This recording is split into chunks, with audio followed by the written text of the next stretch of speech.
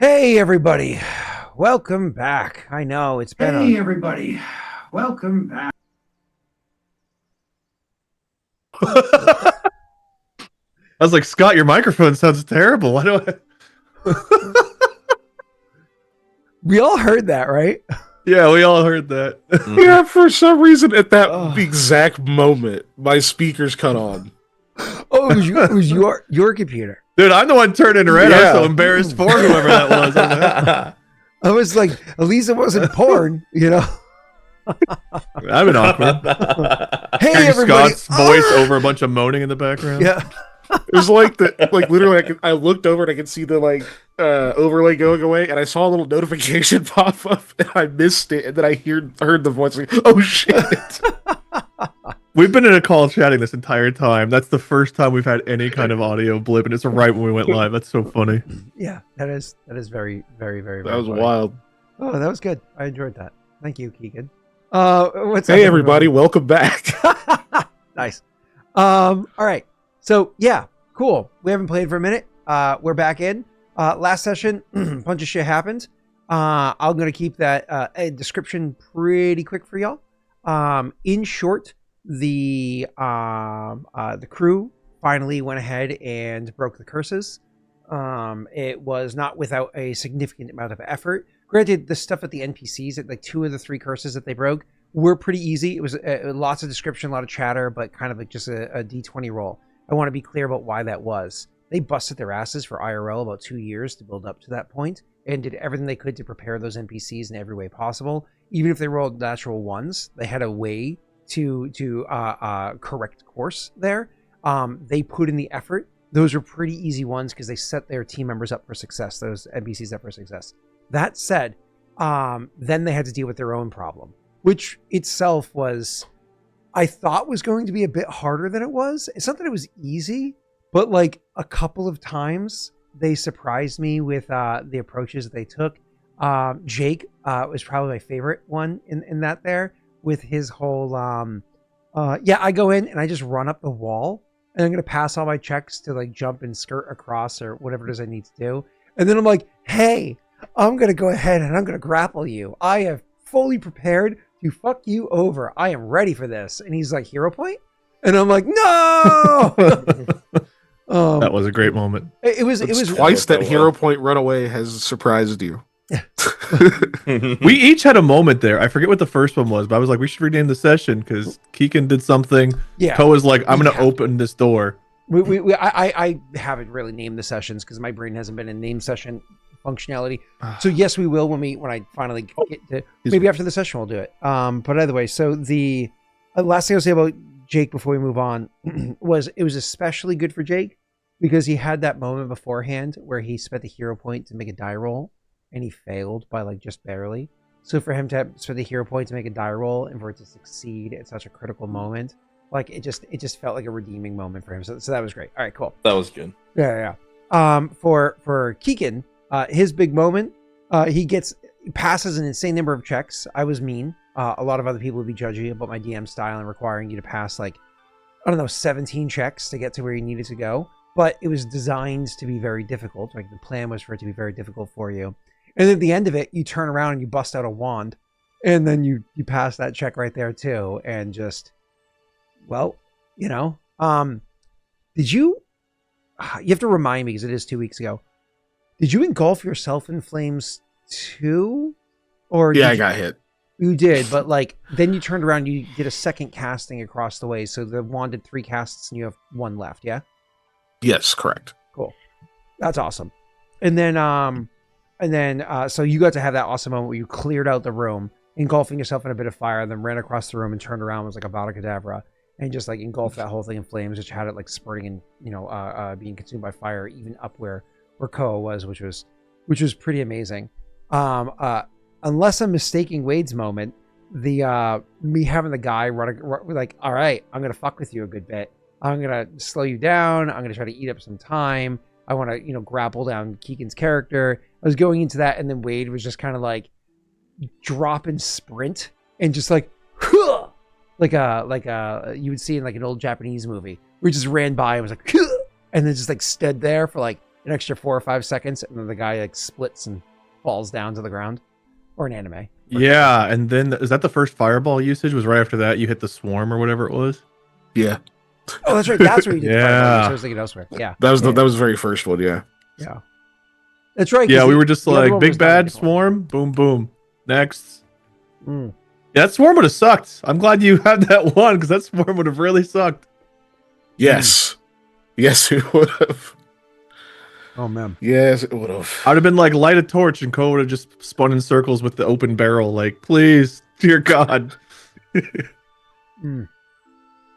It was again designed to slow you down. You guys had a bunch of equipment. You used it correctly. You saved it for the boss fight and actually used it, which was amazing. It was so good. It was a well-earned victory. Hard fought, well earned. And I don't think there were any hiccups along the way, were there? It was a full. Oh, there was one hiccup. It was a full victory, other than that one hiccup. I don't know what hiccup you're referring to. It didn't happen to Koa, so I guess it's okay. Was it me having to blow myself up? Nope. That's perfectly fine. That's like run of the mill. Was It's it just the thing you did to Aldo that Yeah, the little Aldo thing. that he had no control over? Mm-hmm. Yeah. I don't know if that counts as a hiccup. That just counts as you being a dick, I think. What? No, I'm not mean. I'm nice. I'm a nice. Was there guy. any way for us to avoid it? Lots of ways. Other Guys, than we're not moving. coming here and doing this particular curse. Fucking dear, we're moving to the Dale Lands. Campaign over. See, you could have dodged it. See, you could have dodged it. You could have just let the Interesting. life tree live. Cool. All right. Anything else to cover? At the end of that, there was obviously you guys went back. You ended the curses. As descripty. You guys in chats with the martyr and the elder seem to. It's something they didn't remember you, though it may have come off that way to your characters at least immediately. It's that you never spoke to the entity that was there before you at that point in time, right? The entity that was before you was not the elder, right? It's who the elder was a shadow of, right? And so now this entity before you, this divine creature before you, was there and had conversation. Aldo's character was in a bit of a state, so a decision had to be made to make sure that he was adequately rewarded for the work that he did by the elder having like more or less given up a portion of himself to allow his soul to be stitched back in, so he has an opportunity to continue living his life. There's maybe deeper implications to why they felt that was necessary. You'll kind of like learn over time. And then there is that was taken care of. You guys have a bit more conversations. I think kind of like where we ended was conversation over, going your own way.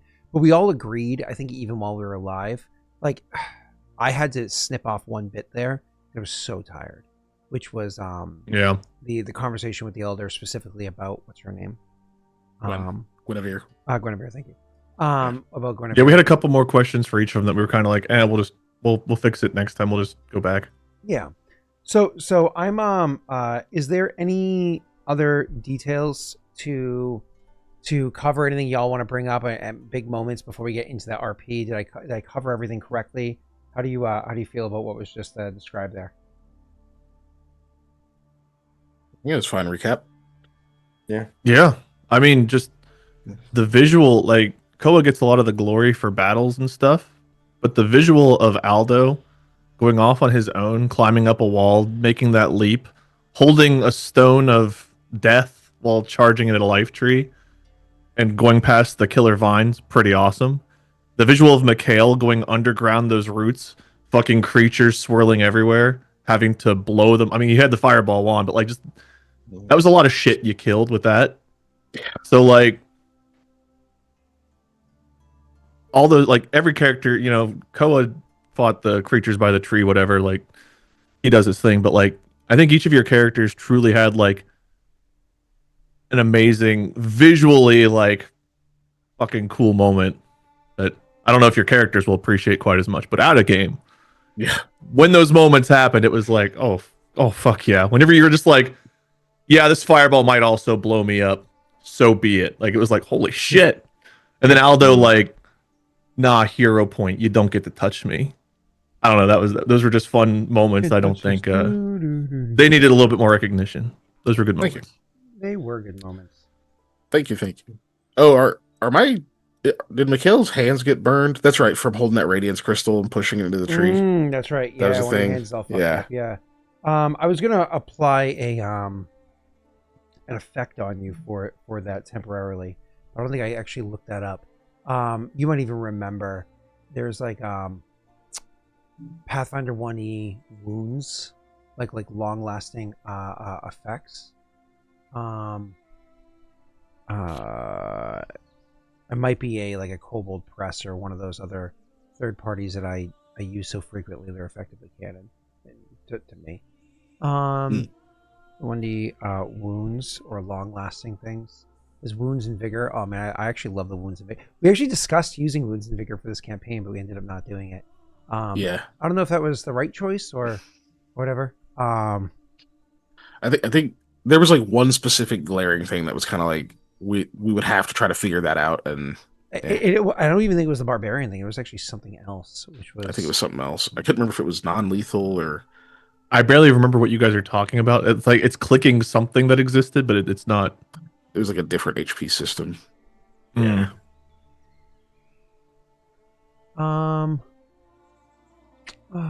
It's not wounds and vigor. It's I can try to find it. Yeah, it's like lasting. It's like injury or something like that. I can't remember what it's called, but more or less, there's just like You're not talking about like the called shot stuff, right? Yeah, it might be under the field of called shot, and it gives like a -2 to but it's things that can be healed magically. It just has to be a certain tier of spell. Non-magically, it just takes time and checks, so you can see your character kind of recovering from it. But otherwise, and that was again just like a small cost for what it is that you did there. I think Wade's the only one that didn't have to really pay a cost, but he had the easiest job, just the hard job that you made easier. All right, cool. I don't know. I had 12 strength sapped from me. Oh, come on. You got sucked off way earlier. So, where were we? Yeah, but it wasn't a good suck. You say that now, but you were complaining then, were you? I probably was. Yeah, you were. You usually are. All right. So, where were we? Game. Yeah. So, any other details y'all want to cover before we dive in? Not from me. I don't think so. Okay. One second. Oh yeah, we did skip over Koa's birthday. That was sad, but such is life.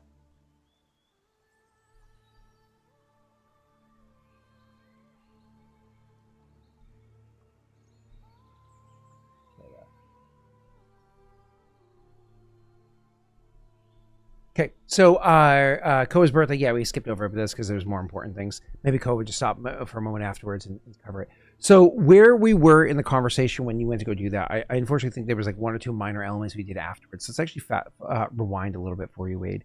Your character was there, everything's done, kind of like come to this realization. You know that Aldo's okay. He's like blinking, he's responding, kind of like a little bit slower than you witness what happened, but he still seems to be himself again for the most part. Maybe a bit distant, again, slower reactions, but he just kind of went through quite an ordeal.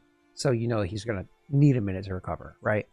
You also went through an ordeal yourself a long while ago, probably the first time you met Glenn, which was when the Slumbering Queen came in and you were like suffering from like spider injuries or whatever it was, and they came and healed you from that almost death scenario.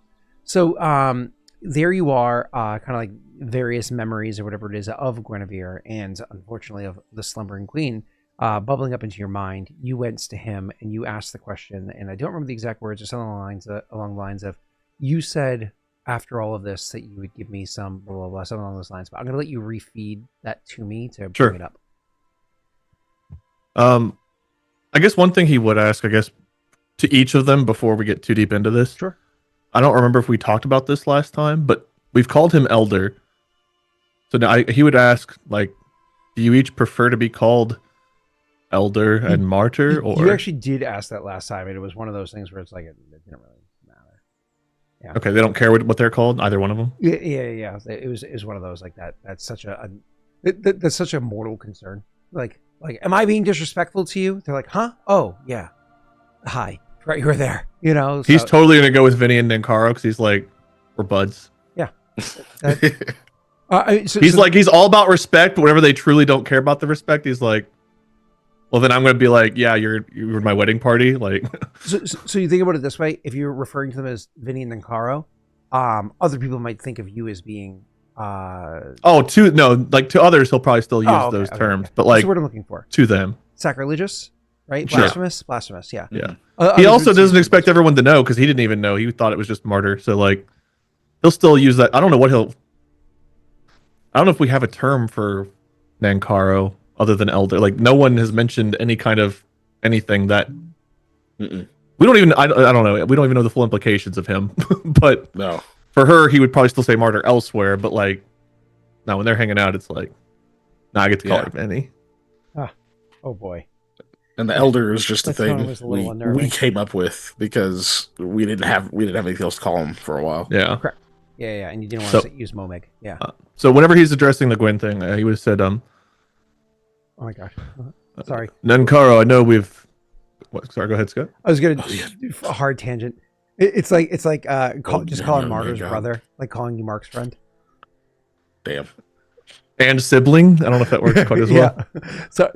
Sorry. Martyr and siblings. I'm her only one. Yeah, and siblings. Yeah. Oh. we'll put the last S in parentheses. That was literally the first panel I was ever on with Mark at PAX East. It was called Markiplier and Friends. It was just him and I, the two of us. No. And then on the signing, there was a signing afterward. They put Lord Space Minion 77. Didn't even get my username right there, so it was like, all right, cool. No. Oh man, my ego's been puffed many times throughout the years. Tell me I'm insignificant while telling me to my face. Literally be on a panel called "And Friends" whenever it's just you. That's awesome. Like, oh, what are you doing here, humility? Yeah. And then the time that they stopped Bob and I from going on stage because they're like, no, talent only. Camera crew has to wait back here. And we're like, to be fair though, you guys do look more like camera crew. I mean, you guys have the physique. What does that mean? What does that mean? You guys, like, I'm just saying, you have a voice. You have a face made. You have a face for a podcast. Who redeemed for a camera crew? Player? Wow.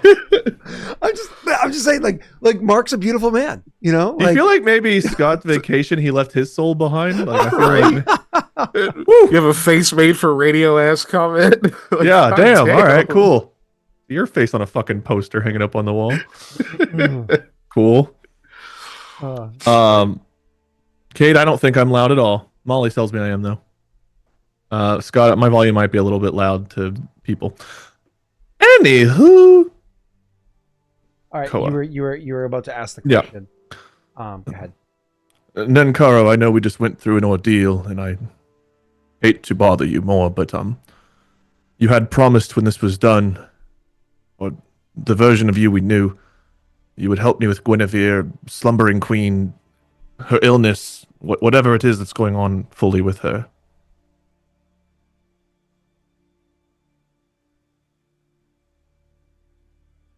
Yes. Your companion, Guinevere.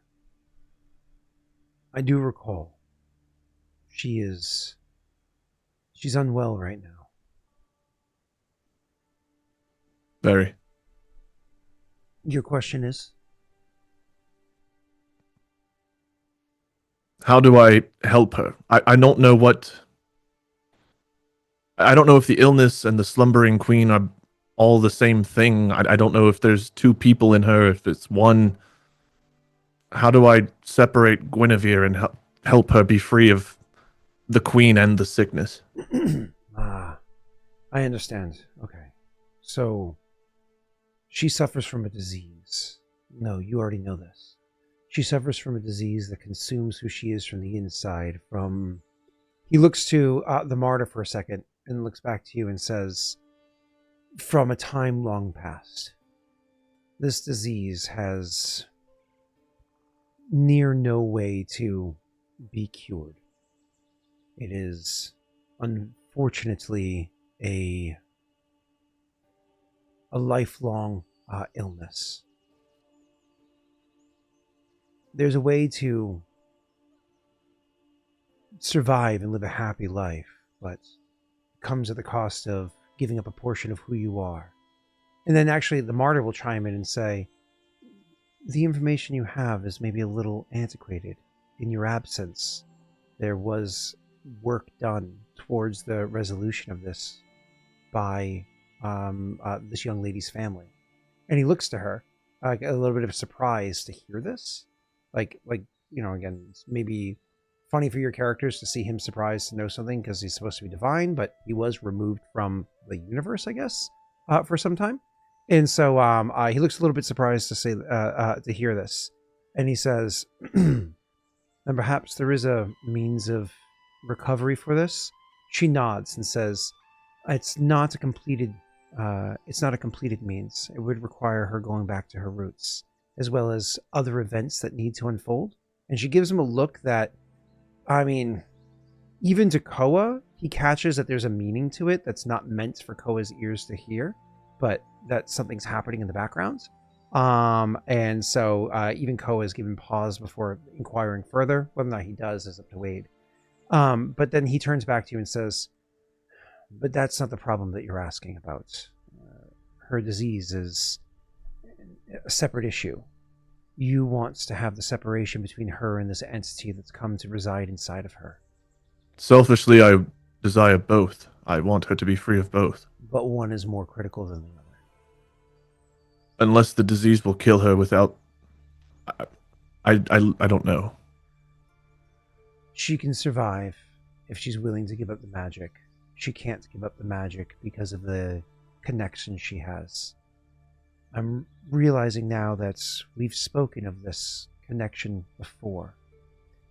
When she left her home, he says, and he seems contemplative as he's saying it, like he's thinking this through, because he's remembering what a mortal did during a time that he wasn't, who he is, right? So he's trying to put these pieces together, if you will. He says, when she left her home, she came here as a place to get away from it all. Everything that her father has done, everything that her country expects, and so on. She settled above one of my prisons and lived there, a somber life, expecting to live in some degree of discomfort and disharmony until inevitably her disease took her and she died. But something exists beneath Pod Gwen that's been there for a long time. In fact, it was put there by the very people that Venny and I were trying to destroy a long time ago. The Mull Empire? He nods. It's an ancient entity. It feeds on feelings. It feeds on dreams. It lives in the realm of dreams, but also here, between the two at the same time. When it knows deepest and darkest sorrows, when it knows the desires that you have, it can, in a way, give you a means to live out your dreams. This isn't a thing that you make a decision on. This isn't a deal with some what's what I'm looking for here? A deal with some fiend. It's not like that. It does so without your permission. It injects some of its own will into you because you become a seed to sow more of what it needs to continue to feed. This thing had been imprisoned beneath those ruins for many, many years. And with your friend, it had an opportunity to give itself more strength. It's been growing in power since then. At some point, I recall, a message was sent out to help contain it further. a member of some arcane order had come to the lands and helped to contain its abilities, but it also seeded its thoughts into that.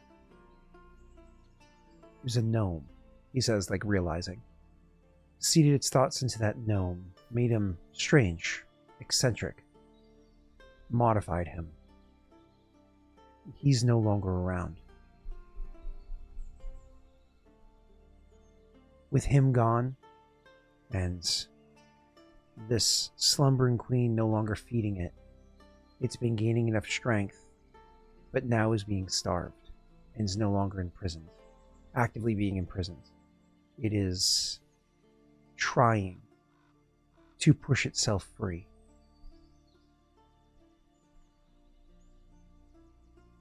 Can we stop it? Yes. It's eternal, but it's not immortal. Does this distinction make sense to you? He'll nod, but like you can tell he's contemplating the fact that those two things are different. So he says, it's eternal, not immortal. And so it can be defeated, but it's well beyond what a mortal like you would be able to accomplish. Instead, it needs to continue to be contained until an adequate way of dealing with it can be conjured. I don't have a means of assisting you with this now. I have other matters that are significantly more pressing than mortal ones. But I told you that I would give you assistance, and so I will do exactly that. I will buy for you time to discover what you need to do. This time comes at with a choice of you, Koa. I can make this time extended. I can press the being down, hold it in its prison, and you can have significant more time for you to discern of the best way to defeat it. But your companion, she will be in the state that she is now. Or I can sever that connection completely. But in doing so, your time will be very pressed in how long you have to try to discern the best way to defeat this thing. Everyone, you two are both here listening to this, right? Absolutely. Koa will turn to look to you two. Other than Alcimia, I want to help her stop suffering. Can we turn our focus to this being? To keep Gwen into this state is cruel. Actually, Betty chimes in and says, cruel if it's not her choice.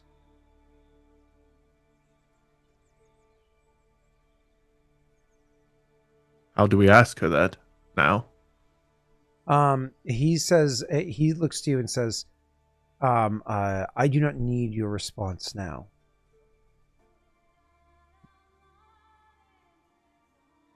Is there a way we can call upon you whenever I can speak to her? Go to where the wound is inside the lands, the entrance to this thing's lair. Go there and call to me. I'll hear your call and I'll know what it's for. If I don't hear your call, then I'll know what your decision is.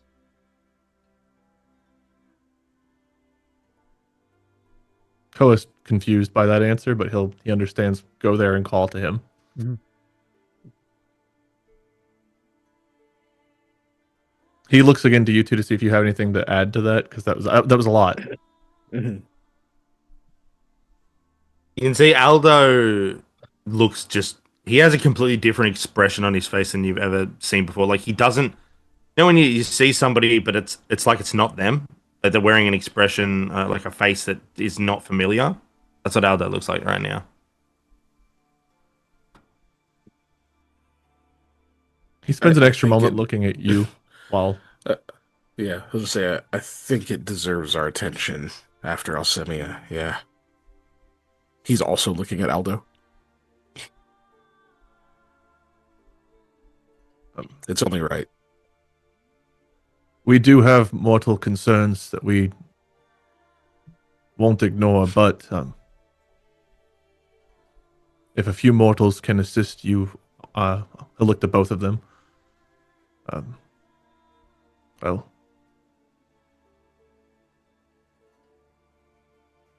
I will do my best. He's not going to speak for you two. That's why he said I. Because he's like, I'm not going to offer our services to the gods on behalf of them, but he'll offer his own. That's fair. He kind of shrugs, says, we act as one. Said it before.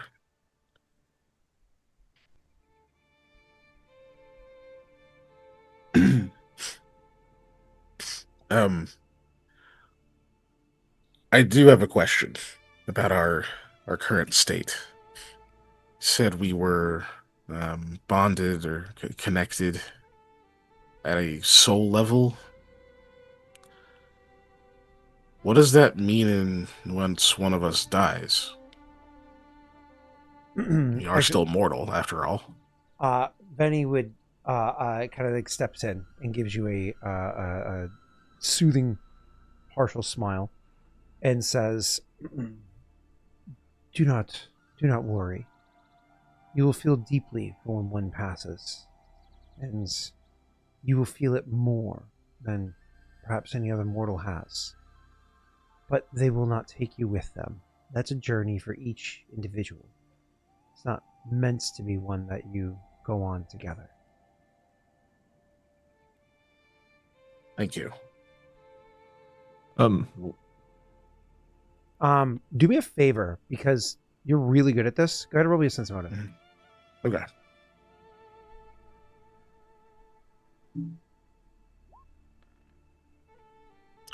That's fucking good.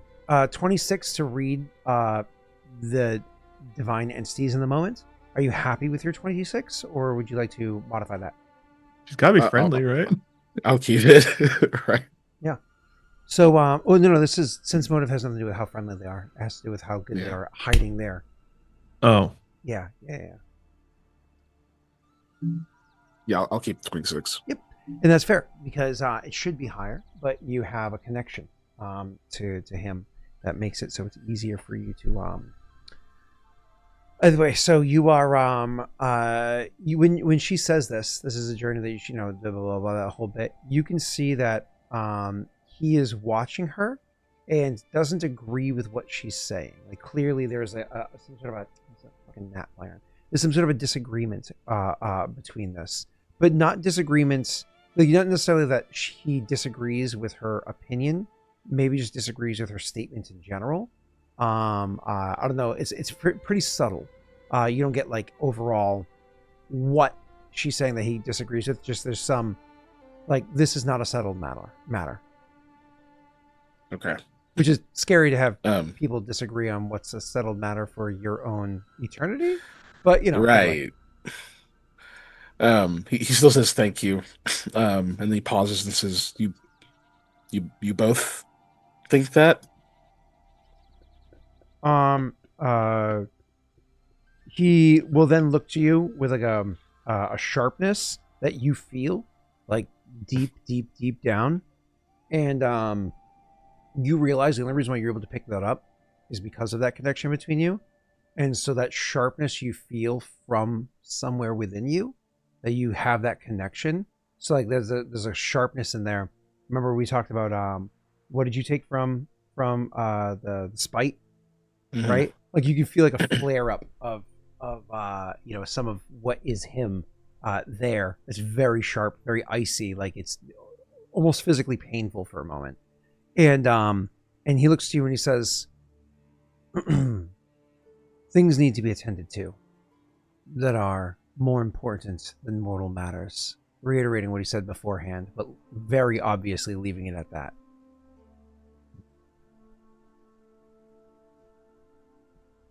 I hate to press before you go, but you told us about the entity in Hot Gwen. I'm not sure what that means about the whatever we call the slumbering queen that's in Guinevere.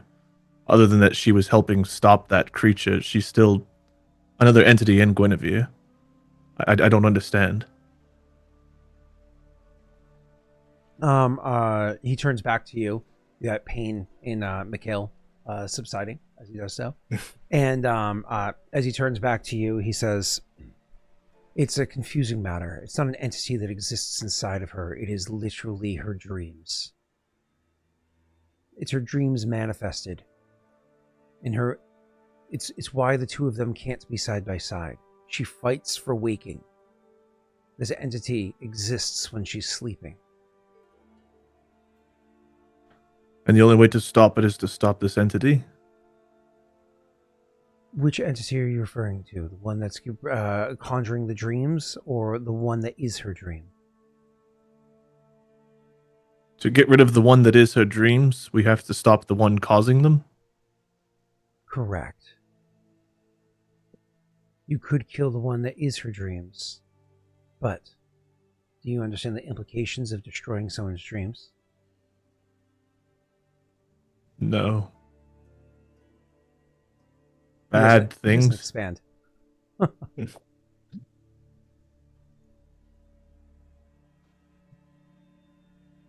Koa takes a step back. Mm-hmm.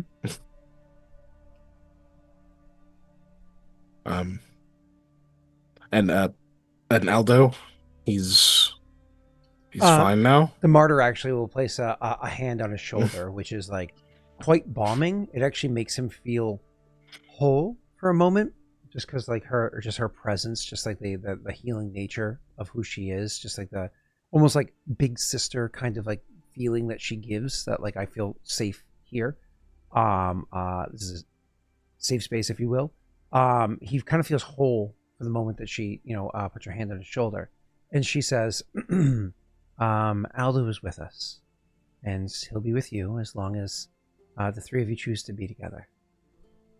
You'll be fine, Aldo, she says, looking to him, fully looking to him and giving him the assurance that has a deeper impact than maybe his, what's the word I'm looking for?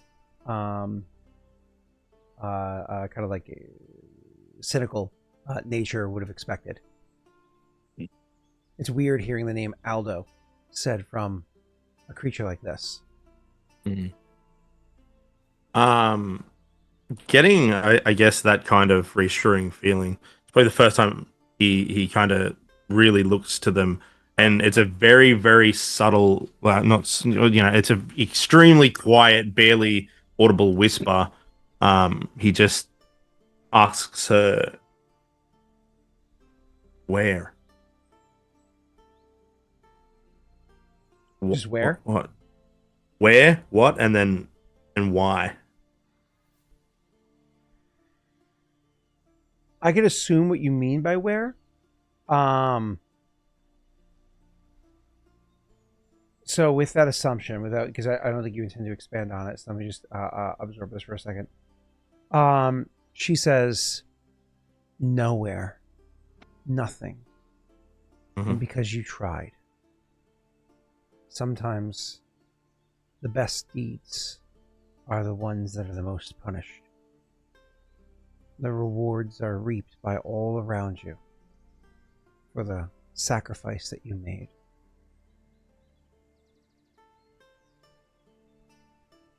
He just doesn't say anything else. Yeah. And this is like, she empathizes. She understands.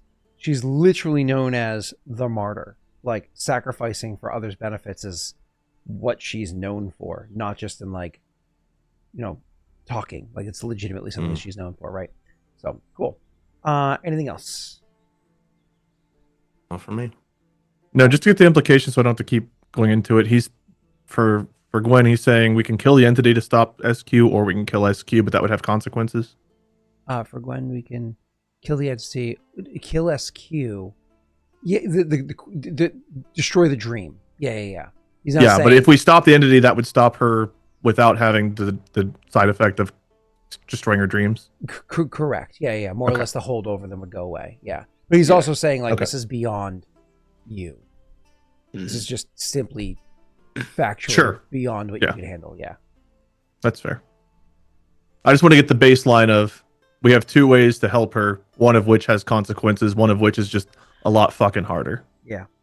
And it's and the what you're getting impressed on you is like, but you guys are literally gods. Why can't you just handle this? It's eternal but not immortal. Like, can't you do more than this? But him re-emphasizing, like, there are matters that are more important than some mortal struggles, you know. And then what Mikhail kind of like touched on, which he understands deeper than Koa witnessed something there. Like, it's like, okay, I have more questions, but like at the same time, you know. All right, Yeah. go on. That's it for Koa. Cool.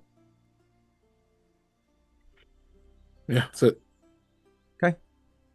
And so with that, and I can't remember how it ended last time, but more or less, they would effectively kind of like turn and as they like turn to walk away, they just like dissipate from existence, leaving you guys feeling you did not realize how much pressure they put around you, because you went from the pressure of everything that happens, like the anxiety, the fear, the everything, like literally climbing up a tree while a vine was trying to murder you, and pressing your soul through a stone into another plane, and actively like charring up your fucking hand, while as well as like everything else that took place. All of that pressure of that scenario ended forever ago. Aldo dead, no coming back. All that ended forever ago, but yet the pressure of it didn't go away. With them disappearing, it's almost like you just stepped out of 103 degree, 100% humidity weather, more or less, you know, August in Florida, into a perfectly AC'd, room. He's like, whoa, I forgot that the world could feel like this. You know what I mean? Because of how much there was around you. They disappear, and almost immediately it was like stepping into that room of air conditioning, right? And so yeah, you are like just kind of like reorienting yourselves, because now you feel that description intentional, almost like cold in their absence. Don't get me wrong, you're gonna get very comfortable inside the AC very quickly, but when you first step into it, it's almost too cold. It's almost too sharp.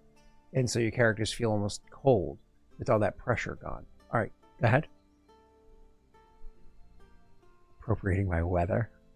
Koa's very deep. Like he feels that, but like he's thinking. Like he's putting his real big brain into high gear.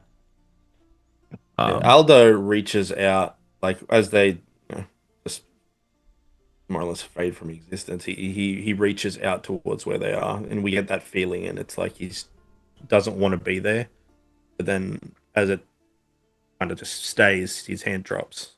He just looks to the ground. That might snap Koa back too, so he'll turn around and regard you. You all right, Aldo?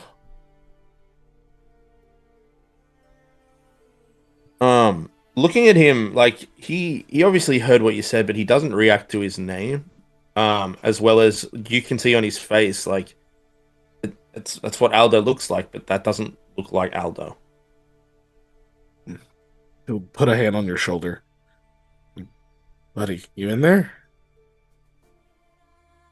He'll look up to you. He kind of grabs your hand, and he just says, Koa's doing the same thing, by the way. He's walking over and like regarding you. Yeah.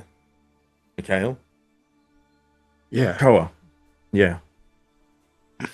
Yeah. He's speaking in Goldarian too. Koa looks to Mikhail because I don't know if you speak Goldarian, but Koa does not. Yeah. Well, I guess you'd recognize your name. I was gonna say I probably heard Say, Mikhail yeah. and yeah. Whatever else he says though, I won't know, but I'll probably know those two words. Is it? Did How- it feel how like you long? were gone a long time? Oh. You say how long? For Yeah. us, a few minutes.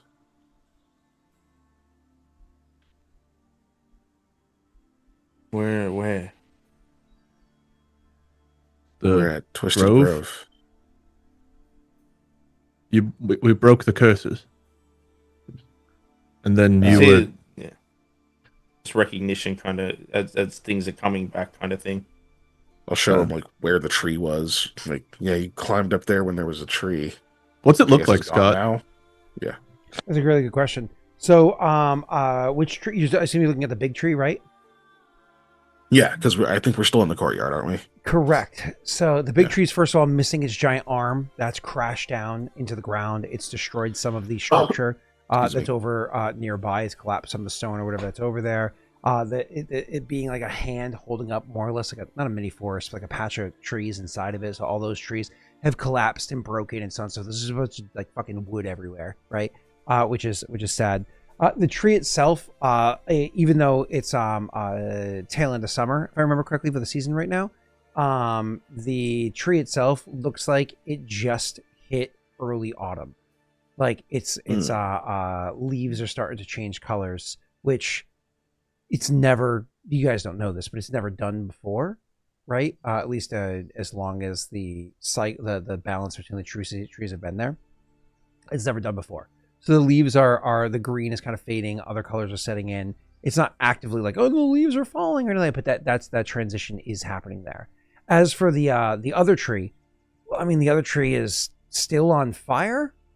It's like actively still on fire, but hasn't like finished burning down or anything like that. Just still burning inside of there. So that might just be consumed by fire in the near future. Yes, that answers the question. Yeah. So I'll just like point at the branch that You wouldn't be able to see the other one one still on fire because like you're outside the building. You just see smokes coming up above the building. Right? Okay. Yeah. Yeah, that's fair. Sorry, continue. I'm sorry. I just point on the branch that I can presume that he had like walked across because I remember what it looked Giant like. fucking width. It's like it was like a sequoia Yeah. growing out of the side of a Jeez. bigger sequoia, right? Like not a great It's redwood crazy. sequoia, like more like a standard sequoia, growing perpendicular too. But yeah. Still. Yeah. But yeah, I'm just kind of like indicating things to like help refresh the memory. How much time passed for you? Gives you a blank look, and he just says, "What are you saying?" And he says that in Goldarian again. Koa looks to Mikhail. Mikhail in Galdarian says, "Did you forget how to speak Perrin?" Aaron.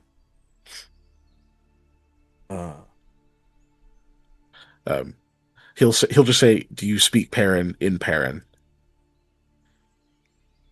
Since that'd probably be a familiar phrase for like if someone had to like learn it. That's a thing you'd hear. Yeah, sprechen Sie Deutsch, parlez-vous anglais?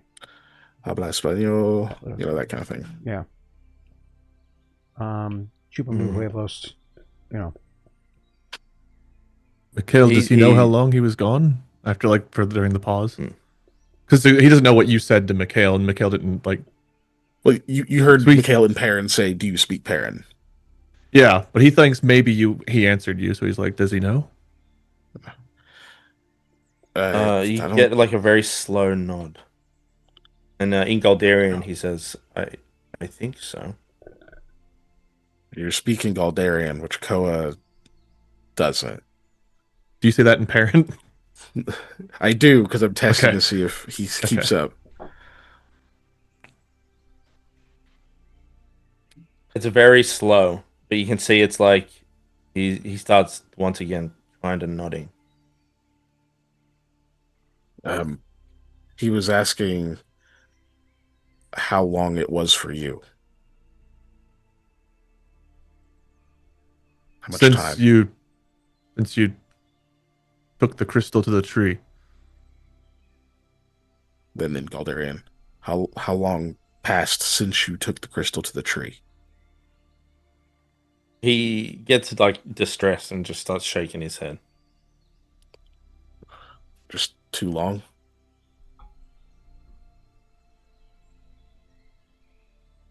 Uncountable. Is that still in Goldarian? Yeah. He'll start translating in Perrin. Sorry, man. I don't know how to help you, Aldo. I can't imagine. Hinta and the horses are still in the Elder's room. Alcimia still needs our help. I don't know if these things still... To us, it's been minutes.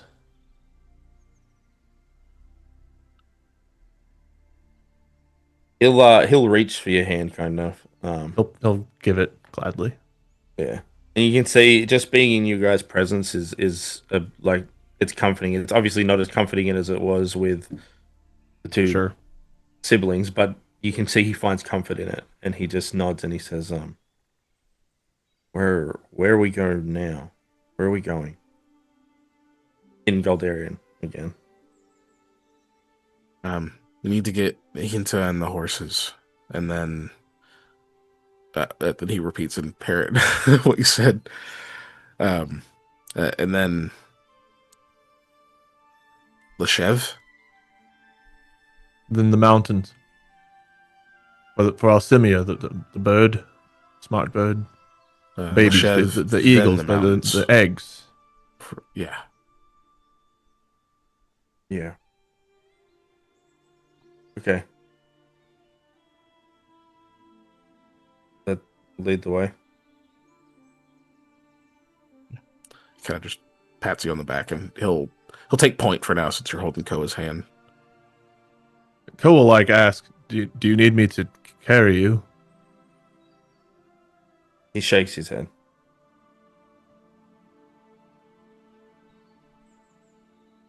But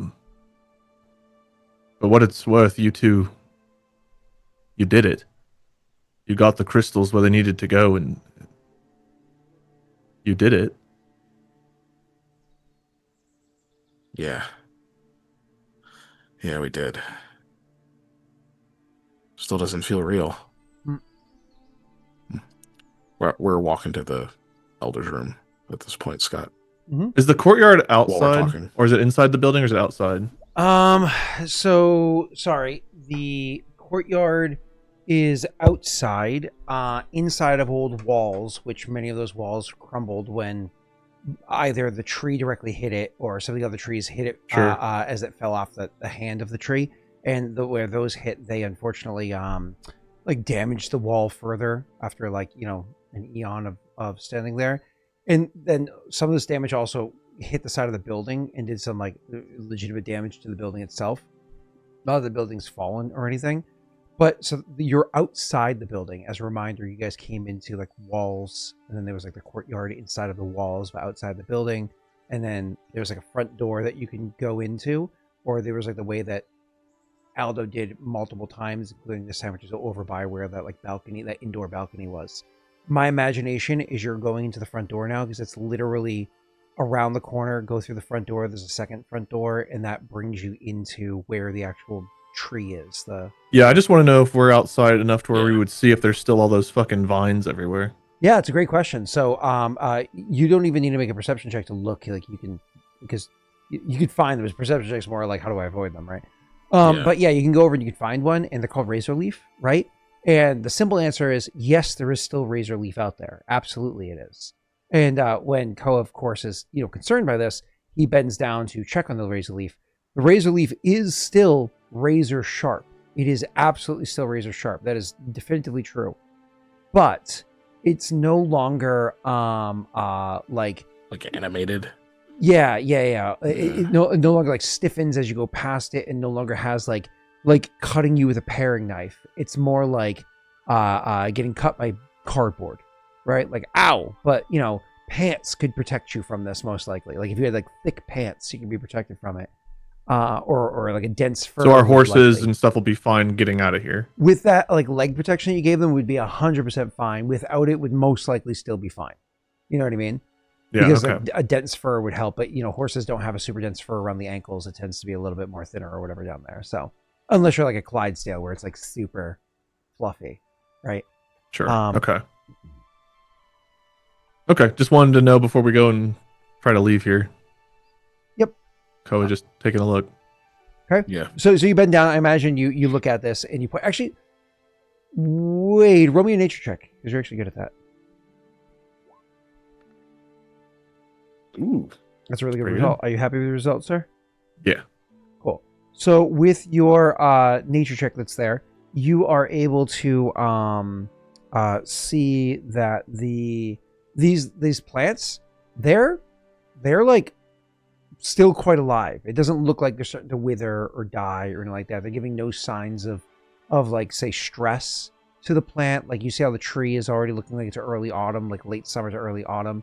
Like those signs of like say the chlorophyll is starting to like get sucked back in as it's like shriveling up its own vines or whatever inside of the veins or whatever inside of the tree, which I forget those tubes inside of it are called. But so no signs of that with these. They seem healthy. Like so likely these are going to continue to grow. Like you wouldn't be surprised if maybe this is either A modified version of an indigenous plant to this region, or B, this is an indigenous plant of the region, and the modification was just making it super stiff and sharp and almost animated. Okay. Knowing that that's the case for how the life tree affected the razor leaf, that does raise questions about something else, which are the twigs that you had encountered. What are they like if they're no longer enhanced like they were before? What does that leave them as? You don't have an answer because there's none of them around you. It's daytime. Yeah. But Koa will point that out to you too. I know Aldo's like, I don't know if he'd care right now. I don't know what else is going on, but he will point out the fact that there's still razor leaf and it doesn't look like it's having that effect. Yeah. Mikhail just says, "Oh, that's good. I'll make it easier to get out of here." It'd be better if it would go away entirely, but it is in a better spot than it was. Yeah. I mean, I guess it must be native to the region, so it'd probably be bad for the area if it was just gone. I don't know. We know something about this area too, right? Because we found the spot where there was like water. What's the word I'm looking for about all those spots? it was the geometric, Sacred geometry. sacred geometry. Thank you, sir. Yeah. So Koa will ask Mikhail a question he won't even understand if you do know the answer to it, but he'll say, did we mess with the magical geometry by getting rid of two plain trees? Probably. Maybe. I don't know, honestly. Do you think we need to I've bring got some- crystals to get rid of all the rest of them? No. I don't even know if that would work. Oh. Actually, yeah, no, I don't think it would have touched any of it. I mean, these were powerful aspects of those, but I don't think they're quite the same as the other ones we've encountered. I'll pretend to understand the implications of that.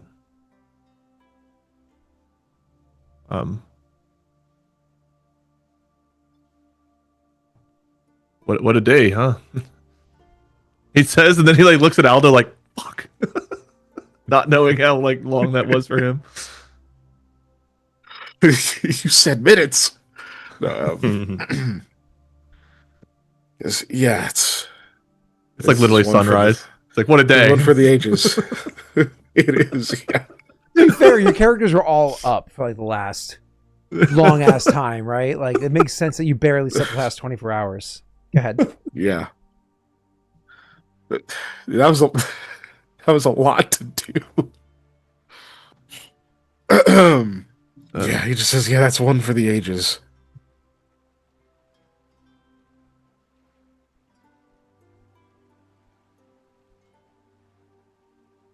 He keeps looking to Aldo like if he wants to ask questions. And Aldo will catch him like starting to say something, but then he'll stop. You don't have to say it, like, however you respond, but Koa definitely like, looks like a Seems to be kid who's communicating mostly through like touch. Like if he sees you do that, he kind of puts his hand on your shoulder, kind of just nods.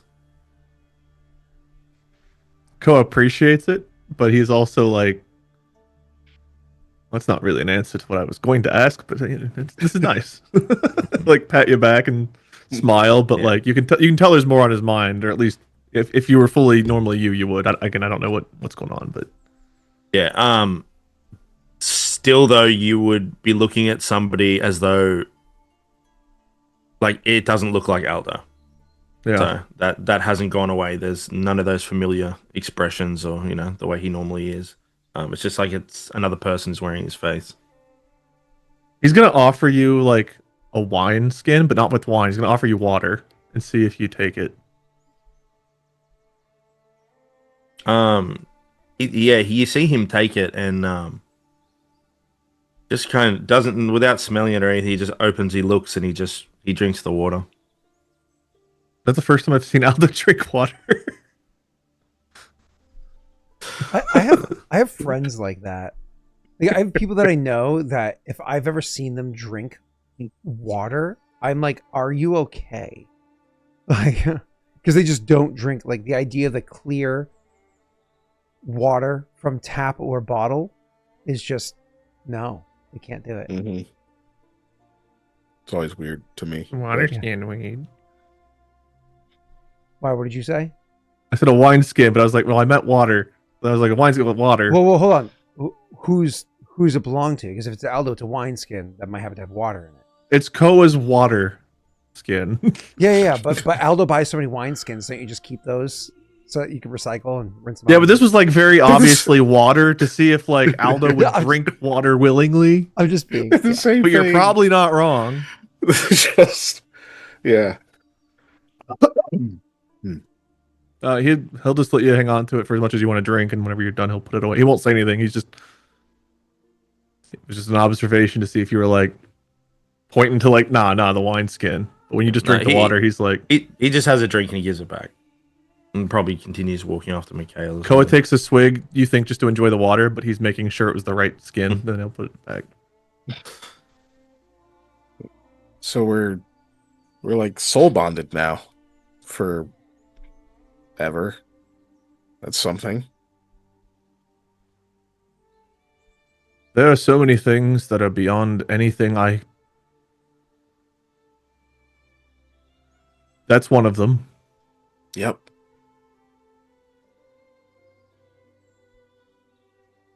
I don't know what it means.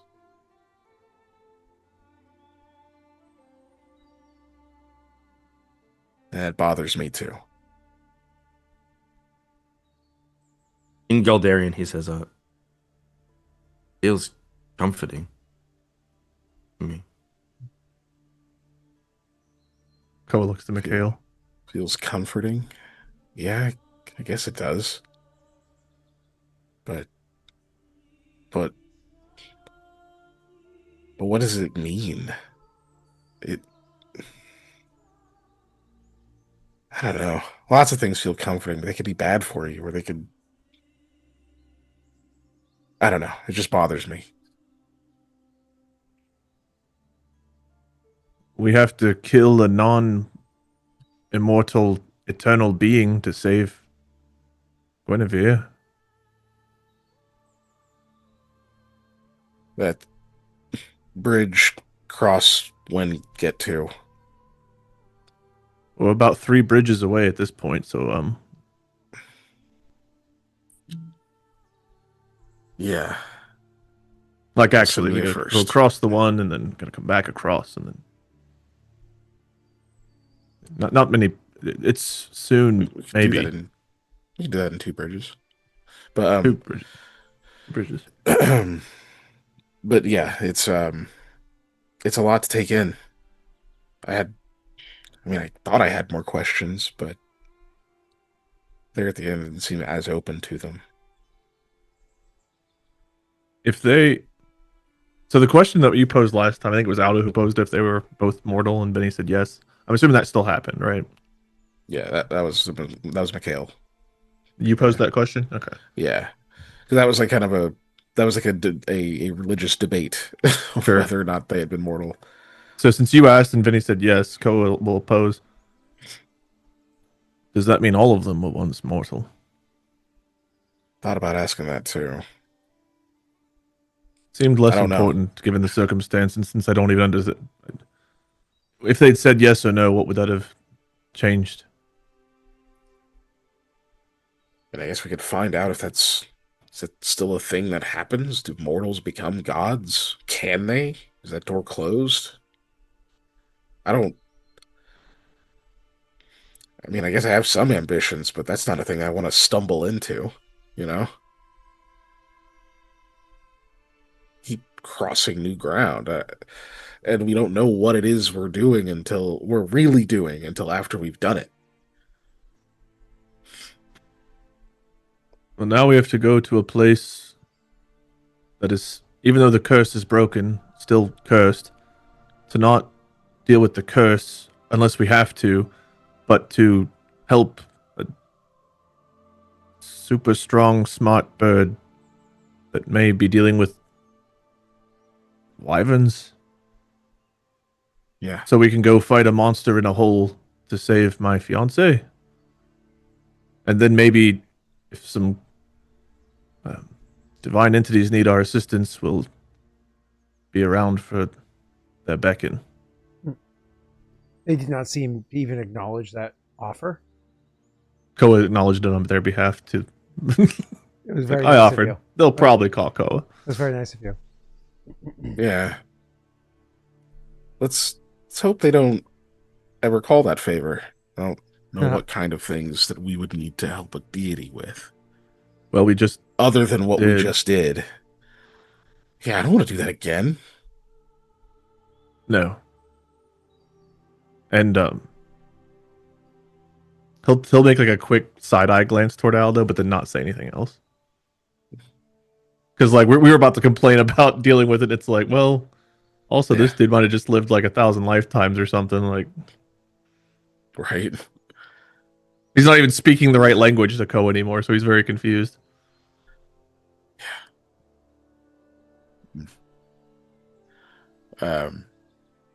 Yeah, but Mikhail just seems mostly lost in thought whenever it gets quiet. Koa goes back to in thought too. But he'll occasionally just pat Aldo because Aldo seems to like being patted. Yeah. Yeah. I mean, who doesn't? He does seem to walk a bit slower than he was. Once Aldo was saying how it's like comforting that we're bonded and stuff, he like slows down so he's not walking as far ahead. But otherwise, just kind of leaves it until we get to the room where Hinta is. Yeah, so when you guys actually Hopefully. walk, so you're Okay. RPing, so I wasn't trying to disrupt your flow. I only do that when it's for stupid things that chat says. So when you guys were walking inside of the place, you can see that the tree inside is still burning, but the burn that it has doesn't look like fire is burning off of it anymore. It actually almost looks like, oh god, let's do it now. Like there's a It's like, gross. are you familiar with the term black fire or like dark fire from if you think of like it's like a fire that itself is a deep dark color, almost like purplish, and it makes it so that the tree itself is burning, but it's shedding no light off of it. Or it should be clear, for Mikhail and for Aldo, it's shedding no light off of it. For Koa, it actually is giving a small amount of light is coming off of there. Not a bright light like you'd imagine. Like if you look at like literally fire has a pretty strong illumination. There's a soft illumination is coming off of it from for Koa's eyes. But for the two of you, it's just burning without any illumination, which is unlike anything Aldo has ever seen, and unlike anything Mikhail has ever seen since some, illusion or whatever it was that somebody did inside of the earlier years to impress the students in his education, right? So it's kind of like, whoa, and then certainly never this big before.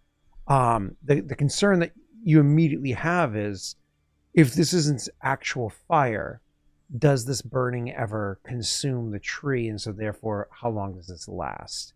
Can this spread? Blah, blah, blah. But when you guys walk in, you can imagine conversation actually drops as you're looking at this. So before you get to the room. That's weird. Why is it's not giving off any light?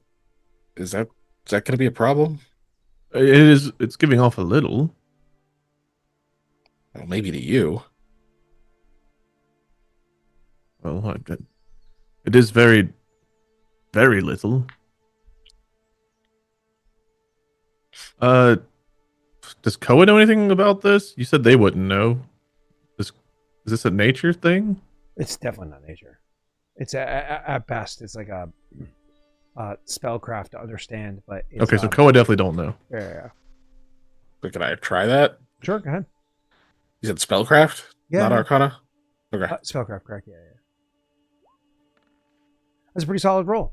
Yeah. This is like dark fire, right? Like it's literally like an otherworldly fire, and it does not hit the eyes of your average living being the right way. As a matter of fact, it does emanate light, but light that people like you and Aldo don't see, and you would have assumed Koa doesn't either. But you've known in the past that Koa has more sensitive eyes. If your character understood science, you would be like, oh, he can see slightly into another spectrum, right? Or deeper into, in the spectrum than you guys can.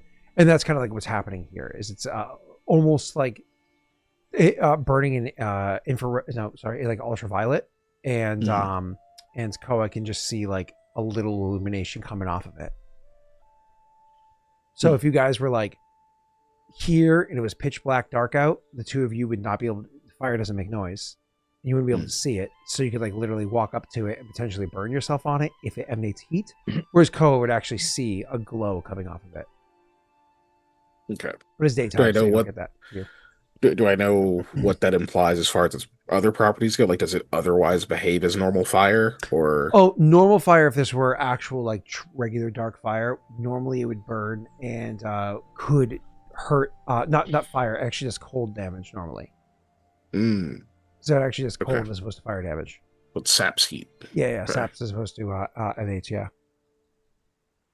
Which kind of makes sense considering how you felt every time you were around. What's his name? So it's like negative energy fire, basically.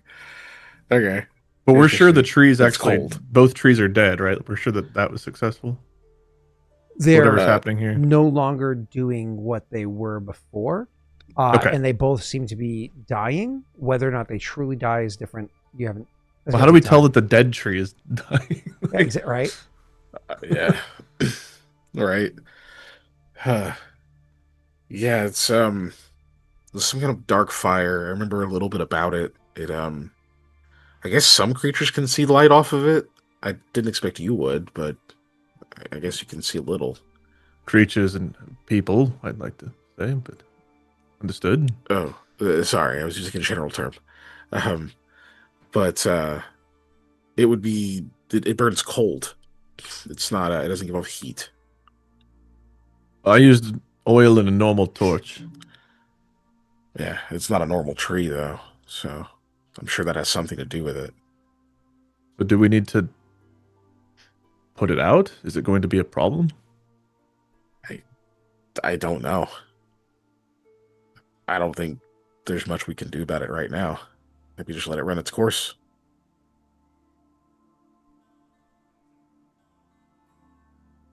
What is its course? As far as I know, it'll burn until there's no fuel, and I guess whatever its source was is gone, which it should be gone now. So I suspect this is remnants of something. You know, we canceled its connection to. Yeah, those. But we canceled its connection to the negative plane, so it's not like it's still being fed.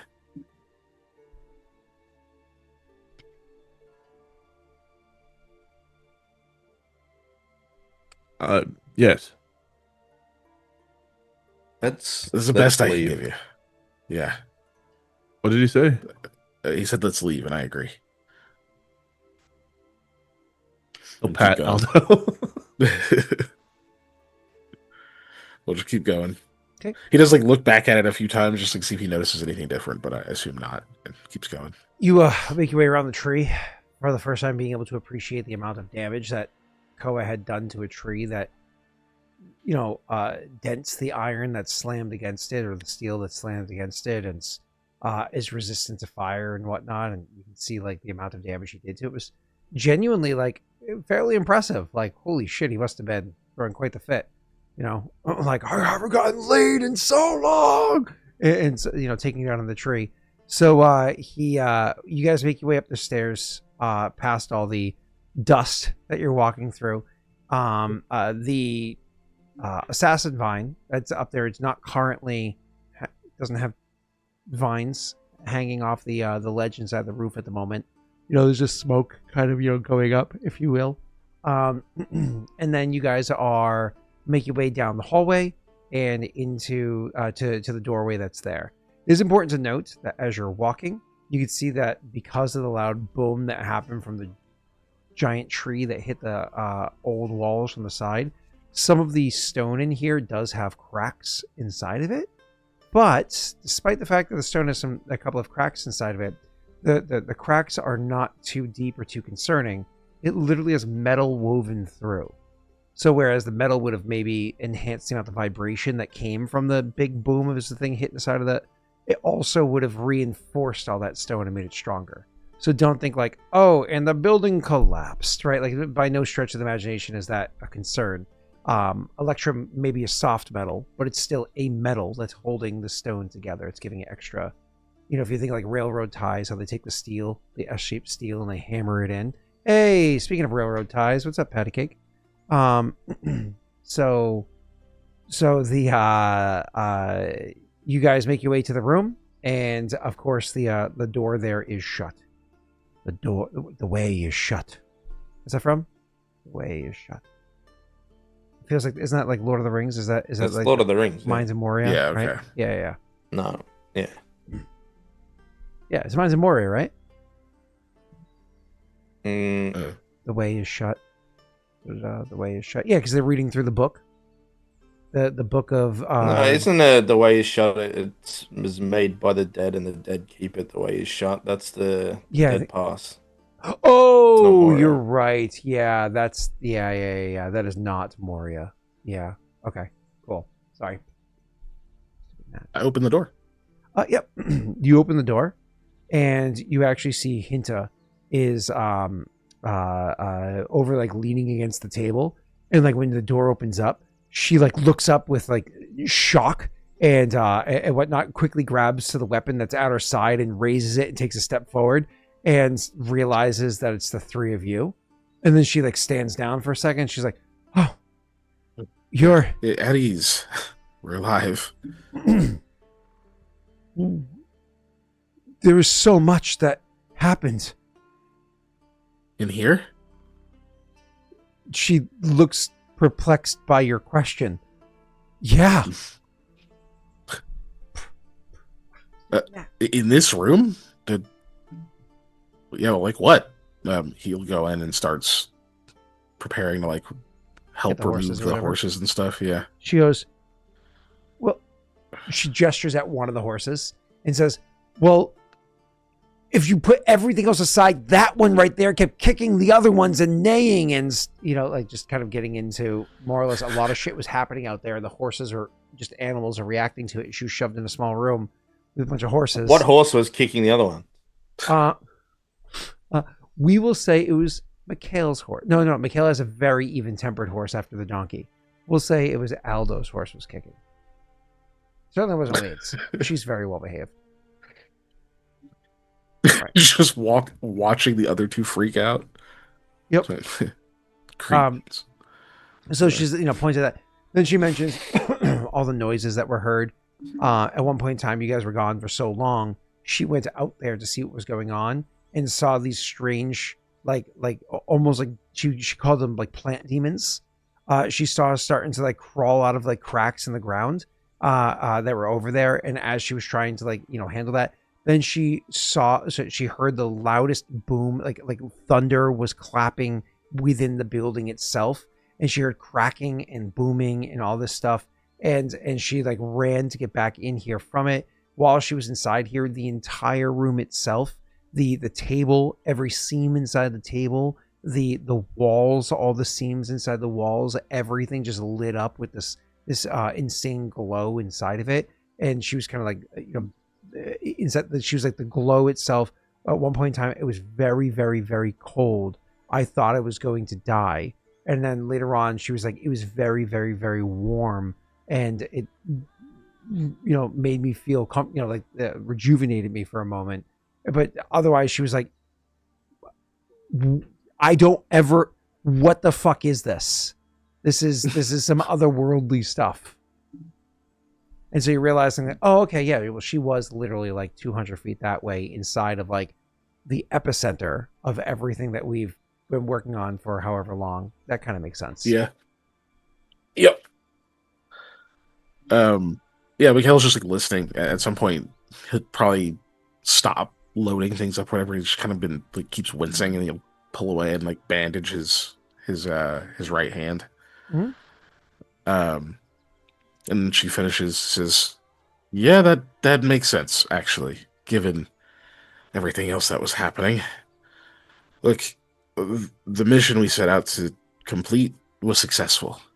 The curses are broken." You say that, and she leans back a little bit and says, leans back a little bit, bumps into a fucking horse because it's still in there as Koa's trying to get them out. She's like, done? Yeah. There are still some around, but the main one connecting them, rejuvenating them, it's severed. Done. He's just nodding and going back to preparing. The next goal is back to Leshev. It's the next step. Yeah, she says, thinking for a moment. It seems so far away from here now. The curses are done.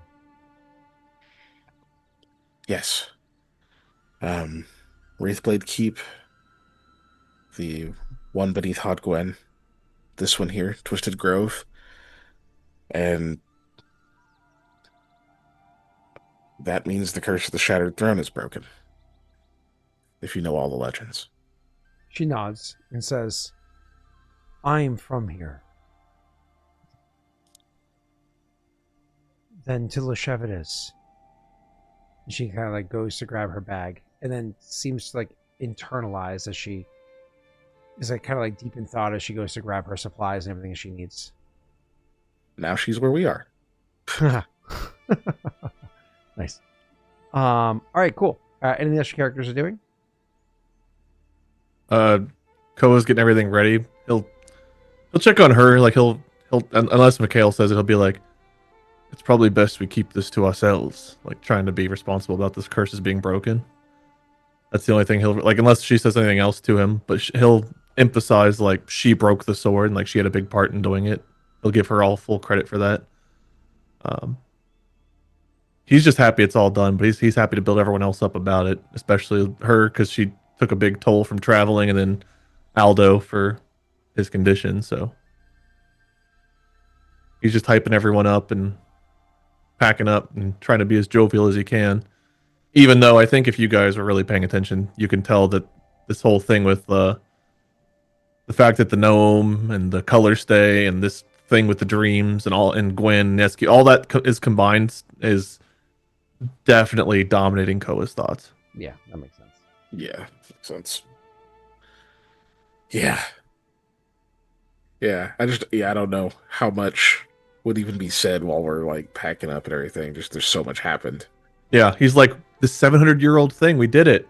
Now I just have to kill a creature that's always been and always will be. To save my girlfriend. Easy. That's an easy next step. Yeah, the two gods just told me you're not ready for. So yeah. Mm-hmm. Realizing maybe I have bad taste in women. You know, I think what's her face in red was fine. What'd you say? What's her face in red was fine. Yep. Oh, fucking Daisy. Christ. She's a bit of a horse face, but you know, otherwise.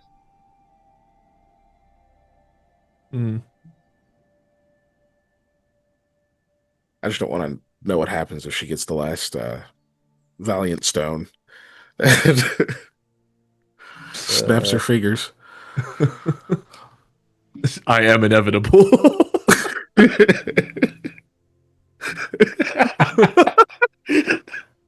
Half of her orb is just like, wait, I fucked Daisy? Oh. All will come before me. Oh man. Why did that happen? No. Oh. Gets the job done. She's I watched got the an sunrise on a grateful universe. Oh, God. Jesus All right, Christ, sorry. Jesus Christ, boys. Okay.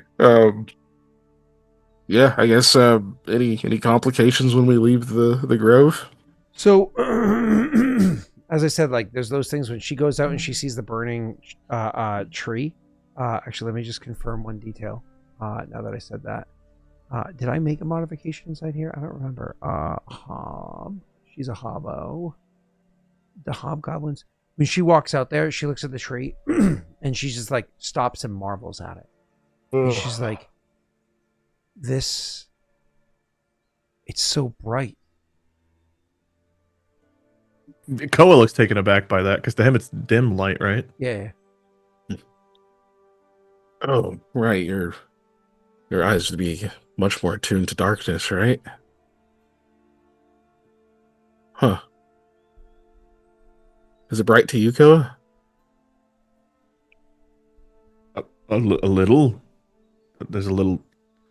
No. So no. Yeah, there's a difference. It's brighter than it was to you. That's true. He's like blinking, like rubbing his eyes, like thinking maybe something's wrong with his eyes.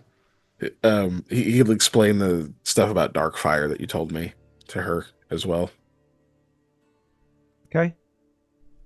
She frowns and says, "I don't know what the implications of that are. I don't know if I appreciate what you're trying to say, but this is. Should we bring it with us?" The tree? No, a burning branch from it. I guess we could try. I've never handled this stuff before. That's all I got. If Koa like slowly puts his hand not into the fire, but just like toward it, does he feel cold? It's not. Yes, cold, but it's not cold. The cold that you feel is the same kind of feeling when what's his name's power kind of like emanated off of him. It's, as Keegan said earlier, that almost like negative energy feeling. So as you put your hand close, you start to feel like cold, yes, but because like literally life is being sapped from you. We have a what do they call it, like a tinderbox or something? Mm-hmm.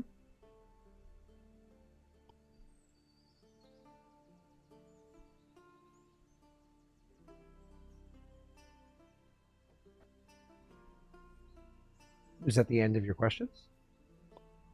Yeah, I'm looking through stuff, so that was just like part of a thought process. Sorry. I was like, you were so still after you asked. I was like, did he freeze? No, I was reading. Was there more to this? My God, Drax would have been impressed with you there. You went invisible for a second. What? I'll never do it again now. I'm not sure how we get a branch from this. I'm not sure how to describe what this feeling is, but it's not fire feeling. He looks. I know you're busy, Keegan, but like he'll look at you to like explain negative energy. Yeah, Mikhail will just take one of the torches and see if he can light it on that. Sure. So you bring the torch over and you try to light it on there, and it does not light from it. It does not catch.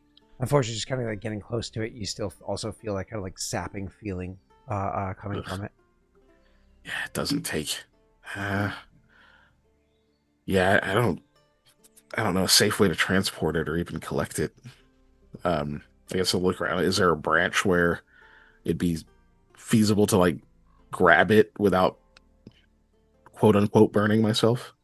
Could Koa break a piece off with like the axe, and you could use like I don't know if you could grab it with your mage hand. If it's light enough. So what are you trying to put inside of it to burn again? No, know we're what trying we to find had a to- branch. Yeah. Oh, like just anywhere of the tree itself. Yeah, like Oh, that's fair. Okay, my apologies. Yes, like you a go over and you grab like a non-crazy part of sized one. that Wade himself chopped off of this thing, broke off at some point in time. You bring it over, and and it does in fact catch. It takes a moment, just like wood doesn't like catch immediately. And whoever's going to stand there doing this for a little while, go ahead and roll me a d4 for how much negative energy you take, because unfortunately, it's like you have to stay close to it. It's like almost like leaning into or touching the fire for too long to get it caught. Oh. So it takes a degree of commitment to get this in. But it does look like it's catching, so that's why you would commit yourself. Also, D4 means nothing to somebody that has, 30, 40 health points. Yeah, do you want me to take? I can take it if you want me to. Whoever would have done it. Yeah, it's fine. Is it If you want to do it, I would be fine if it was me. the full 4? Of course. 4 negative energy. Does it seem like the fire is like traveling down the branch, like it'll eventually engulf the whole thing? It does. Yeah, I was like gonna it's- have us mage hand it, but It is burning the thing, so it is actually burning it. But how do I say this? You rolled really high earlier in your spellcraft check. You come to the realization you don't think it's actually burning. You think that what this fire is it's because you started the fire from the inside, right? Mm-hmm. You severed the connection between this thing and the plane where it came from. Like that connection is broken. The hole is not necessarily sealed, but it's it's much smaller or whatever, right? Like it's the veil has been put back up.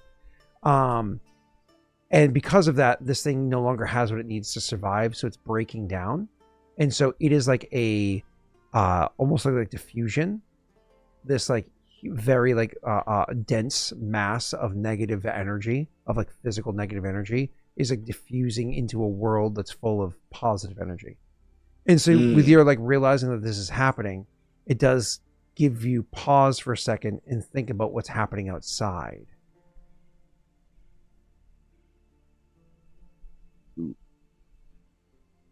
Okay. We haven't actually been all the way outside this area because we teleported in. Not recently.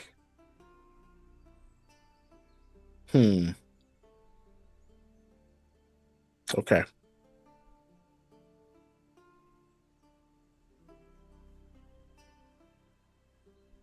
Interesting. I don't have a full conclusion on that. Aldo will say to you in Goldarian, he says, "So is this fire?" I'm going to say technically no. It's not fire. Does it? It's dark burn? fire. No, it's cold. It saps. It's like this is like a diffusion. It's like the energy, for lack of a better term, burning off now that it has no proper source. Don't really does understand. Hinta speak Goldarian? Does she seem like she understands what they're saying? She does not speak Eldarian. Okay, so beyond, Hinta and I are beyond both like just- a small amount of commerce. Because Okay. you can imagine she might get a couple words because she probably knows like 50 words that are needed to like sell somebody a sword or some shit, right? But Okay, so she and I probably both don't know what the hell you guys are talking about. yeah, Yeah. her Once there's like a bit more pause, than he'll you repeat maybe, it. but barely, right? It's like somebody that took Spanish for like freshman, sophomore year of high school, and that's it. Like that's all she's got, But I'm sorry, Keegan, you were saying something, sir? So yeah, once there's like a pause, then he'll translate it. Sorry, Jake, didn't mean to cut you off. You were saying more. You're good. One thing he will say then is he just says, so you couldn't use any of this, whatever it is, dark fire in forging. She stops and thinks for a second and looks back at you and like as you say I say that in Goldarian. Oh yeah. So I repeat it afterward. Yeah. yeah, you say he says in Goldarian, she will still look at you, but then when you repeat it afterwards, she says she like looks like she wants to make some snarky remark about the fact that you're not speaking normally, right? Not normally because you're not speaking the way you usually do. That's what I'm very normally. But with what Mikhail translates, it gives her pause, and she says, "Is there a way to reduce the? I can't experiment with this for leaving, and if it's consumed before I'm gone, I wouldn't know. How would this react inside of the place where we were with Anvil?"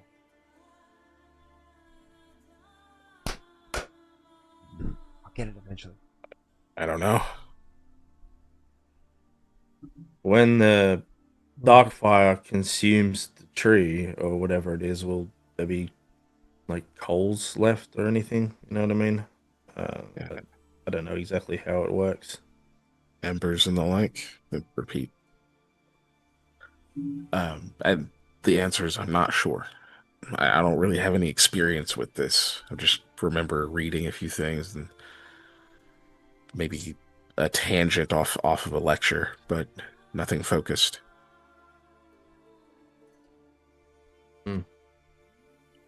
There could be.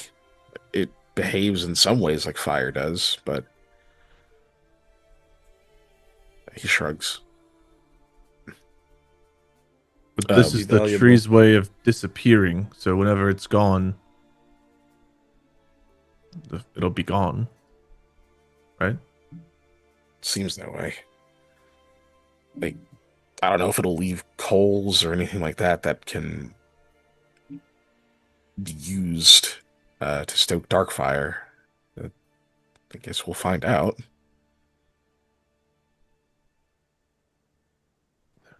Hinta, do you have anything we could transport a branch in?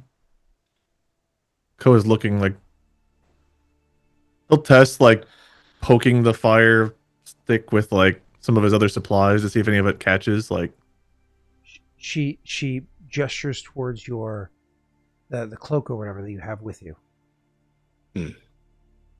oh, the otherworldly bag. She gestures towards Yeah. that, yeah, but that's not what she's referencing. She's not saying set the cloak on fire. Yeah, just to use it as a storage space because it's extra dimensional.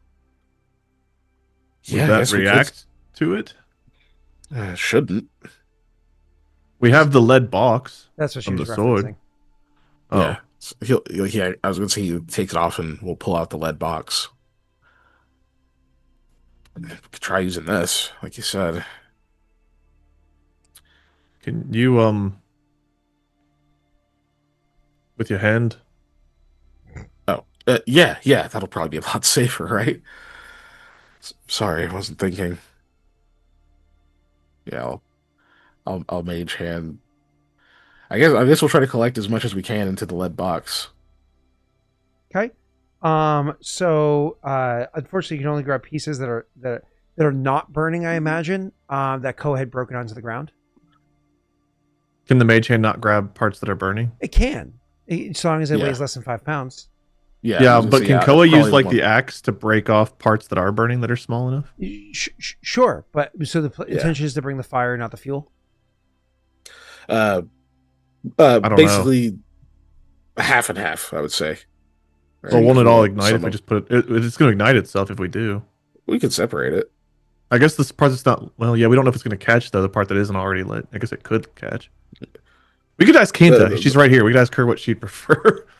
Well, yeah, I was gonna say we take fuel, we just like wrap it in something. You know, this isn't getting off heat. It's not gonna burn through things to get to it. It'll just I guess we have both fire and fuel. Because if we mine don't and have the Koa's fire, mine and Koa's confusion is like will this stuff just spontaneously catch on fire since it's separated from its thing now? We're taking parts of a tree that are notoriously difficult to separate from itself, and something caused Yeah. it to light. So if we have pieces of it that aren't lit, are they just going to end up lit anyway because of how this thing's disappearing? yeah. I guess we could take the non-burning parts separately. They don't have to be in the lead box, right? Unless they ignite randomly. Unless they spontaneously go up. Yeah. Koa will turn to Hinta while we're debating this and just see if she has a thought. She does not. Not on this matter. This is so outside of her world of. It's a burning tree of negative energy in a place with. It's so outside of. She even. it's to the point where she didn't even imagine this could be something that was for forging with until Aldo brought it up. Yeah. Right? Like, and obviously she's interested, but it's just so outside of her realm. So unfortunately I have to kick it back to the PCs. Sure. Hey, Koa, you're a lot better at starting fires than me. Can you see if does this ignite normally? Like if you take it over to a piece over to the stone and just try to spark it, does it catch dark fire or does it get regular fire? Koa's gonna go try to light a piece of this wood on fire with normal fire. Yeah. So you try to grab regular wood, you go over and you're gonna like use a flint and steel or whatever it is, with some maybe like leaves or some other kindling, and you do that. Yeah, wood from this tree that's not burning already. So it takes a little bit of effort. Like it's not as easy as typical fire. Koa's good at this shit. It takes a bit of effort. You starting a fire with this, it takes about as much effort as Aldo starting a regular fire, right? And when finally it ignites, it does like, hey, it's burnt. Oh shit! And then the fire like almost like snuffs out, almost immediately. Then a couple of seconds later, like there's some sparks, and then you can see almost like you just ignited the fire over again. It's starting to grow as that dark fire instead. Okay. So we only need the wood. Because remember, you used heat to do, we had it. Yeah. Okay. And that portal's closed, so it's highly unlikely. It's just that it's the area, because the area is not attuned anymore. It's just this thing. Mm-hmm. So yeah, we should just need the wood. In that case, we can did light the tree on fire, which would explain why it's burning. So yeah, right. Let's gather as much of the non-lit wood as we can. Yeah. Load up the horses. Yeah, Koa looks to. I'm assuming that's in Goldarian, so Koa looks to see what he said. Assume everything is in Goldarian. I am until you say otherwise. So just like, whenever you speak, Koa will notoriously turn to Mikhail. Yeah, he'll repeat it since there's nothing else. Yeah. Take the wood on the horses and maybe take some of the burning stuff already that'll burn down into coals. Put it in the lead box. Yeah. Yeah, agreed. That's what we'll do. I mean, you're going to do everything you can to try to grab the pieces. Now, luckily for you, the pieces that are not burning, you don't necessarily have to use Mage Hand. It's just, holding it does sap, so you move quickly with it, like as if you were picking up something very hot, like the opposite of that. And so you don't necessarily have to use Mage Hand for everything, which is a good thing because Mage Hand is weak as fuck. And you're trying to pack as much as you can inside this box for Koa to then pick up, right? The box itself, however, oh boy, it is dangerous to carry. You can feel it like eeping with some considerable strength as you're carrying it over, and just kind of assume this is all covered by the D4 that you rolled earlier, Wade. As you're carrying it over and you finally put it inside of the cloak.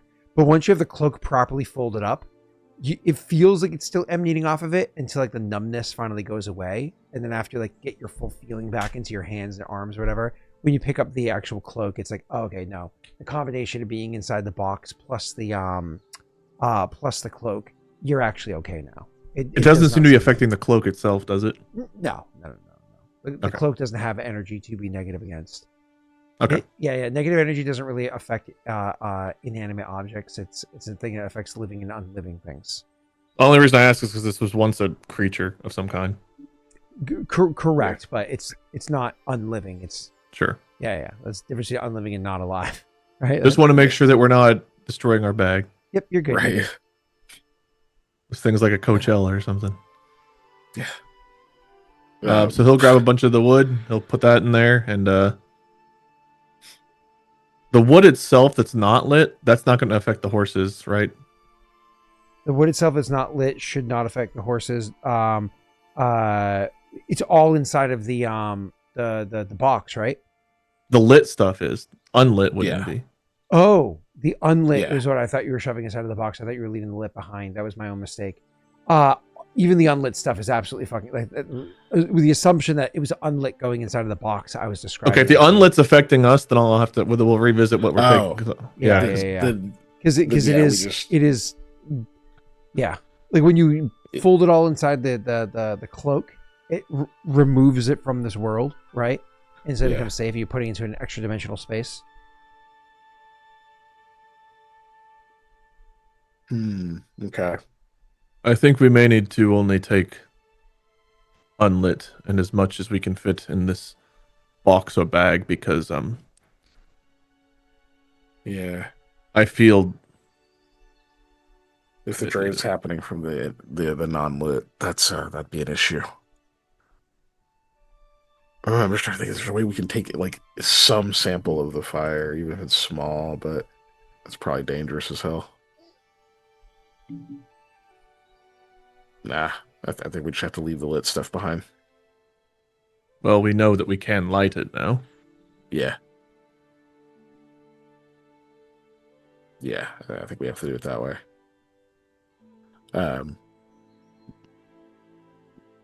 So now we'll do what you were thinking, Scott. We're gonna put a bunch of unlit in the box and then seal the box. Yeah, so it probably goes how you said. Sorry, because I knew what the end result was, and I didn't describe it well enough beforehand. My apologies. All good. So you do that, you get it all inside there, and then finally you're good to go.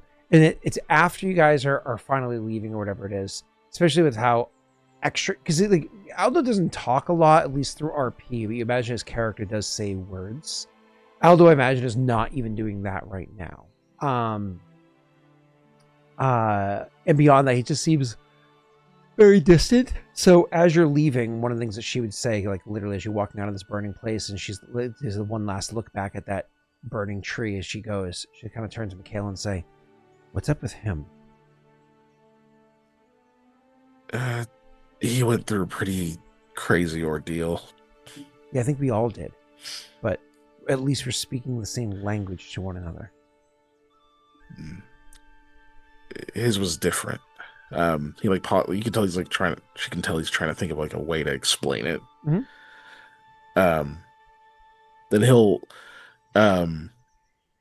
in Galdarian we'll call over to Aldo and say, "Aldo, do you mind if I explain to Hinta what you went through?"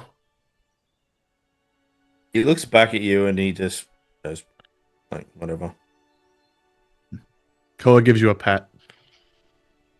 Thank you. Like Patrick Static Pat or a different kind of Pat? Whichever I get my hands on. All right, well, I from what I understand, Pat's pretty open for business. I guess you have a Pat and a Patrick. Okay. But so yeah, once he gets the okay, he'll say the part of this curse that Aldo broke, it split his soul from his body. And apparently he experienced that for an uncountable amount of time. She looks very confused and concerned about what the fuck you just said. Yep. And then she looks He back lets at it Aldo. set in. Yeah. And she looks at Aldo, says, "Thankfully, he's whole again, but it's probably going to take a while for things to settle and for him to feel normal."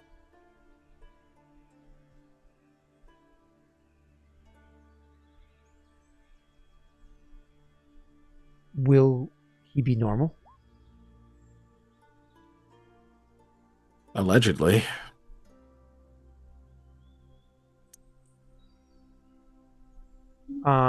She thinks for a moment and says, "Right, well, that's it." Yeah. Can't really offer more. It'd be like pretty obvious on his face that like he kind of gives like a lingering look that is he's clearly bothered by this, but it's like, what more is there to say? Yeah. So. Yeah, it's kind of like also outside of your hands, just because your character understands it a bit more, or at least understood it enough to explain it now. Doesn't mean that you fully understand it yourself.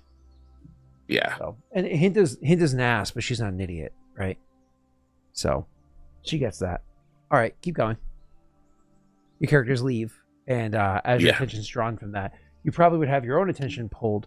As I don't know if Aldo would be staring at it because he remembers what it was that he just did up there and where things transpired. So I don't know if he'd be transfixed by it. But surely Koa's eyes would be on the tree that's over there, because that tree itself, the leaves are continuing to alter as though they're hitting into autumn, right? Like, so they're properly starting to slightly change color, but the whole tree itself is now starting to become the blossoms and chunks of like moss and mushrooms and whatnot started to grow on the tree, and that's like interesting or whatever. But then the ground around the tree, like, remember the razor leaf that was over there? It's much larger. So imagine like you went into your backyard and there was a weed that you noticed that was out there, and you're like, oh, I should probably take care of that. But then like, you go away for a week and then you come back, and then that weed is now like your height. And you're like, what the fuck just happened? You know, that it's kind of like you noticing the razor leaf is just like immediately around the tree has like tripled in size. Grass over there, if there's grasses or bushes or whatever, are growing very, very, very large and rapidly. Everything over in that area is pretty big as it's being kind of like infused with how much verdance there is. And that's already kind of like, shocking. And sure, Koa was looking at that, but that's not what Koa was transfixed by when Mikhail comes out and sees this. I'll let Wade give his reaction for what was transfixing him, and that'll pull Mikhail's attention to it, and likely Aldo's too.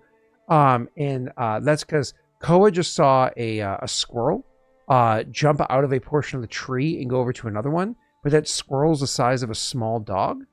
Like, it's a very, very large squirrel. Some might even call it, say, a dire squirrel. It just jumped from one area to the next. So imagine a squirrel that's about 20% larger than Wade's dachshunds. Like, just went. And squirrels can be quite dangerous if they need to be. And so you just saw this thing jump over you. That's what Koa sees. So Wade, feel free to RP it as you pull Mikhail's attention to it. I think whatever's happening to the dead tree is happening to the alive one, but opposite. Did you see the squirrel? Looking around. No. Was it glowing or something? It was bigger than some dogs. Oh. Yeah, the positive tree would be doing the whole diffusion thing as well. It's not going to make dark fire. It's going to make growth. Squirrel fire. Hopefully not. I don't know what that would be. I was thinking just growth. Mikhail, the birds, the bugs, the squirrels, whatever else gets near that thing. Yep. For a while.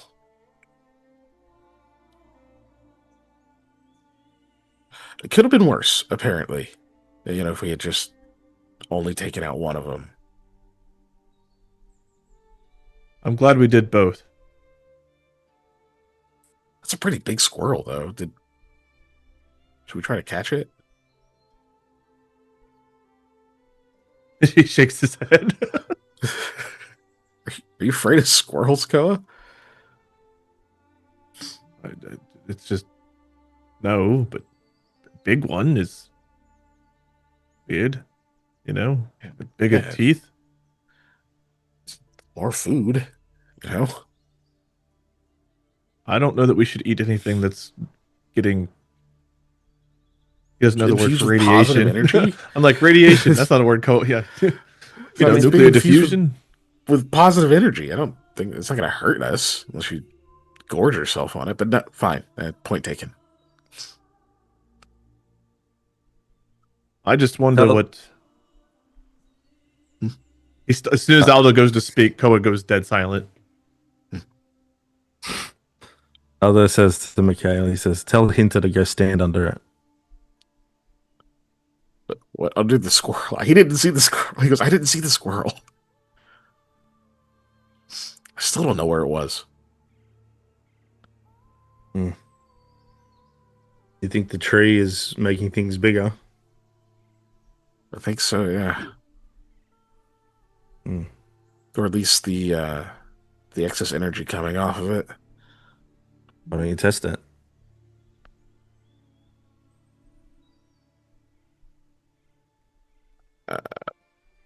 Oh, if we want a big Hinta. Sure. Well, because if she gets upset, you're going to convince her this was all my idea. It doesn't say anything. I'm assuming that wasn't being translated out loud in another language because that's Nope. not. Koa just looks at you like waiting for a translation. She'd know the word big and she'd know the word hinta. Of course. Well, big is not exactly an uncommon word to know if you're trading in weapons. I want big sword. Well, well, here's hoping they can have different meanings that are not implying anything. So, So we're both looking at you for different reasons. he kind of chuckles, and we'll leave it at that as we're going. Koa looks to Hinta, See. like shrugs. She looks suspiciously back at Aldo.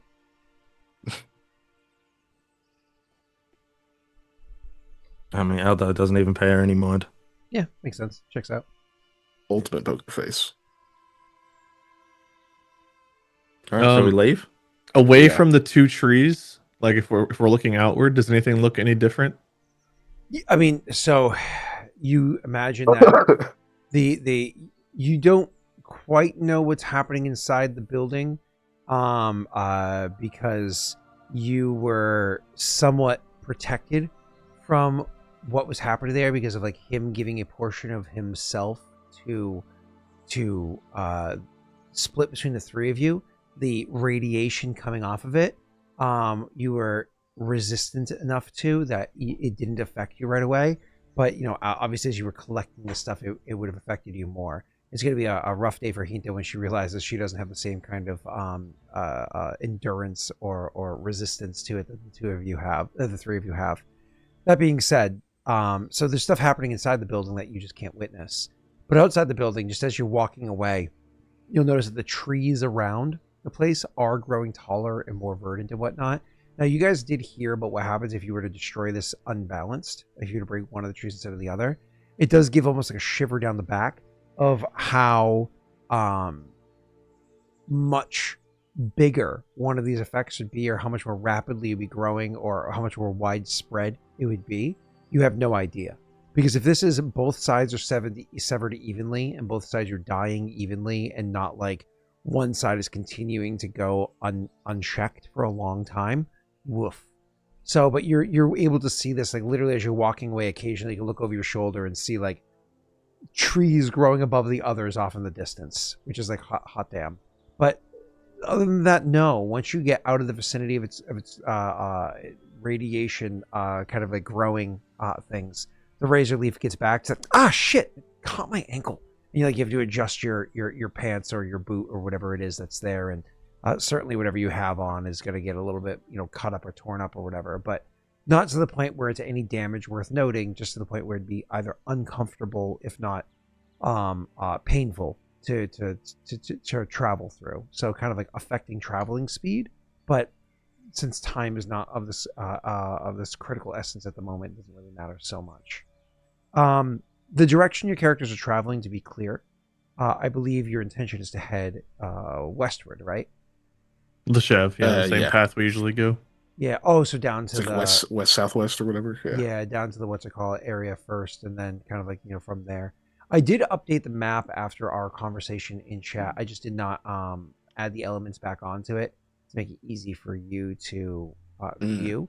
But more or less, as a reminder for anybody who's not inside of Discord, the measurements of a deer were always correct.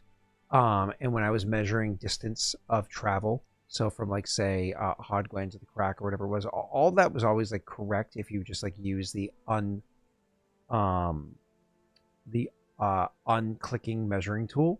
What do they call it? Like unsnapped measuring tool. That was always correct, but the number of hexes was actually incorrect, and so I had to keep the size of the region the same size and shrink the size of the hexes so that it actually accurately worked, because the hexes is supposed to be 12 miles from corner to corner, and I was having it so they were 12 miles from center to center, but when it's 12 from corner to corner, it's supposed to be 9 from center to center. So that means they were 33% too large. And so in updating the map, it's not a perfect update, unfortunately. It comes in pretty close. I don't remember the exact numbers off my head right now, but the previous map, if you look at like the furthest corners, south, west to northeast, if it was like, say, 460 miles or something like that, now it's like 450 miles. So it's like it got compressed just like a little bit because of how hexes line up. Or whatever, but overall, it's pretty damn close to what it was, just more hexes. And that's important because when you're thinking about like how many hexes sit inside of a deer now has, I think, like top of head, let's call it like 1,000 hexes inside of it.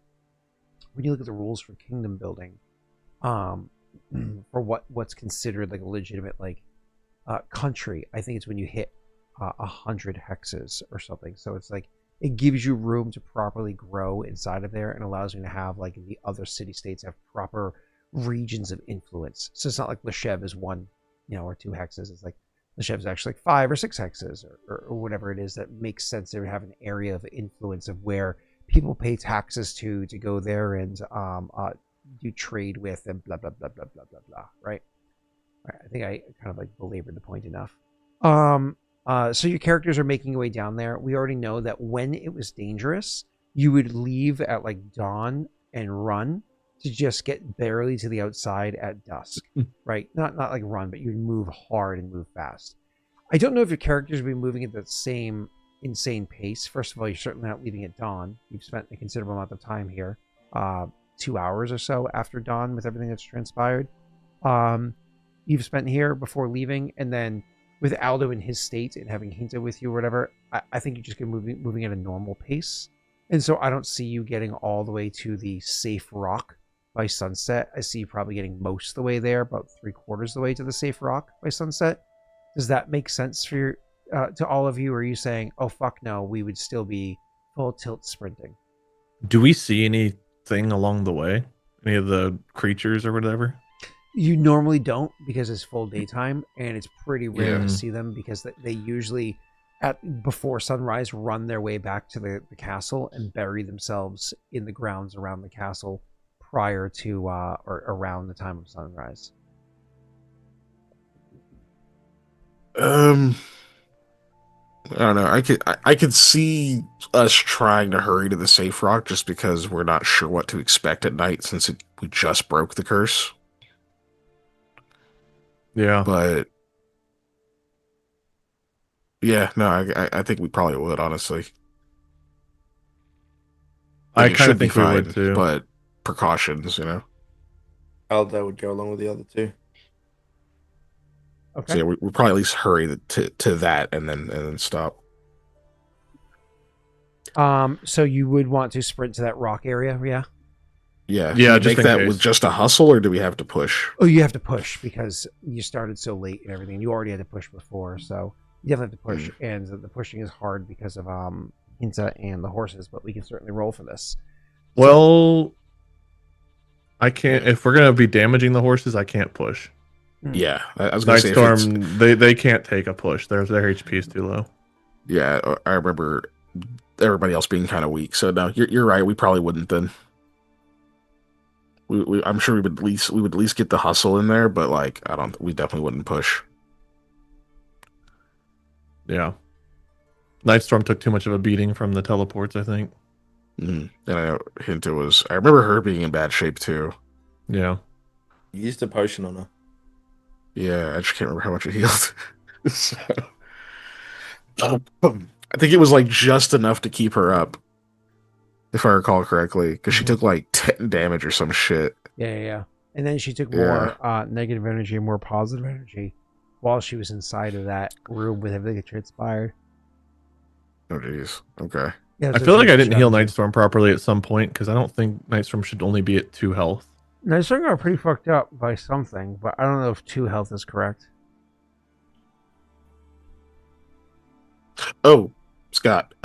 This is like a slight, I guess you could call it a retcon. Before we left Hod Gwen, I had asked if Dwayne had any healing supplies. I don't think that ever got answered.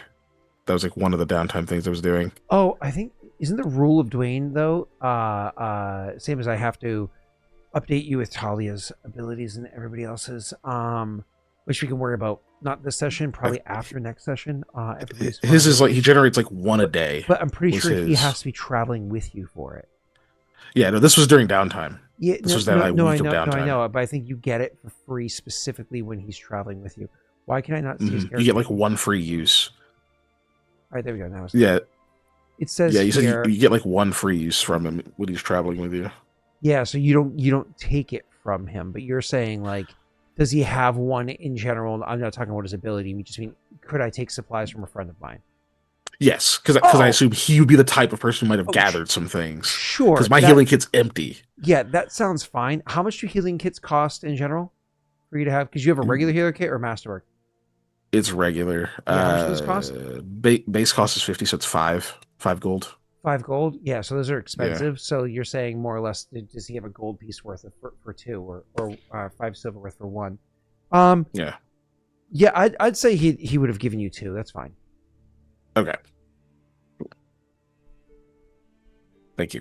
Mm-hmm. It was just one of those things. Like I just remembered. I keep seeing the 0 and then like, oh yeah, I need to ask Scott about that, and then I just kept forgetting. Yeah, which is fine. Okay, cool. So let's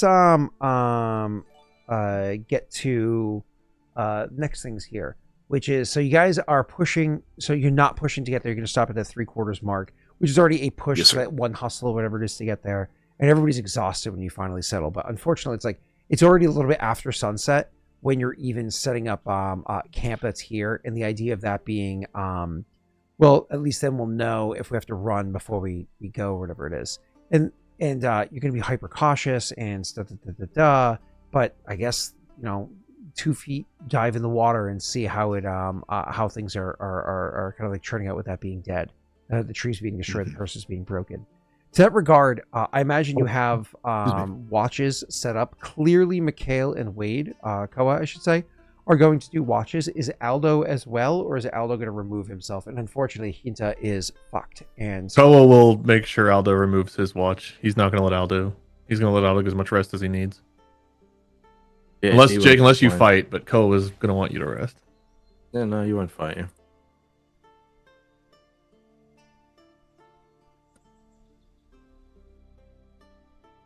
So I guess it's just 2 of us doing watch. Yeah.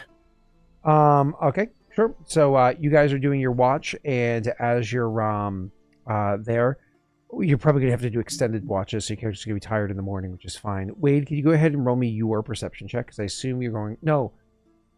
I actually kind of think it's gonna be one of those. Koa has to break up his watch. He would. No, Mikhail would. Mikhail would have to do first watch and last watch, and let Koa have the whole one in the middle because of he could just see better at night. Yeah. Okay. Yeah, probably that's how I would do it. Cool. So that being said, why don't you go ahead and roll me your perception check first, Mikhail? Okay. Just for order of operations, I would have been using restful sleep on people and horses. So I just want to make sure those get expended. I think all of them are still hurt. So Hinta, 3 horses, donkey. Is Aldo hurt at all?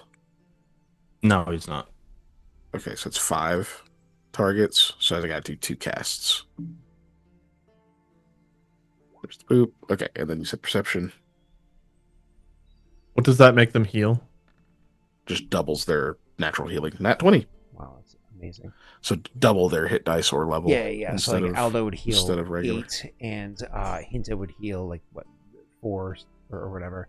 How much do the horses heal? I don't know how much they have 2 they HD, have. so that's 4. Yeah, so they heal 4 instead of 2. Okay, that's great. And with your perception check, you actually notice, Mikhail, there is a significant amount of movement inside of the woods. No, my apologies. You notice at first that there's stillness in the woods, insane stillness in the woods, as it always was before. Every time you kind of came through here, there was a lot of stillness until there wasn't, which was very dangerous. So there's an insane stillness the whole time, every once in a while, you will have a little amount of movements take place. But when you focus on it, you realize, no, it's natural, like an animal moving. The unnatural part is that this animal must have been really dumb or really eager or really young to come into a region that otherwise would have been its death before. Because if a bird flew in here, those things would have grabbed it, or, you get the idea, right? The fact that there is a creature here that's willing to come in, but it's very quiet. And so that stillness is both unnerving for all the reasons you can imagine, being in the middle of the woods in the middle of the night, but at the same time, calming. Like, they're not here. They're not coming for us. Yeah. Which he'll tell, once Koa gets up to do middle watch, he'll let him know. It's like, yeah, it's really still out there. There was a animal or something that moved, but that was it. Which lines up to what we would expect, except for I don't remember how long it usually takes those things to get to us, but I would imagine during Koa's watch is when we would expect to see that. Yeah, I think it was like middle of the night is when they reached us by here. Well, granted, we're closer to the place now. So right. That's what I mean. I think last earlier. time they got to us close to dawn when we were at the rock. But since we're not that far, I feel like sometime middle of the during. night. Yeah. Okay. Cool. Yeah. Are we getting a full sleep, Scott? Are we recovering our stuff?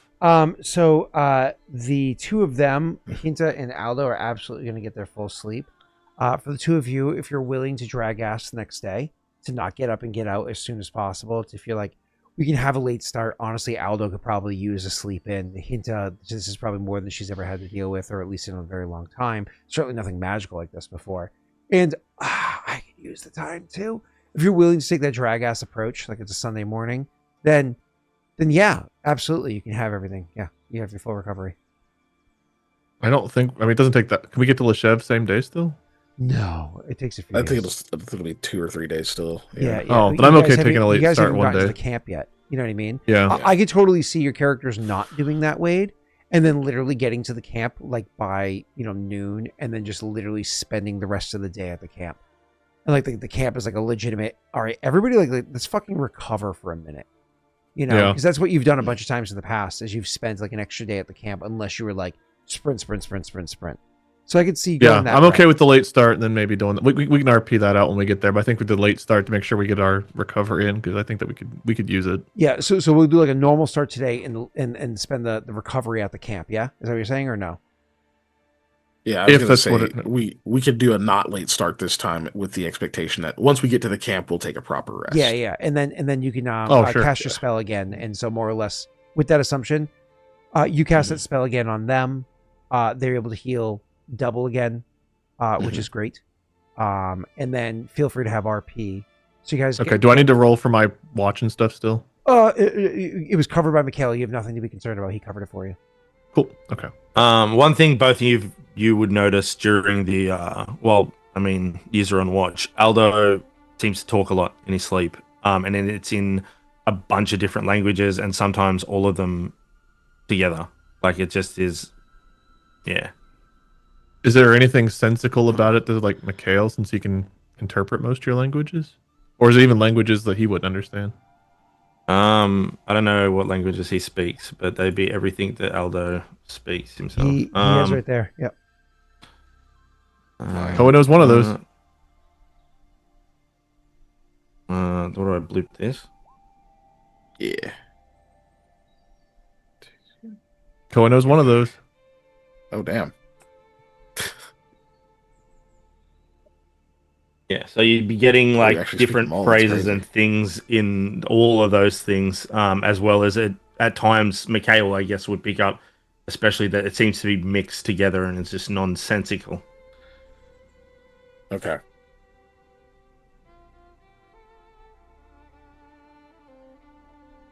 Yeah. Okay. He'd probably bring that up maybe after the morning, or the morning after we rested in camp. Oh, Scott, remember to boop the days since we're passing time. Thank you very much. That's 2 days to do. No, one is already this morning, right? So yeah, that's the next morning, and then we're going to say spending a whole day at camp. So I'll just do 2 right now. Mm-hmm. Cool. See you that morning. Say, hey, Aldo, you've been talking in your sleep quite a bit.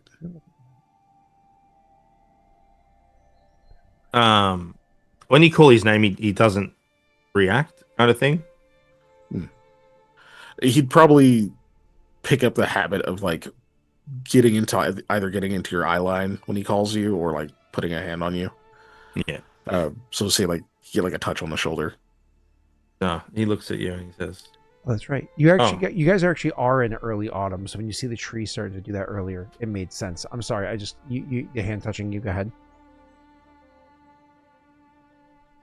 "Oh, I've been talking in your sleep a bit. Nothing coherent, but that's abnormal for you. Been resting okay? I think so." Any dreams or nightmares or anything? He shakes his head. No, not exactly. Anything you want to talk about?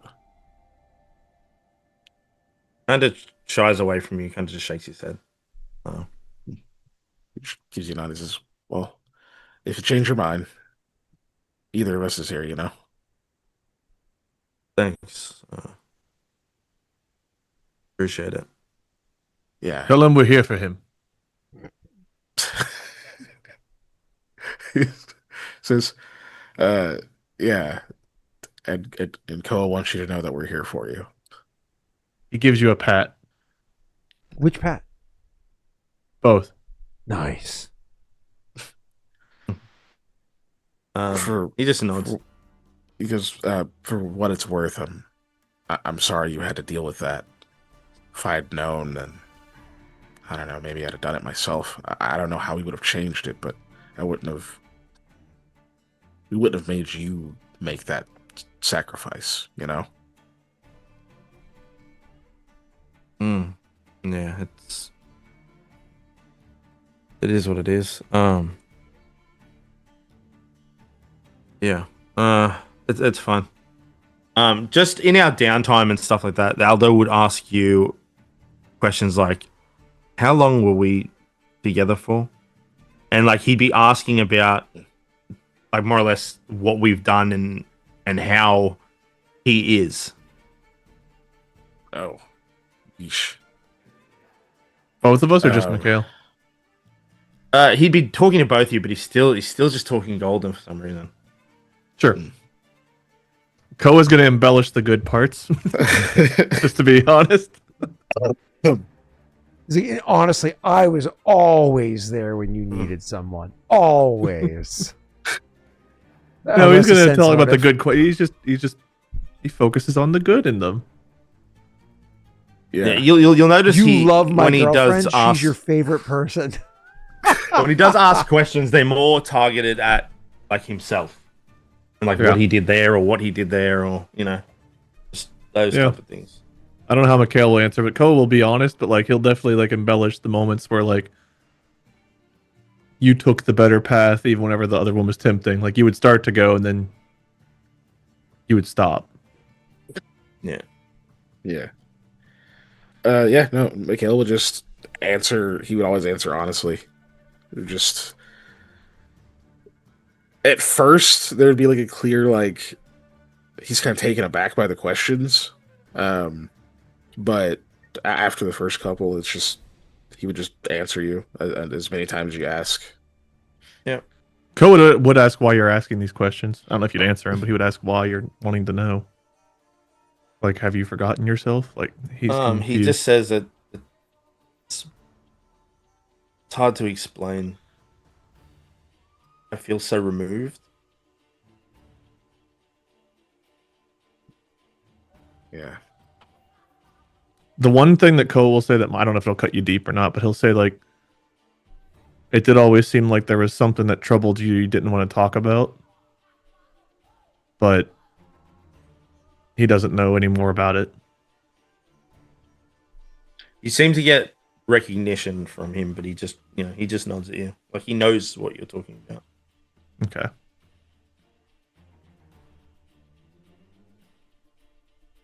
And Yeah. I mean that's all you get from him over the day or whatever. At some point, Koa will talk to Mikhail about it. Because that's weird behavior. Yeah. I guess we can RP it out. Okay. Mikhail, I can't imagine what Aldo has gone through, but I have to tap him for him to answer. He doesn't look at me when I say his name, and all these questions, they're strange. Yeah. I've made sure anytime I'm trying to get his attention that he can see me, or I tap on the shoulder, that kind of thing. I don't know. I can't tell if it's. I can't tell if this is a type of suffering, this kind of confusion. If I should be pissed that he's having to go through this. Sorry, I'm making this about myself. It is odd. He said he felt removed, which makes sense. In ways I can't even imagine. I don't know how to help that. But if he doesn't even know who he is there another name he'd prefer to go by? Is there something else? We got the right soul back, right? Hmm. I can't imagine they made that kind of error. I Right? can't either, but he's asking how he's supposed to behave. I mean, what does that... Well, it is Aldo, he did have, I don't know, his sense of identity may have been a little fractured as it was. I said something to him once a while back about him, the way he acted, and perhaps even who he wasn't real, and he I remember. reacted strangely at that point. So He acted coy, I don't know what that word means. kind of cheeky. Gave you a smile. He didn't answer you. Well, I wonder if that's part of what's happening now is whatever he's been burying for a long time. If you have nothing but time for, I don't know, days, years, centuries, I don't know how long he experienced whatever he experienced. Perhaps all of that, I don't know. I don't know what kind of meaning that would take on after that much time. Is it still something that eats away at him, or is it just so minor compared to an incomprehensibly long time to just exist? I don't. What do we do I don't for know. him? I don't think it's any kind of curse. It could be. I don't know, Koa. Other than just being there for him,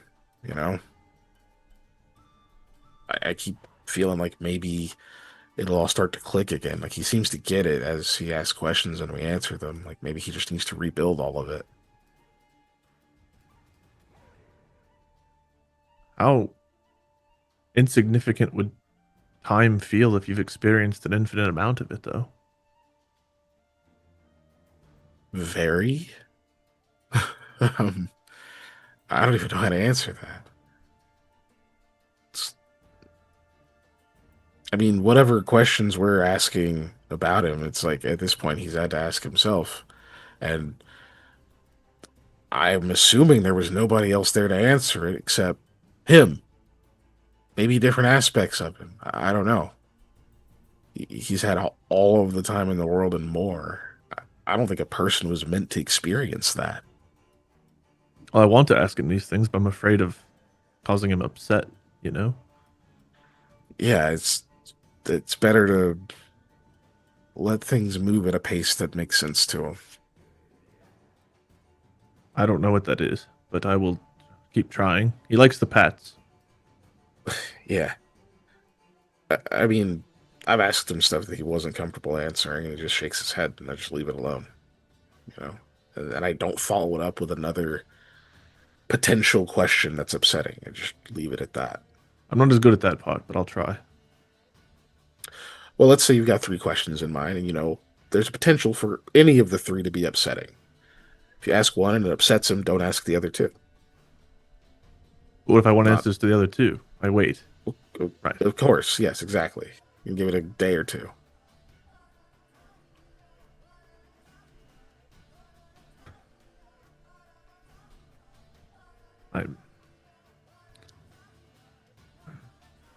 Right. Well, I don't know how else to ask any of the other questions I have about it without him being able to be the one answering. Yeah. No, I have a lot too, but I'm keeping it extra light while we're just out here. It's not exactly safe or particularly comfortable.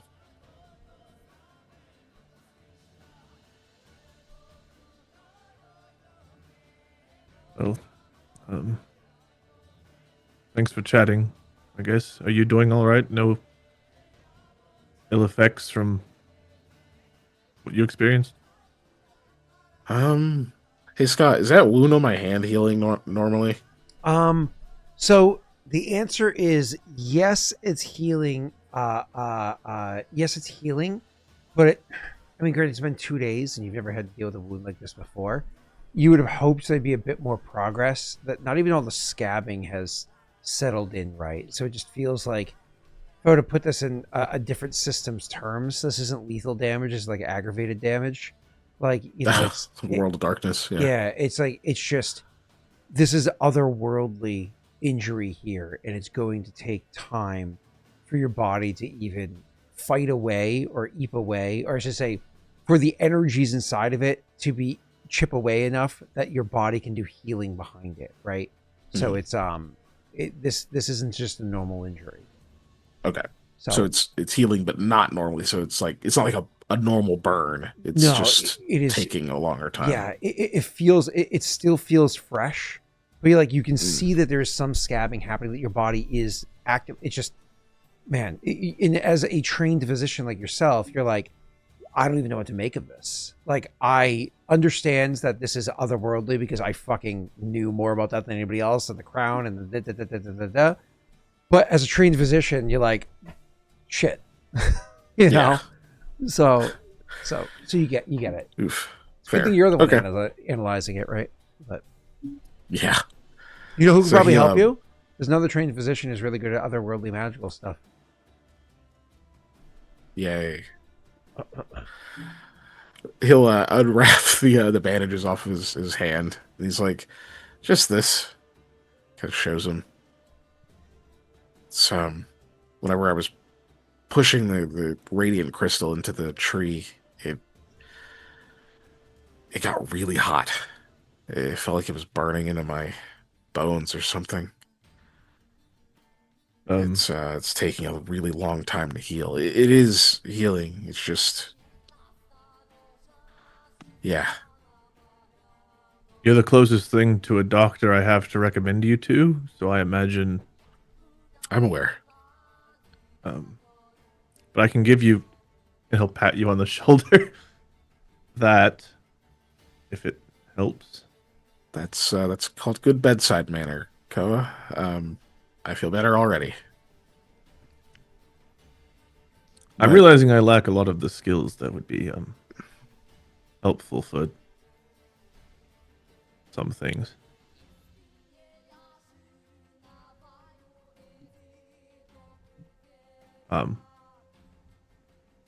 You're skilled in the area that we need you to be skilled for us to have gotten this far. We can all do things each other can't. Whatever, you know what I mean? Yes. Just sucks that it hurts to play right now. It hurts a lot. Oh. Yes, I can imagine there's a lot of inspiration for creation right now that you can't really follow through on. Yeah, that part's frustrating. But I can try to strum it for you if you tell me what notes to hit. no, that's okay. I appreciate the offer, but no, it's different. It's like I can always come up with things in my mind. You know, I can compose. I'm trained. I know how to do that. It's better if I can at least pluck out some of the parts. But beyond that, you guys have just heard me sort of idling and noodling about on this thing, and it's how I focus. It's kind of comforting. It's just weird not to do it because it hurts. It's like, I mean, you pretty habitually do certain exercises when you're not feeling good. There's like stretches and the curls and all that stuff. You do that all the time, regardless of what's going on. Oh, Do that not at every morning. Wraithblade. When I got touched by those shadowy ghost things, I felt like I could barely do a sit-up. Yeah. It felt weird, though, to not do that, you know? Yes. It like bothers you all day that you just haven't done the thing that you do because it's a part of you. Yes, and I was trapped in a room with nothing but the smell of poop and metal. I couldn't even exercise Yeah. for a week. Okay, outside of the poop and metal, that fixation, the fact that your mind keeps going back to, because it's a part of you, it's who you are. You do this. That is Koa. He gestures to his lute. This is Mikhail. I understand. I hope your hand heals quickly and well. And I hope Aldo's mind heals quickly and well. I really feel as though I dodged a lot of the worst of it. It's good. It's good. No, I would have rather it been me. Well, since it's not, I'm glad at least one of us isn't dealing with repercussions. Besides, I mean, it hurts, but I'm going to play anyway. It's just, I can only do so much. Unless I'm hurt in some other way. Body, mind, and... What's the third part? Is there a third part? Soul? Oh, that was also Aldo. Yeah. So yes, I do think I...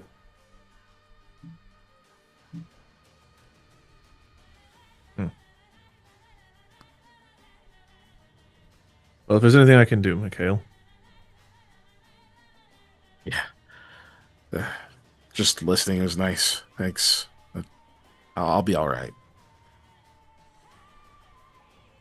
Oh, I'm gonna go give Aldo a couple of pats. It's been a while. Yeah. Yeah. I'll He does understand fuck what it. I'm saying, right? I think so. I don't know if it quite gets from brain to mouth to speak, but I think he understands what you're saying. Yeah.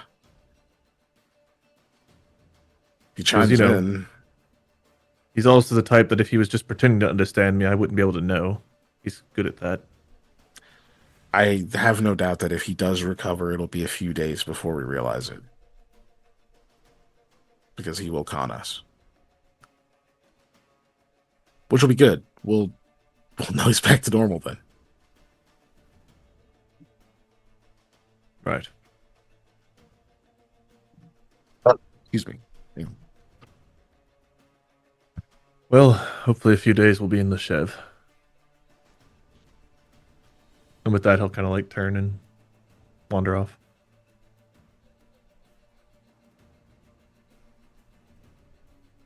Yeah. You will hear Mikhail still does play. It just is not nearly for as long. Doesn't do anything intricate. There's just little spurts of it, and then he'll stop. Probably hear him curse. When he goes to give Aldo pats, assuming we can still hear you trying, he'll tell Aldo, like, I offered to play his lute for him. He was very protective of it. I don't think he wanted me to touch it. Then he'll pat you. Yeah. I mean, Aldo will gauge you in like he'll actually engage you in like a little bit of small talk and stuff like that. Do you It's speak just Perrin, or are you still in Gold? no. Oh, yeah, he still speaks Goldarian to you. Koa just like nods, Hmm. and he'll at some point he'll like if you say like a longer sentence, he'll say, "Aldo, I still have no idea what you're saying, but I'm here for you." Pat pat. No, that's when you just get the I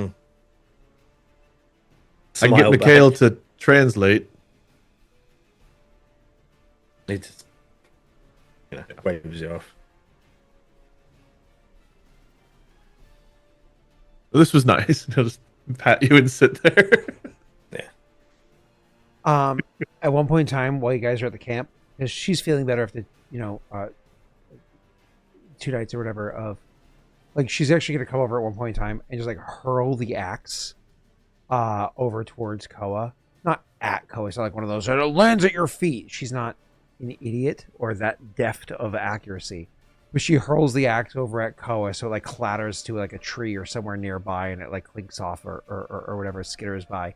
And she's like, this thing is completely fucked. There's nothing that can be done with it. Is this the axe he used on the tree? Yeah. Well, it's done more than most weapons will as far as significance and history, probably. Then keep it as a souvenir. I'm done trying. Like she throws like a whetstone that's like all scratched and gouged to shit. Though granted, you would, before you use a whetstone, you do other stuff. You know, obviously, if it's that fucked up, you don't just straight whetstone when the whole thing needs to be like reshaped or reformed.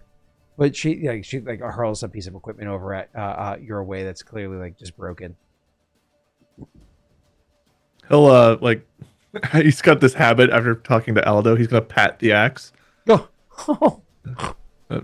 Don't worry, we all leave our primes eventually, but you've done more than most. And then he'll store it.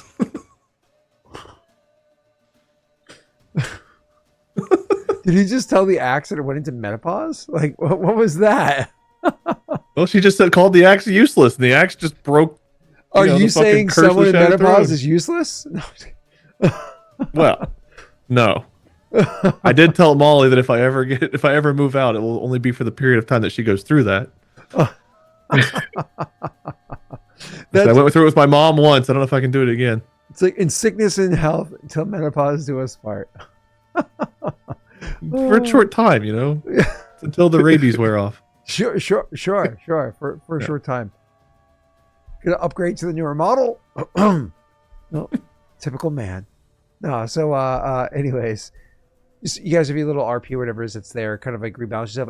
Aldo, lots of chatter from them, and I know they was talking with you and him, but like, what about this day? The day being back at this camp. Does this camp inspire? Because like you spent a lot, like your first murder was just prior to discovering Murder's this a camp, strong word. right? Like your first like your first running away from that. What you call it? You spent, even though you just barely got to safety, you spent the night here afterwards recovering. The first time you met Kethrel, like so many different instances happened within a day of spending, because every time you come to this camp, you always spend a whole day here.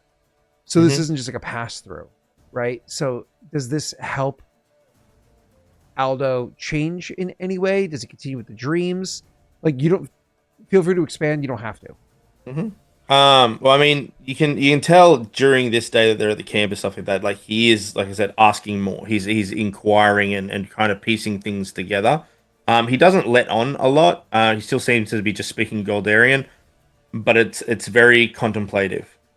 So that's where he is at the moment. While he does sleep, there's still the sleep talking and stuff like that, which will continue over the next few days, I guess. But he will. I mean, if we're finished for the day here, nothing else goes on. Come the next day when they're leaving, he will speak to Koa, or he'll just speak in Perrin again. Oh, so Koa understands. Yeah. Okay. Sure. Yeah. It's nothing grand or anything. It's literally just small talk along the road. Ko will make he'll probably respond to you a couple times, then all of a sudden it'll dawn on him like what's happening. Hmm.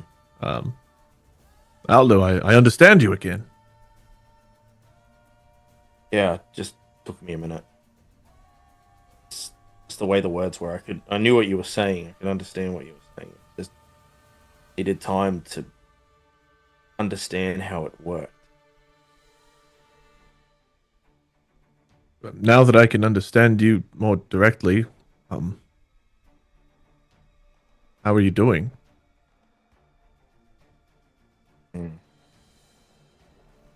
Layered question. Physically, I seem to be alright. You know what I mean? I'm not hurt. I think Mikhail's still seen his hands bandaged, but I just don't feel right. Did you really experience just an eternity? It's difficult. I don't know if there's words for it, but it was wrong. Didn't felt wrong. For a long time? An absence of everything.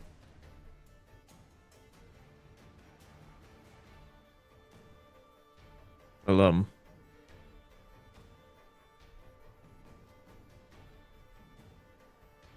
I'm sorry that it wasn't me. You shouldn't have had to go through that. Well, I'm happy it wasn't you, Koa. I don't know that you could have come back. I don't know.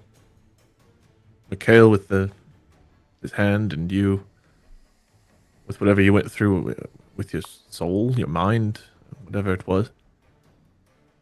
I feel guilty that I didn't go through more.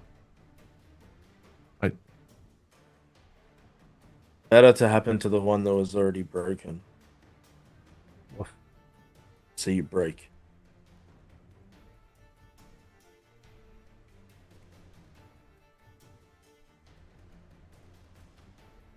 You didn't respond to your name when you first were back.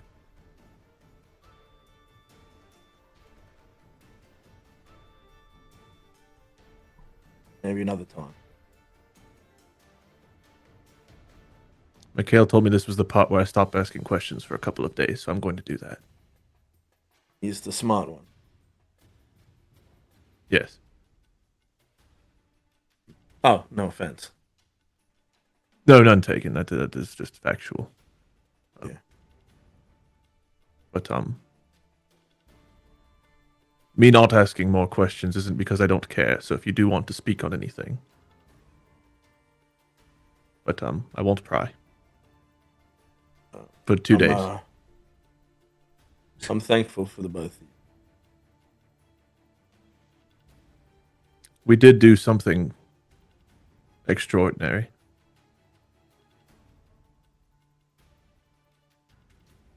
And I wish we didn't.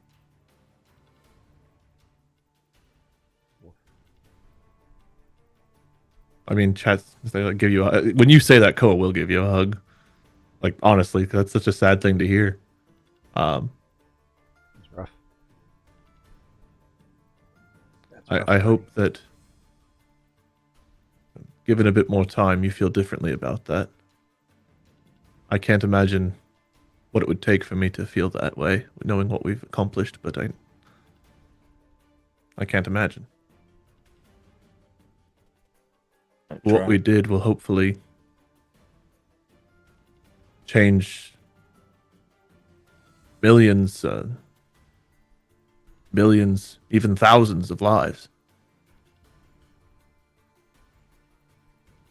Change is coming. You can feel that at least. Hopefully good change. We broke curses. Curses are bad. We did that. Change isn't inherently good or bad, but something.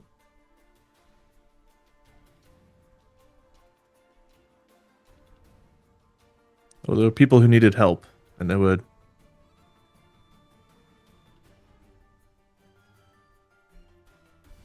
Vinny and Nankaro. They needed our help. I'm still not quite sure. You were never one for gods or goddesses, but I am. Things feel different now, but whether they are that or beyond mortal or whatever the correct terminology is, they needed help and we did help them too. And I think that was the right thing to do. I just wish the price wasn't so high. Just kind of looks at you. Once again, it's still in an unfamiliar face. It's not Aldo staring back at you, but he just gives you like a shrug. And then he'll give you a pat. And like he's ending the conversation. He'll just stand there for a moment, like as you like walk off and acknowledge it, and then he'll, move on. Yeah.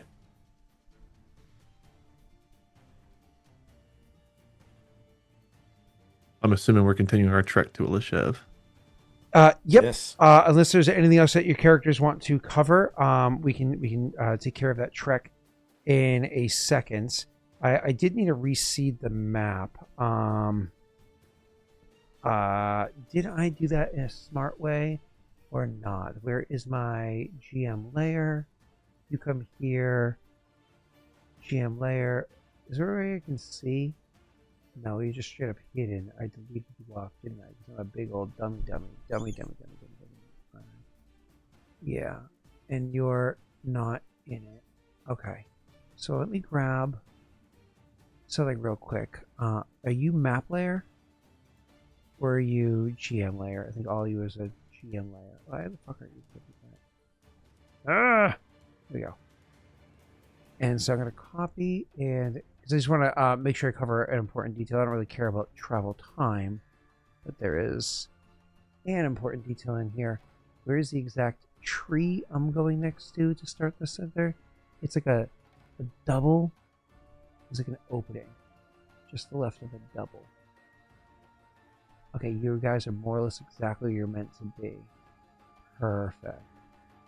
So, when you're heading over to Lishev, you already knew this, but you travel by the region where, what's his name? Almost drowned forever ago. Mikhail?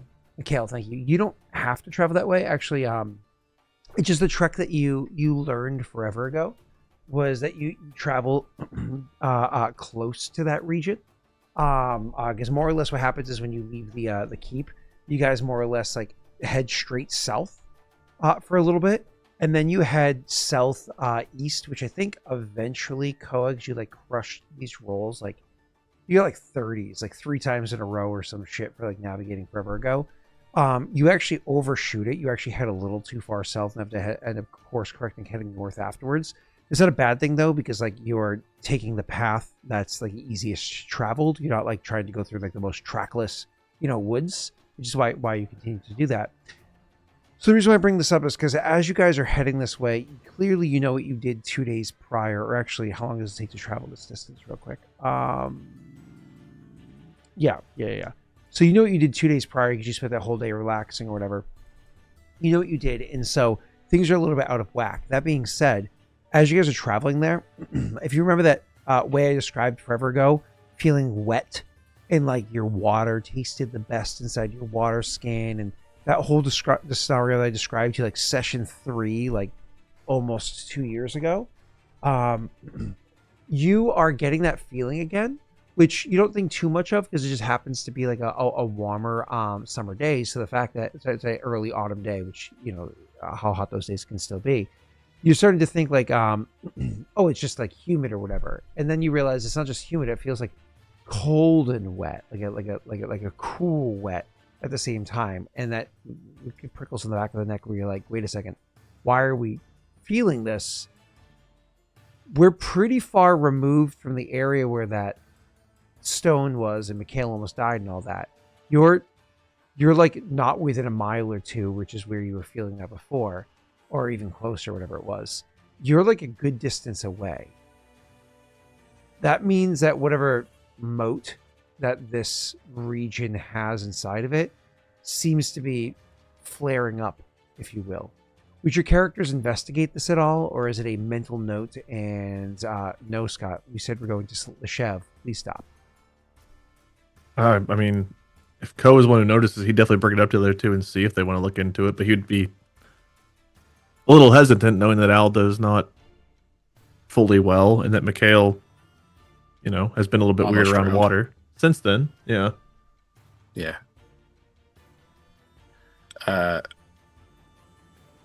No, Mikhail would obviously. Oh shit, my camera's not on.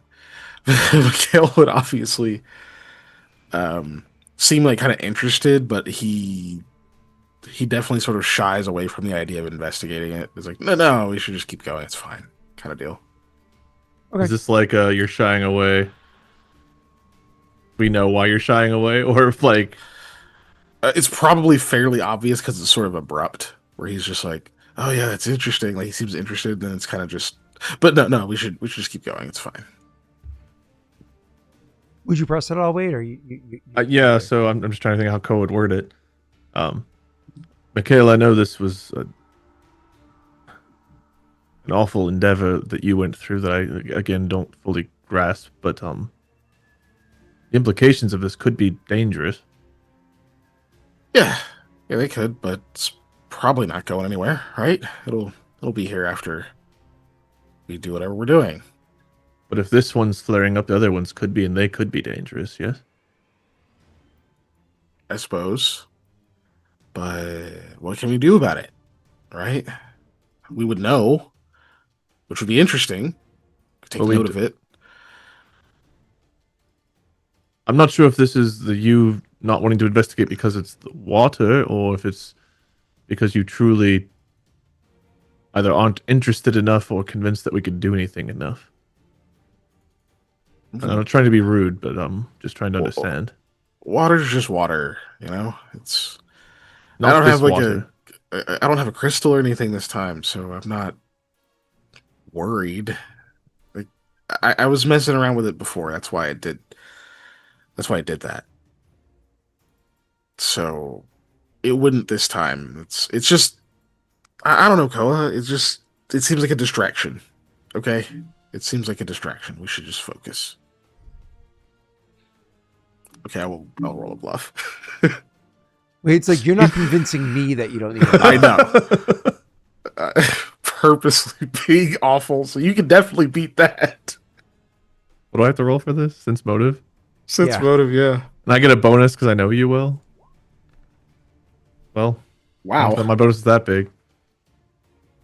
Wow. That's a roll. That's a pretty typical Koa roll. He's going to just stare at you for a moment, not because he doesn't believe the words you're saying. We're not going to talk about the roll at all?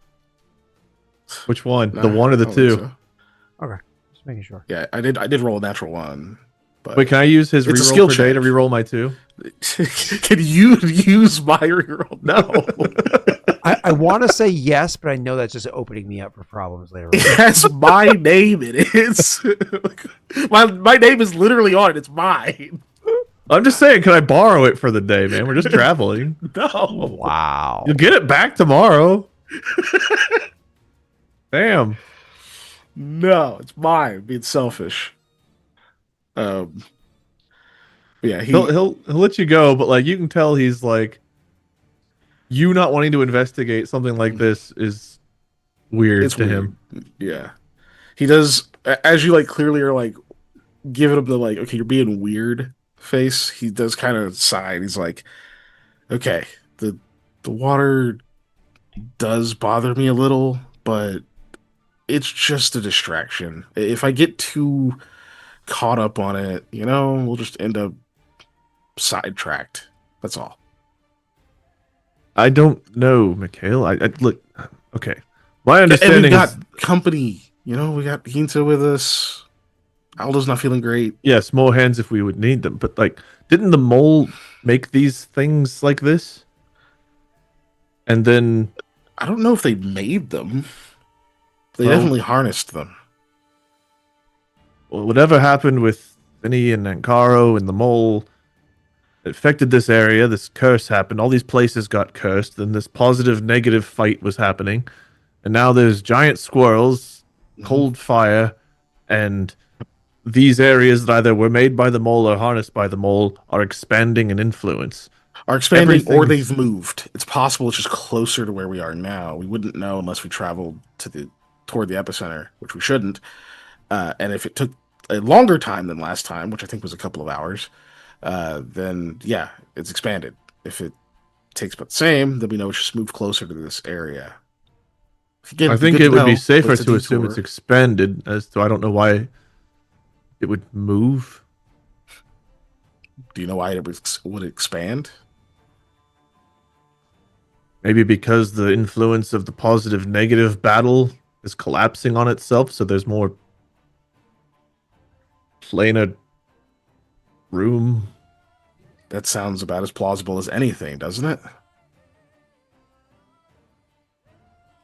So key here Aldo is told me we you can- were the smart one, and I agreed with him. And I'm going to reiterate to you: you're the smart one. So So the thing here is we don't have to make an assumption at all. We just know that there are two logical conclusions. Either could be true, and we won't know unless we investigate, which right now is a distraction because of Alcemia.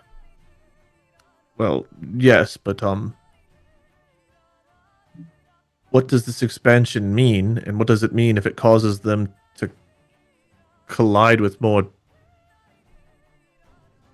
Do we even know the orientation Don't know. of the way they're laid out? Did we know that, Scott? I actually don't You remember. Do we actually know where all of them did- are? You never visited all of them, but you have a general idea Okay. of where they are because of the Oh, the book and the map. The map correct, room map. yeah, and like the That's right, amount okay. of like math or whatever it is that you did, because you actually did pretty well. Okay. Yeah, let's see. I have a pretty good idea of where they are. We need to get an actual full region map at some point. Like actually buy one. But Or just map it out yourself. Yeah. yeah. Us cartographers. But yeah, I have a pretty good idea of where they are. This is the only one we've run into. Well, just if they were at all gapped before, if they're expanding, they may not be for long. We may have to, they could form a full elemental wall that we would have to traverse through. One of the could be bad because he'll just rub his hands together at you like that's going to mean something. Or they could grip his fingers. And I don't know what Yeah. happens if they do this, if they mesh versus rub, or if they go. The planes are okay. If they get close, then either way, it's a distraction. I think it's something we can find out later. We should focus on getting to safety. That's my opinion. Above just being scared of water. I'm not scared of water, Koa. I meant nervous around wetness. I'm not. I have a water skin right here. See? And he drinks some of his water. This Pours some wetness. on his hand.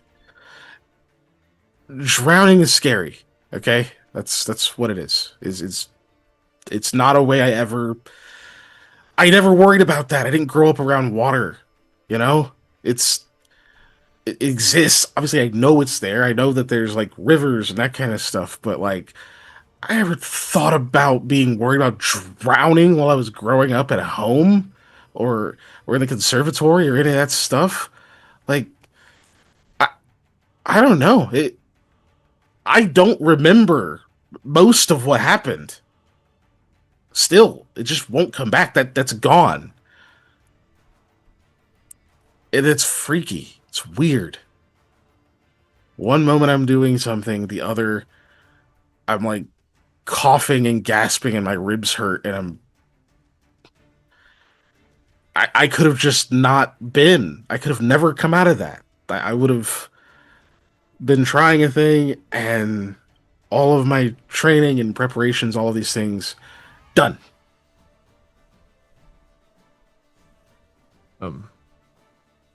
Yes, and I do understand. I just worry that beyond, I guess to be blunt, our feelings on the matter, if we're going to the mountains, and then we've got to come back and there's a chance we have to confront some eternal but not immortal being. It might be a minute before we're back here to figure this out again. Yeah. Is all. What are we doing?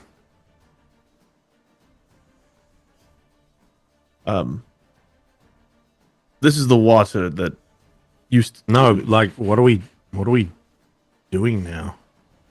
Arguing. No, I heard all of that. I mean, listening, and we might not be back here for a minute, but I just, why is it our problem is not what I mean. Oh. But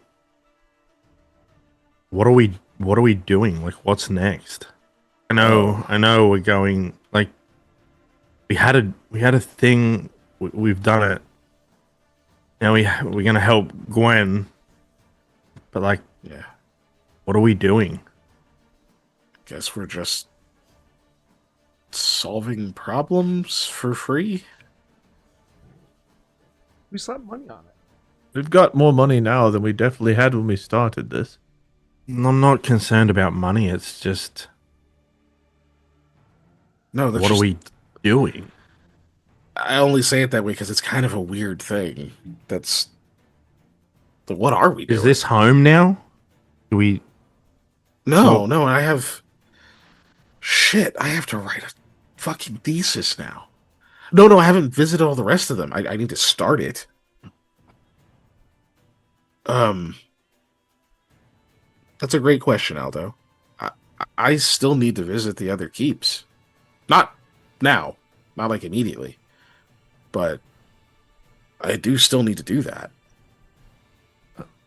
We are the valiant few. We are going to break more curses if that is what needs to be done. We'll visit the keeps for your thesis. We'll help Guinevere, we'll help Alcimia, and hopefully all those in between. Or Sugo, I don't remember Aldo or Sugo with the fire, the gnolls and the fire. He's still roaming around. The creature sleeping in Hard Gwyn that's connected to Guinevere, that's still there. Gods only know what the fuck's wrong with Fulv and Averin. Something. But are we just doing that stuff forever? We're just every time a thing pops up, it's the valiant few. We go and fix it. I don't know. I What didn't more think I was glorious staying here purpose forever. is there? I mean, not everyone's after glory. Not even doing it for the glory, but for the purpose. For the fact that people need help. And no one else is stepping up to do it. That's a great cause. I don't know. I haven't thought about it in a while. I didn't intend to stay here forever. You know? This isn't my home. I've been reminded of that a few times. Well, we're bonded now, and I don't know. I feel like the people here, they've needed us so far. Perhaps they'll still need us. You know? Or Sugo, we've got problems we still haven't solved, and who knows what else may come up. And I'm not sure if you remember, but look, he says it to Aldo, not to you. The way leadership works here kind of fucking sucks. It should So, be improving with the curse is broken. well, hopefully, as see. fast as the trees have withered, he'll gesture like back toward the grove. Yeah, I mean, there's a lot to do, right? But I mean, if we think about Hot Gwen, I mean, we're still just 3 people. I mean, what we've managed to do is insane, but to move and enact that type of change is more than we can do on our own. Yeah. Well, we had. I guess they're gone. We had everyone at the crack. You know, people were willing to follow us before. Into put herself like gesture wherever she's at. She put herself on the line for this. Shanti. Just think of all the. So As long as our start a causes are guild? just. Or Maybe. I've never done that before, but I don't know. It feels like if that's where we're going with things, if that is indeed what we're gonna do, we're gonna need somewhere like the crack.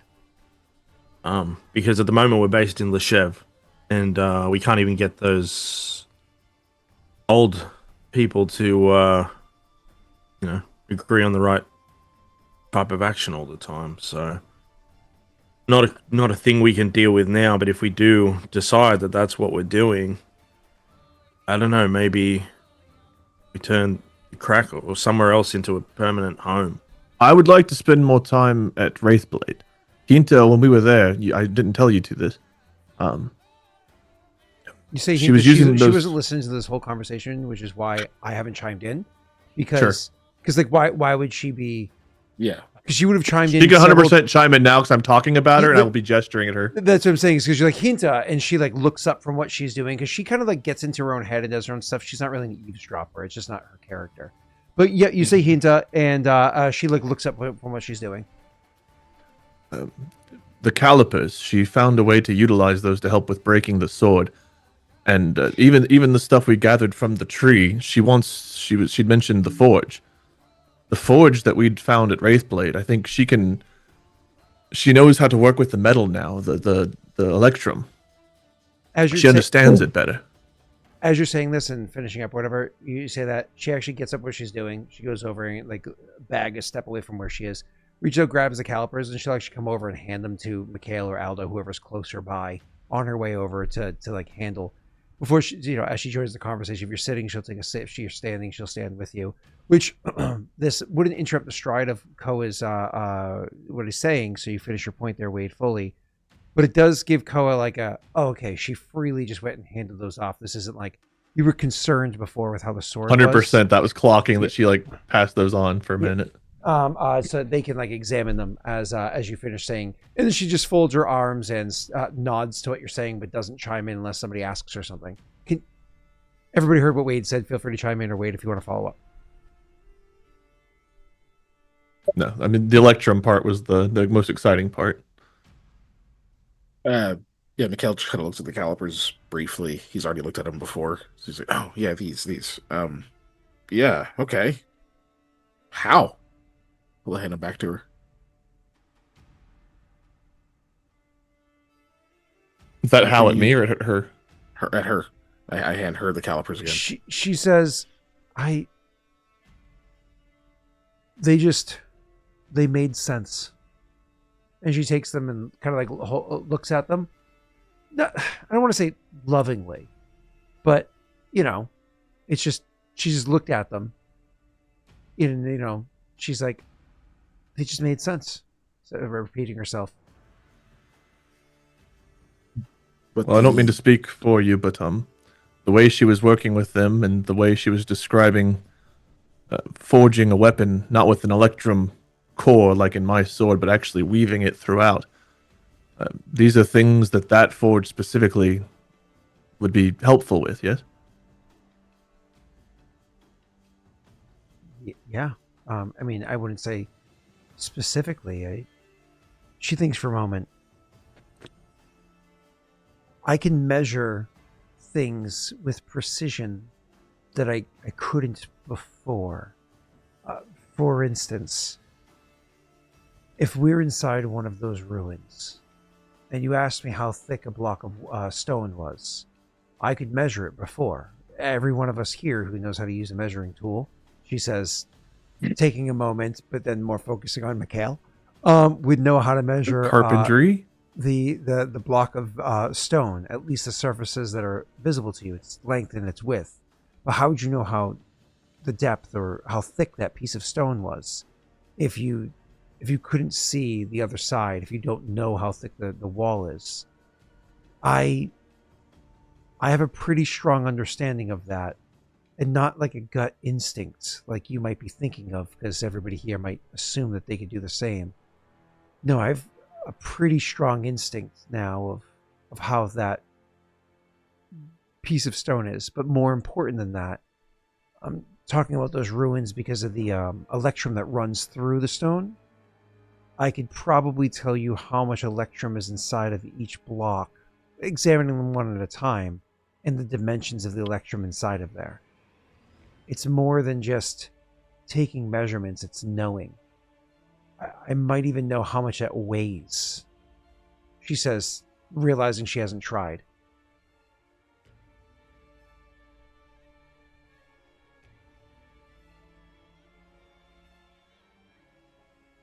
That's pretty impressive. Yeah, she nods almost absent-mindedly, but then says, unnerving, but helpful. Am I crazy for thinking she cared about the forge too? Was that another thing that came up? Oh, of course she did. Absolutely she did. But you were asking about the calibers, right? Well, I asked her if she wanted to run more experiments at the forge itself too. Yeah, it was good because Kiki asked that if you know like how it is that she does or whatever. And then so kind of like going back to that point, and then she'll gesture towards Koa a little bit and say, as for the forge, it's the easiest way to describe it is, have you bent wood, Koa? He's remembering the tree he just bent literally like 2 days ago. Yes. She says, it's like that. It's like when you're bending wood, how it's so much easier to shape than when the wood is solid. And Koa's realizing she means something very different. Yes. He's like, he'll nod along. You know what? Hey! Oh, no, it's a bluff. I thought you were rolling a carpentry check. Roll a carpentry check. Oh, sure. It makes more sense. Oh, come on. You don't Hey, Kiken, know. can I have that too now? Wade, do you know what I'm referencing, just to be clear? Actually, no. So you own a house. If your house is a second floor, you probably have a banister. If it's an older banister or like a nicer new one, that banister is not a whole bunch of pieces of wood stitched together. It's a single hunk of wood that has been recurved to go up there. That's impossible to do with hard wood. So what they do is they like put it inside of a device that more or less steams it for like, I don't know, like 72 hours. And they literally keep it steamed as they like the carpenters come to the house that they're building. And then they take this thing while it's still hot and steamed, and they literally bend the wood so as it's drying, it's getting harder, and they're like nailing it or screwing it into the different areas. Oh, I see. So it like wraps its way up your banister to the second floor as like a single continuous. So she means like that is what she's referencing, because that method of craftsmanship is old as shit. That's not new. Sure. So she's referencing that. So she's saying like working with electrum there is more like the simplicity of carving wood or shaping it as that is, right? Which is quite the gap. But unfortunately, Koa doesn't get that because he's never done that shit before. Even if I just explain it to Wade or others that are. Yeah. So he says, sure. And then she like starts to explain. And then he'll slowly start shaking his head. No, I don't understand that. But it sounds impressive. Okay, perfect. Great. And she goes, then she looks to Mikhail, whether or not he understands. I'll assume that, he doesn't either, because he's no carpenter. He doesn't know the whole fucking world. Even though he can roll all the checks. So she she says to Mikhail, she says, it just makes it easier. Like, and like a bit of frustration. Does he seem... They'll let it drop. Yeah, so he just lets it drop. She could talk for hours about this, but I think maybe you guys are on other topics and probably pester her more about it later on. The point of all of this is we were debating starting a club there. He looks the other two to see if that's right. A club, Koa? I forget the word a guild. Look, we need somewhere to be that we're not beholden to other people. Like, we're beholden to Leshev. That's where we live, right? When we go to Hodgwen and things like that, we need somewhere we can decide for ourselves. Which makes sense. But yeah, look, let's deal with what's in front of us first. But if that is what we're doing, if that is where this is all heading, it should be on at least the back of all of our minds. But food for thought, hey? Yeah.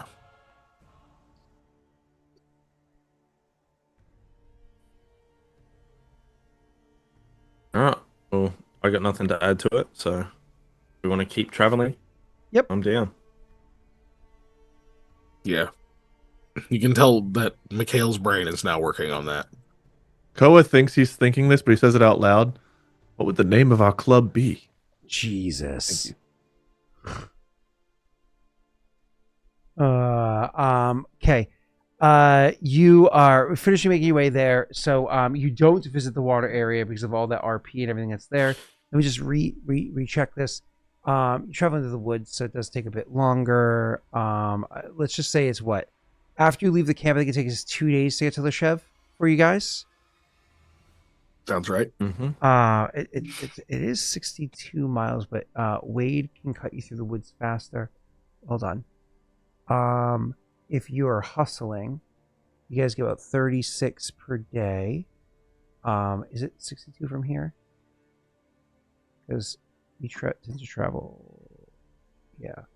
And so that's 62 times 2. Sorry, 36 times 2 is 72.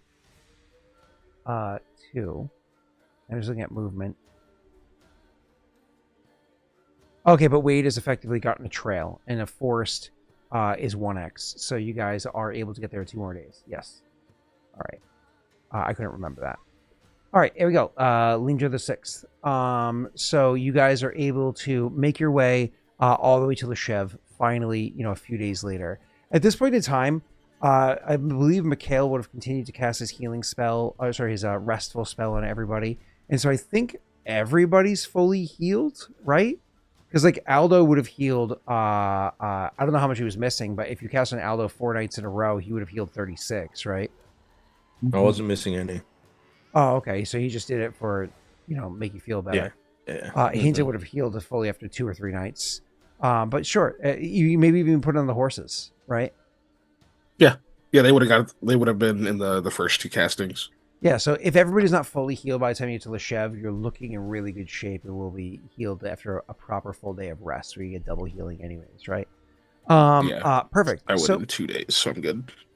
You guys are going to make your way back to Leshev and finally find your way into the place. When you get there, as you know, the bridge is under construction. And so somebody, the people come over and be like, oh, hold on. And then when they recognize the 4 of you are the ones that are coming, the only hard time that they give you is that bringing the horses across the bridge, because of like how narrow the crossing area is right now, can be complicated. But they hand wave you through pretty quickly. And Koa, if he can pass me a handle animal check, it goes without incident. So the only hiccup here is Koa making a handle animal check. And he finally rolled decent. Hey! So with simplicity, he gets the horses through the area. This does, of course, have implications on how this affects trade, because you know that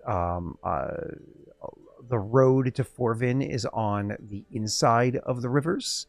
whereas the road to Lvov is on the outside of the rivers. So you kind of have to travel through Leshev's bridge to get between them if you're going by road. Otherwise, there's just the river itself, which you can do. Is the bridge safe to cross? That's what I was getting at. Is as long as you guys are careful, and then you got the horses over, no problem. Getting wagons across it is a whole fucking endeavor, where they literally have to stop doing construction and have to set up, planks or whatever it is and like they have to stop to help get things through. So they're trying to get most things to pass by in the river. That being said, you guys actually do notice something inside of Leshev that you hadn't noticed prior. Part of the construction to the bridge is actually they're putting in they're kind of like starting to section out, doing some work in the actual water itself. Like they're starting to build foundation to something more robust being inside the bridge. Clearly your characters would inquire what that is, and they're saying, oh, we're putting up more or less like a gating here to allow for a degree of a degree of controlling, like, who can pass through in the river area, with the intention of like putting in like a toll. So people that are passing through the Leshev area would have to pay a small toll, because more or less the way that it worked is that the amount of cost it is to do this reconstruction is so massive, because the materials are expensive, because nobody knows how to make these blocks anymore. So either they have to replace it with new stone, or they have to go to areas where this kind of stone is already and take the correct size pieces and either jigsaw them in or cut them into the right size because they were bigger. And so that means you're literally hiring people to go to ruins to steal the stone out of it to bring it back here to build the bridge. And that's an expensive endeavor. And so they're doing this, which to your own characters, you're like, the fucking what are you doing? Because of course this has the implication to you. And when you inquire any further, they fill you in that, well, there's a whole region of ruins with this kind of stone in Hod Gwen. And Hod Gwen right now is likely going to be very amicable to, they don't know about everything in the resolution, because like it just fucking happened and you guys never have been here to tell them. But they believe Hod Gwen will be very amicable to doing trade for that stone, which is trash to them when they need funding because of everything that's going on. So it's kind of like the trade-off, more or less. Tax the merchants and other travelers to pay Hod Gwen's government to give them trash to use to make their own bridge nicer.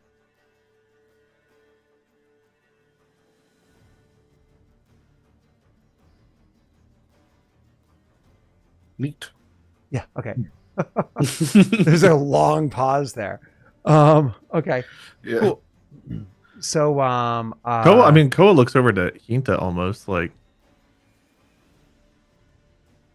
could we just make this now? She shakes her head and says, I'm a smith. You could measure it, though. Was the stone poured? Is this a natural stone with it woven through it? Or is the stone cast like a clay? Do you have that answer? If it's cast, have you ever seen a clay as powerful as that stone? Well, Mikhail? Is cast the right word? I don't work a kiln. He looks at Mikhail again. He goes, you're the artisan. He like gives you eyes like, don't embarrass me in front of me.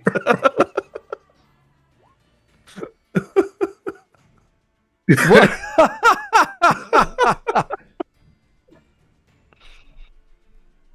I didn't know you had that on your sheet. I'll wait for your response.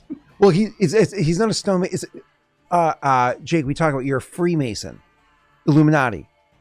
No, yeah. Yeah. Wrong one. I need to change that. Yeah. Sorry. Sorry, overlords. Sorry. Anyways, continue. This skill allows him to get people to come answer this question for him. Got it. Yes, exactly. Oh. I know, seeing all your blank faces, Aldo walks off. Nobody's doing anything. That's it. Mikhail will follow Aldo. It'll leave Koa to that. Koa looks back at her. I really expected Kale to be more helpful than that. Perhaps we should ask one of the stone masons here. That actually could work. She goes, oh, nobody says anything. I imagine everybody just kind of nods. And then from that, you will head into Leshev. When you guys get into Leshev, things seem relatively normal, kind of going about. When people see you guys, they're very excited to see you. Everybody's, with their hellos or their waves. It's what's that movie? Beauty and the Beast. Good morning, Belle. Like one of those kind of situations. As your characters are making your way through. Again, not everybody in Leshev is that way, but a good number of people that always makes you feel like you're coming home. Do you break off with Hinta pretty much when you get here so she can go off and do her own thing and you guys head back to your house? Where are you going immediately? Yeah, We should go to the house. Yeah, I'll just let her know we're heading to our cool house. Yep. So if she wants to go where she's going, she can go. Yeah, she's gonna break off from you guys, and you'll connect with her as needed when you do.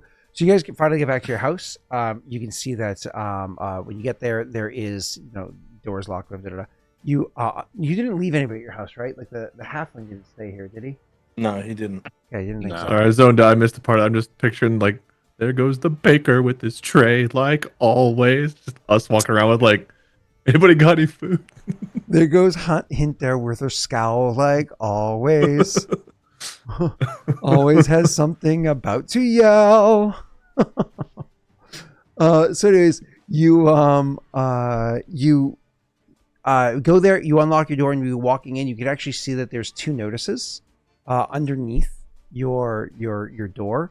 Like letters had been delivered to your house. So you kind of you step on it like, whoa, shit. And then, pick them up as you go walking in. So you can check those out as you go into your place. Just really quickly, your place seems perfectly fine.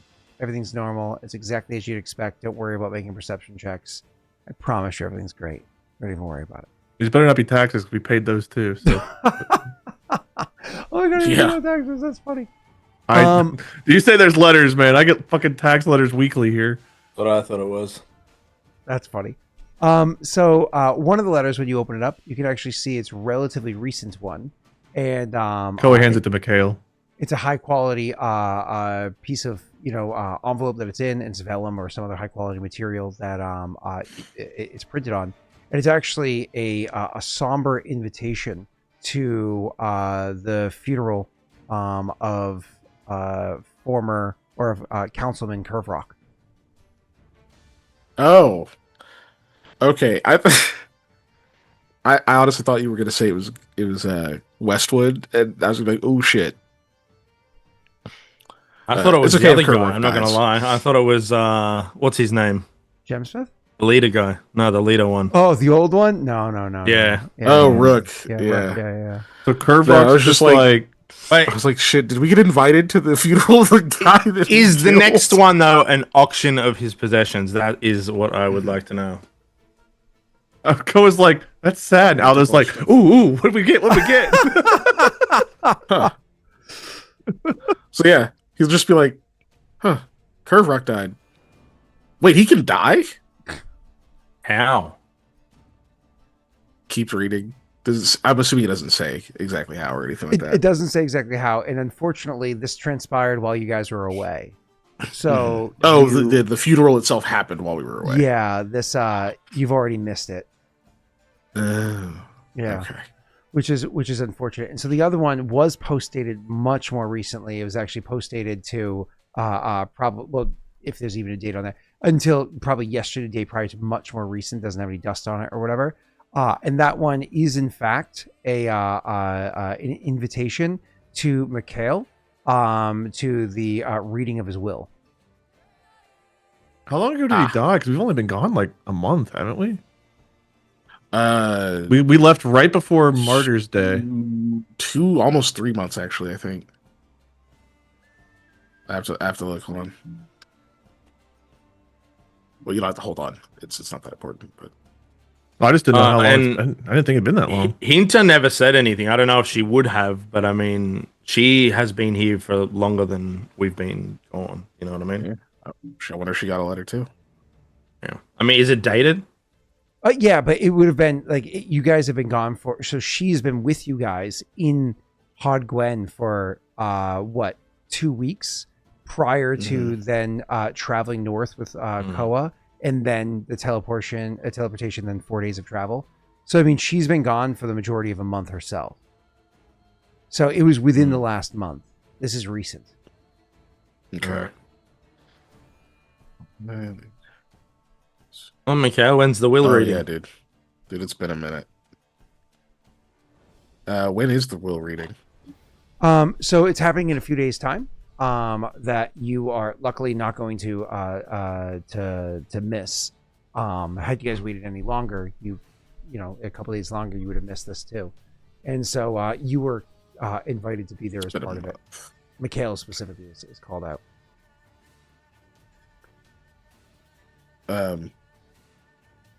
I shouldn't have asked that because I was distracted. But, looking at the dates. But yeah, he'll just point at it for Aldo. I guess it's just for me, so I should probably attend. Yeah, I mean, if they've asked you there directly, it's you've left you something. Yeah.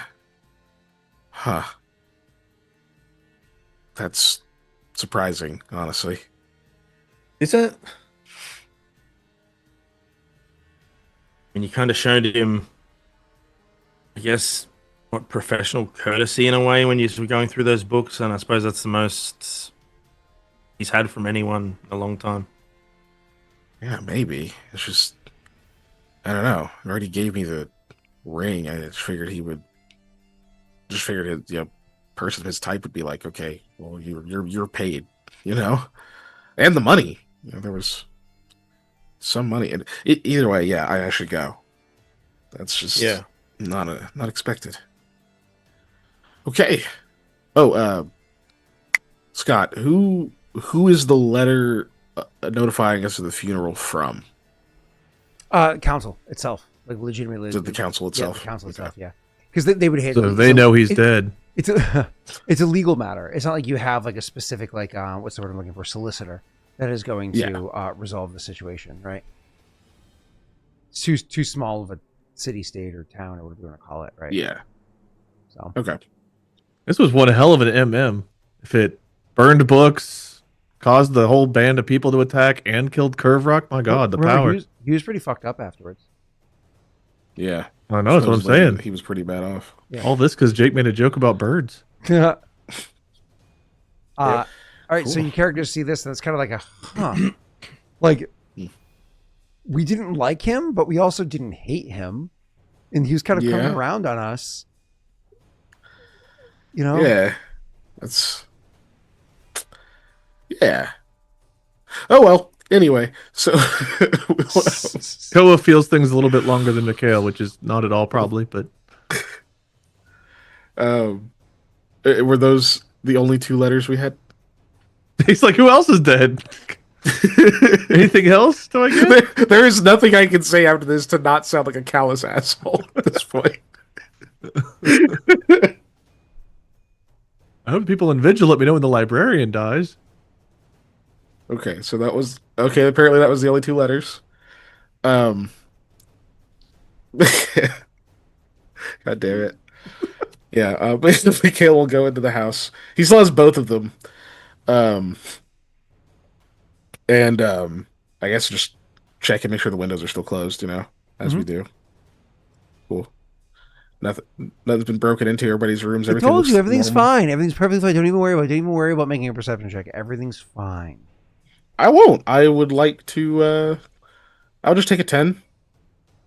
Okay, that'll work. And what does it give you for a Look total? around. Did you spend the rest That of the would day be- searching throughout the house like a paranoid little? I said a 10, not a 20. It's a 19. A 19. Yeah. You know what you find out? The bird costume was under Aldo's bed the entire. No, you find nothing. It's fine. It's All right. Everything's fine. It's fine. we were gone like a month, you know. So Mhm. stuff could happen. Right, so everything is actually fine though. Everything is how it should be. Do Is we it- need to make perception checks, or are we good? Like, are you asking us to call out perception checks, or are you I'm saying not. we don't I'm have saying to? everything's fine. Yeah, I but don't legit like took how a you're 10 and got a saying it. 19. Whenever I'm lying, I also laugh and talk like this, though. I wasn't kidding. I took the 10, got Yeah. a 19. He said 19 it was total fine. had no So, problems. All right, everything looks like it has, but like it was as we left it, I guess. So Koa double checks one of the spots that we'd found money in just to see if more magically appeared there. somebody came and restocked our wall money. We didn't have anything to steal, so maybe they came and gave. You know, Aldo would check his own room. take Yeah. a curve rock, leave a penny. You know. Your room's fine. Everything's fine. All right. Okay. Well, so do we just waste a day now? Sure, I can see your characters doing that. Like I mean, finally, actually have How beds, much of a especially rush how are we good- to get to the keep? Like, can we wait a few days before we get to Alcemia? I mean, in theory, that's up to you guys. Did I? Okay. Did I have letters waiting to be responded to? You mean to receive letters? Yeah. That unfortunately, the address where they would have sent that would have been down in what's that town called? Westwood? Westwood. Yeah. Okay. Not one of them wouldn't be. One of them was specifically called out as Leshev. Which one? That would have been Fawn. Polyphon. Gotcha. I'm gonna say no. It's not here right now, just because I don't remember the response. Otherwise, I would say yes, Okay. I do have a because that was a while ago. a at this handout point. thing. Yep. Yeah, I do have a handout thing that I keep track of that in. So Yeah. We remind me context after the session, and likely it'll come very soon because it's been an appropriate amount of time. Okay. But yeah, back to where we are. So your characters want to spend a couple days just kind of like allow Mikhail to go to that thing, but also let your characters kind of like seep back into it for a minute, like actually relax for a minute, maybe talk to Gemsmith or anything like that. Yeah. Cool. I'm gonna go Sounds good. pee real quick if y'all want to chat or take a moment yourself or whatever it is. So I will be right back, and then we can get back into that RP. So give me 2 seconds. All the horses are healed. That's good. yeah, I think we're all healed up. I should put those spells back on now that it's been a day. We do need to do some shopping, try to get some kind of potion replenishing before we go over to the mountains. Probably rations and stuff. Yeah. I don't remember how long it took to journey to the mountains last time. Yeah, some potions. I would like to get a short bow. Okay. Was not Because expecting that from you, but okay. well, I gave away my crossbow forever ago, and I didn't remember you having a ranged weapon. I had it forever ago, and I gave it away, and I can't remember who I gave it to, but I no longer have it. Okay. Or I think I handed it to someone. I just like never took it back. But we went to the mountains later in the year last time, and we Yeah. came back. It was snowy, so that in theory, this time we shouldn't encounter snow on the way back because it was early fall. Last time Yeah, it was like we- mid to late autumn when we headed over there. I think 'cause it definitely wasn't I around think- Koa's. I think that's accurate. Anyone in chat remember the month we headed to the mountains? That's a very specific question. I don't even think we had the macro at that point. we didn't have the Yeah. macro, but we definitely I think Yeah. talked about it. Yeah, I know he brought it up, but I'd be surprised if he remembers. Yeah. It was in the winter. Yeah, I We headed back in the agree. winter, but I think it was like end of fall when we went there. Yeah, I think winter hit while we were there. It was like a really bad early snow or 'Cause- something. Yeah. Because we had that really Yeah. horrible freezing night. What was I about to fucking say? Yeah, but yeah, so we're concerned we might encounter wyverns, right? Like that's I part think of the plains danger of cats are those more. mountains. There's a chance for plains cats on the way there, but I think those are worse in the spring and summer than they are in the fall. So Yeah, and we're like about as prepared as we're gonna be for something like that. yeah, Wyverns fly. That's like an issue.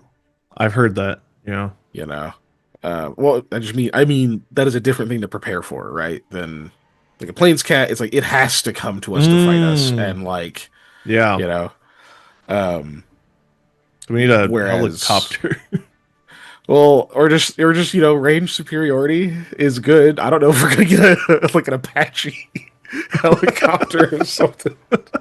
We can see if they have one in the ship. Is there a role to invent Apache helicopter? Summon vehicle of war 4. I would like dual nuclear missiles. Don't worry, guys. We got it for 3 rounds. Scroll of Apache helicopter. It'd be fucking catastrophic. It just misses with something. Ah, it's from the USA plane. Just right. Fuck. No, but I was thinking like I imagine we could probably get a bow here. Like I know this is not a big place. I think a bow would be pretty easy, yeah. But I'm wondering because they've been trading with Drazstone if they would have even just like a few items that might be useful against wyverns. That's fair. You know, because because in my head I'm thinking stuff like tanglefoot bags are really useful against flying creatures, but obviously we'd have to throw those. Like I wonder if there's an arrow, or a bolt that could. I'm pretty sure there is. I think I found a link to one at some point. And I've forgotten, but excuse me. If there's like a tanglefoot arrow, basically, or something like that, that we could like shoot a bunch of them at one, and if it hits it, it kind of fucks it up a little bit, makes it difficult for it to fly. That sounds like it would be very useful considering if something's flying above Koa's head, he can throw a javelin, but otherwise he'll just be like, hope it can't spit fire or lightning or poison or death or. I mean, you could use a bow too. You are trained in martial weapons. You could use a short or a long bow. That'd be dex based. Yes. So is throwing a javelin. The damage is strength, but the actual attack is still dex. Does a wyvern have a high AC? You think? Because probably, but what I'm saying is like you're gonna have the same odds throwing a javelin, probably better depending on how far it is, because a bow shoots further than you. Can okay, my javelin throws a +4, so I mean I guess that's something. So yeah, you'd be shooting at a +4, and assuming I got to hit what, like a 17 or higher, probably. Probably, yeah. I guess.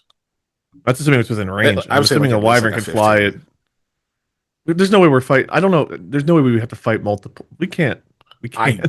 If there's multiple, I don't think we're fighting at that point. I think that's like bury yourself in the snow. That's like get the fuck out of there. We're not doing like what is already. We should probably not fight it if we don't have to. That's true. I do have the dagger. I've got the one use poison dagger. Yeah, that feels like one of the situations where if you're using that, it's because a lot of shit has gone wrong. You know what I mean? Like if you're having to bust out a dagger and hope that this poison is gonna slowly eat away the life of this creature, I feel like a lot of shit's gone bad by that point. It has one use of wyvern poison. The DC is slightly weaker because it's ours. Oh god. So that means if we do fight a wyvern, it would likely have poison if it's because this is from Drazstone, so they would have gotten it from that, and that means it would have a high DC to resist. Probably. Okay. We want to do some don't shopping. have any anti-venom. Yeah, sure. Interesting. What are you shopping for? A short bow, maybe 2. Sure. Easy.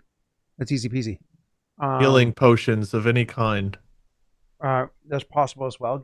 Let me look. 1 second here. An Apache helicopter. Oh, hold on. Go fuck yourself. Okay. Just a scroll of one. A scroll of Apache helicopter. Yeah. That's Yeah, funny. yeah. We were discussing it. Or while a we were going. wand. A wand. 3 uses.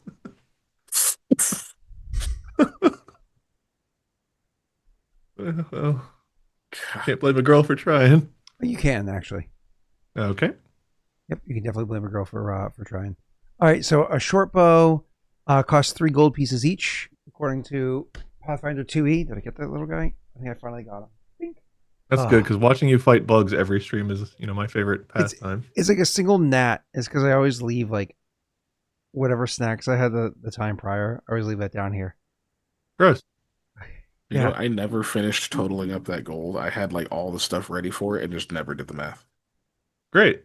Okay, so but you said it's three. It's 3 each for the short bows. Yeah. Did you actually want one, Koa? I mean, it's about time for Koa to have a proper ranged weapon. It doesn't hurt to have it, Yeah, that's Sometimes, it comes with a sometimes you just can't close the distance to get to your target. You know what I mean? yeah. Like a short That bow comes has with a range quiver of of what, 20. like, Right? I thought it was quivers. Yeah, quivers are 20 for short bow, 10 in its bolt case. 10 for bolts. Yeah. Okay.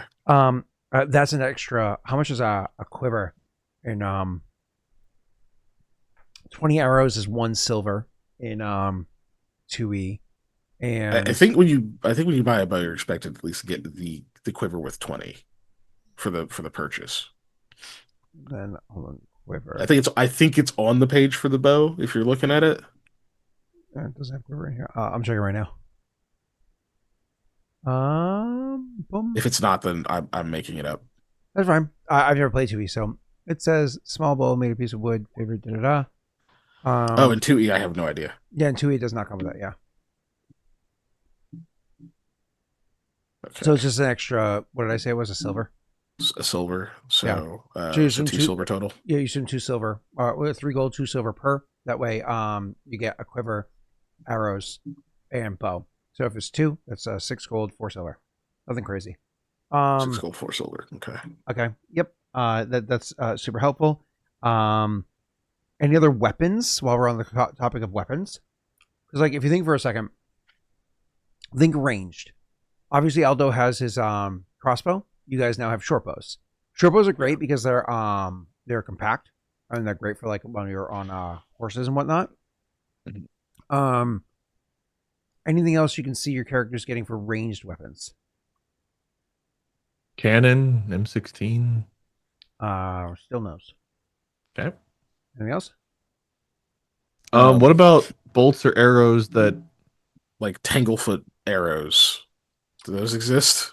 I I think they do. they do. Just But okay. that's Would they- that's specialty craft. That's where Dwayne comes in. So yeah, I know it's well. The only reason I had the idea that they might have them here is because they have been trading with Drazstone. Mhm. So I thought there's a possibility they might have gotten some like weird wyvern fighting tech or some shit. or birds, because Dresden was also attacking the eagles Yeah. for a while. Yeah. yeah, That's a really good argument, and one that I accept for if we go to Drazstone, being able to find those and purchase them. You know. fuck. Okay. Yeah. But like exporting that, you know what I mean? Yeah, you know, maybe like somebody's got like 3 of them. Like, yeah, look at these are cool. I bought them. You know, and then we just buy them off them. You're asking for an upsell. You know, Like you're asking for me to increase market price. I figured I didn't have to ask you to do that. We're gonna do it anyway. Oh, okay. I can do that. Sure. Sure. Seeing as you'd be like, well, you know, they're not really from here, and they're an exotic good, and you know, it's getting close to fall, and also, you know, I'm eating right now, so this is inconvenient. You know, Sun's in just my the eyes. usual Sky reasons. The sun's Yeah, I got a headache. Yep.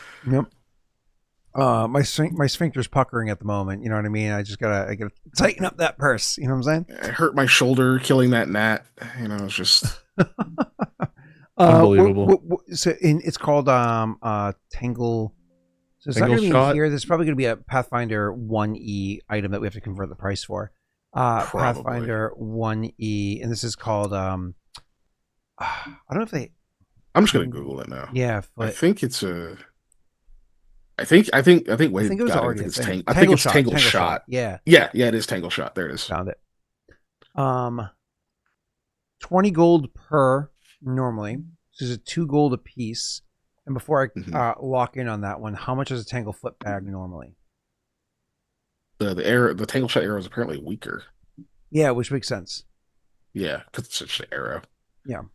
Tangle foot bag is normally 50 gold. Jesus. And weighs 4 pounds. They're useful though. And So what does this a exactly ranged- do? Hold on, ranged touch attack. Bag comes apart. Goo bursts all over the person, entangles them, becoming tough, resilient upon exposure to air. An entangled creature takes -2. So it's just an attack roll. It's a touch attack. -2 to attack rolls, -4 dexterity, and must make a DC 15 reflex or be glued to the floor, unable to move. Even on a successful save, it can only move at half speed. Huge or larger creatures are unaffected by tangle foot bags. Flying creatures are not stuck to the floor, but must make reflex save or be unable to fly. It does not function underwater. A creature glued to the floor can make a DC 17 strength check, or by dealing damage to it, blah, blah, blah. How long does this thing last for? I think it's You like said large creatures. Would that be too? Would a wyvern be Huge. too big? It's huge or larger. Large is a Wyverns step might, below huge. I think wyverns are large. They might be huge, but I hope they're large, not huge. they do. Mortifer could get horses, though. huge. So, remember that Baldur's Gate 1 really, really bad video, and it came by and took a cow and flew off. Yeah. Yeah. Anyway, so Poor cow. so that is He died in low poly. and so that you can throw that 10 feet, automatically works DC 15 reflex save, and you're just stuck there until it's unstuck. It doesn't have a time on it. Okay, cool. What does this one do? So it's an arrow. So it looks like you shoot the fucking arrow. You fire an arrow as a ranged touch attack. Already that's powerful, because you're like, you're talking 60 feet per -2, so 120 feet you can still do this, as opposed to 20 feet for -2. It deals no damage when it hits. Who cares? But the target is splashed with blah blah blah. It's only DC 10 and DC 12 respectively. The reduced amount of glue means the arrow is less effective than an actual tangle foot bag. Wait, hold on. Okay, but you're still entangled. It's still, if you hit, you automatically entangled. That's still very powerful. Yeah, that's awesome. It does the same things, just that all the DCs and stuff are lower. How long are you half speed for? Till you scrape or cut off the adhesive, or make the strength check to burst it. Because entangle area, it lasts while you're in the area, right? Yeah, this is like you have to get the adhesive off you. So you do either the strength check or you do the slashing damage to it to get it off you. Once free, they can move and continue flying at half. Once free, they can move at half speed. If the entangled creature attempts to cast a spell, it becomes too brittle. Oh, okay. Hold on. It lasts for 2d4 rounds before it falls off of you. That's what it says. Oh, does it say that? It's on the bag? Okay. Yeah. But it doesn't say. That's fair. It doesn't say how long. Because it's DC 15 or be glued. If you are glued, it's a DC 15. It's DC 17 to break it or deal damage to break it. Is it? But it says trying to scrape the goo off. Another creature can assist. Doesn't need to. Blah blah blah. Once free, the creature can move, including flying, at half speed. So even if you break yourself free from being glued, you still have the success save effect, which is pretty awesome. But for how long? For the whole 2d4 rounds? I guess so. That's better than the entanglement spell, which is just a radius. Granted, I think it's 40-foot radius, 80-foot diameter. Yeah, the entangle's huge. Yeah. But this is like the thing about entangle is like if you have a really good jump check, or if you can have a high speed, you can be out of it in one round. With something like this, even if you have a really high speed, it's following you. So if you I can hit you with this, and you're stuck with it for 5 rounds of half speed, right? Or vice versa, right? You can hit me with it. Yeah, tangle bags are dope. Okay, cool. I like it. So you can have one. The bag is 50 because, but this math seems wrong. Is it 50 so 5 or 50 so 50? 50 so 5 for a bag. But a bag's range is so short and is really powerful. The arrow is his range is insanely long, comparatively, and it's the only thing weak about it is the DCs. But you're still hitting them with the half speed and the entangled. So regardless, let's say if someone successfully hit, if they make their save, does that mean they still have to take a round to get free, or does that mean they just don't get? If they make their save, they still have a -2 to attack rolls and a -4 dexterity to the dexterity. Which, if you're somebody like I think Aldo uses dexterity for his attack rolls, that's effectively a -4 to his attack rolls. Well, I'm just more so thinking like, does it have to be grounded even for a moment if it makes the save, or does it stay up in the air? Because Koa can't really hit things if it's up in the air. Oh, if it's flying, it loses the ability to fly. Mm-hmm. Even if it makes it save, or does it not make the save? If it makes till a after save, the it can next still fly. Just a half speed. Yeah, just at half speed. Yeah. I'm assuming these things have good strength and dexterity. Well, you're specifically talking about wyverns? Yeah. Well, yeah, that's what we were talking about buying one for, because that's what we think we're encountering when we go to help the birds. Or that we would prepare against, right? Yeah, Like, you prepare to inhibit it so you can run away. Yeah. Yeah. You don't want to fight a wyvern. Nope. No, but I thought the whole point of us going over there was because they're attacking the birds or something, so they got to be dealt with in some way. Because, like, to be clear, a wyvern in one round can do 1, 2, 3, 4, 5, 6 attacks. The weakest attack doing 3 damage. There's also grab and poison included inside of that. And okay, and they can fly. I'm not saying I want to do this. I'm saying we have a time limited thing to go help birds that are being attacked by wyverns. And if you get hit by their poison once a round for 6 rounds, you take 1d4 Constitution damage. And you have to make consecutive saves. So if you fail to save once, you have to start over your consecutive saves to get rid of it. And the DC is not low. It is they are a nightmare scenario. I'm sorry, you're saying something, Kiki? No, they suck. I was gonna say so you said it's 6 attacks, so it's what? It's bite. Yep. 2 wing attacks, I'm pretty sure. Yeah. And the sting. Yep. And the other 2 I'm pretty sure is a rend. It's rake. You have to get same difference. Yep. Oh, the rake. Yeah. So if you get hit with the 2 wing attacks, then you get raked. Mm-hmm. If I recall correctly. Yep. Yeah. Yep. Or is it just if it grapples you with the bite?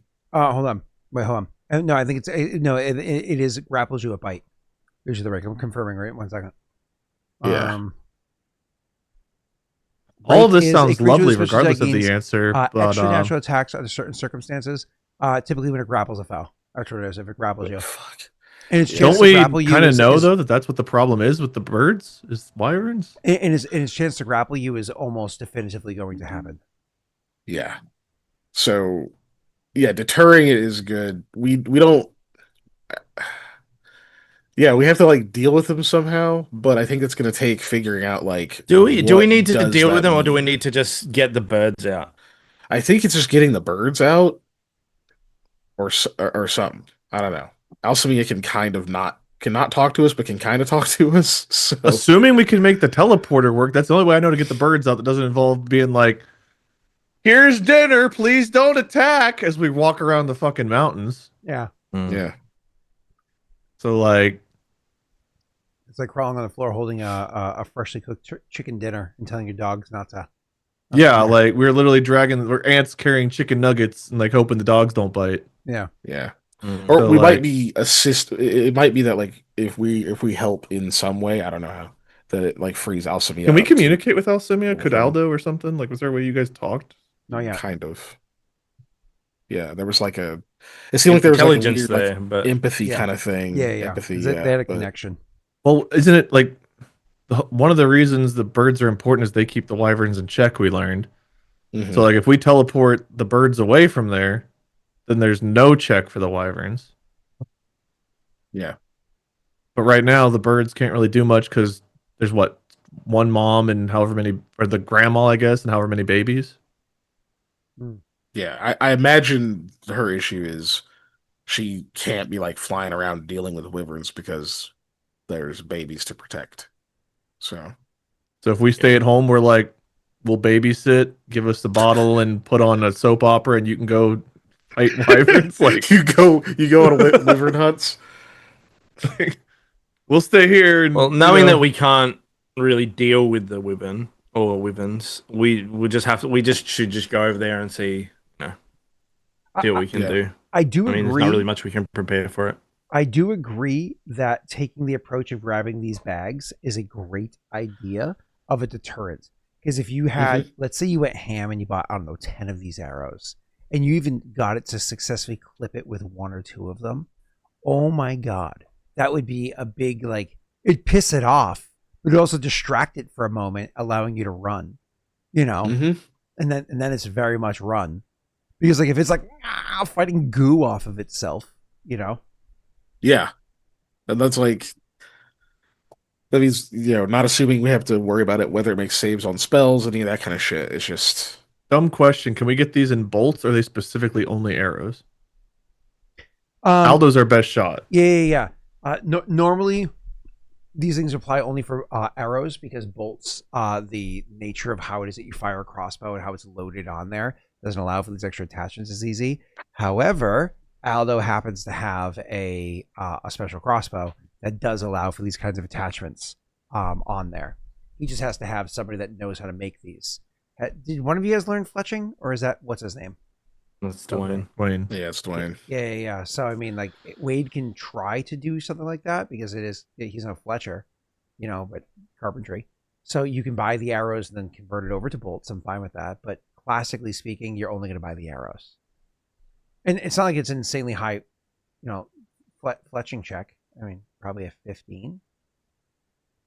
Because you're not crafting it. You're just somebody already did the head, already did that stuff. You're just fitting it over there. Okay. Thoughts on that? Yeah, I guess how many can we find of the arrows? Plus... That's a good question. How many are even available? I liked your argument of charging more because they're being taken out of the region you where they're did. from, but you're not going to go crazy. It's still the pricing here. This is one of my big issues with Pathfinder's. It doesn't even know its own pricing. Oh, it's ranging of it as half, it says in there, which is not, but still, it's pretty big. All right, so 2 gold pieces each feels underpriced even by base value, but why don't we do 3 gold pieces each? And then how many you find? I'm willing to say 2d4 is a fair number to find, because you have some pretty big upward bounds there. Feel free to roll. Great. 5. Great, love it. So you can buy 5 at 3 each. It's 15 gold to grab them up. It feels like you're giving away a kingdom, but it's one of those things where trust me, I know this hurts, but first of all, you never even counted the gold I did, and second of all, you will want these when you need them. Right? Well, right now Mikhail's handling the gold, so it's 15. Can we haggle them down if we offer to buy the whole bundle? That's no. Yeah. It's in there. No. Flat no. All right. I love that D&D mechanic of no.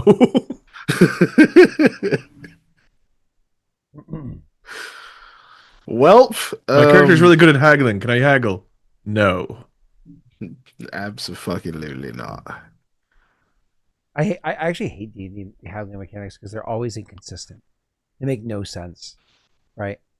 Because you would decide how it works. You can roll. You can roll and get the number less and be like, I buy it. But you roll and the number gets worse and you go, I don't buy it. And it's then what's the point of the mechanic, right? There's no downside to it. Yeah. I feel like we should get them. Yeah, I'm down. Even if we don't use them now, I'm sure they'll be useful at some point. Yeah. All right. So you 2 got bows, and we got some tangle arrows. Yeah. Can we find any healing potions? Yes. We can. Give me a second. For that one, roll me your diplomacy to look for them. Mikhail, you want to look for him? Mikhail, or is Aldo doing it, or? My diplomacy's not bad, but one of you is probably better. Sure. Diplomacy. Oh, Yeah, a lot. Jesus. Yeah. You find Good some. roll.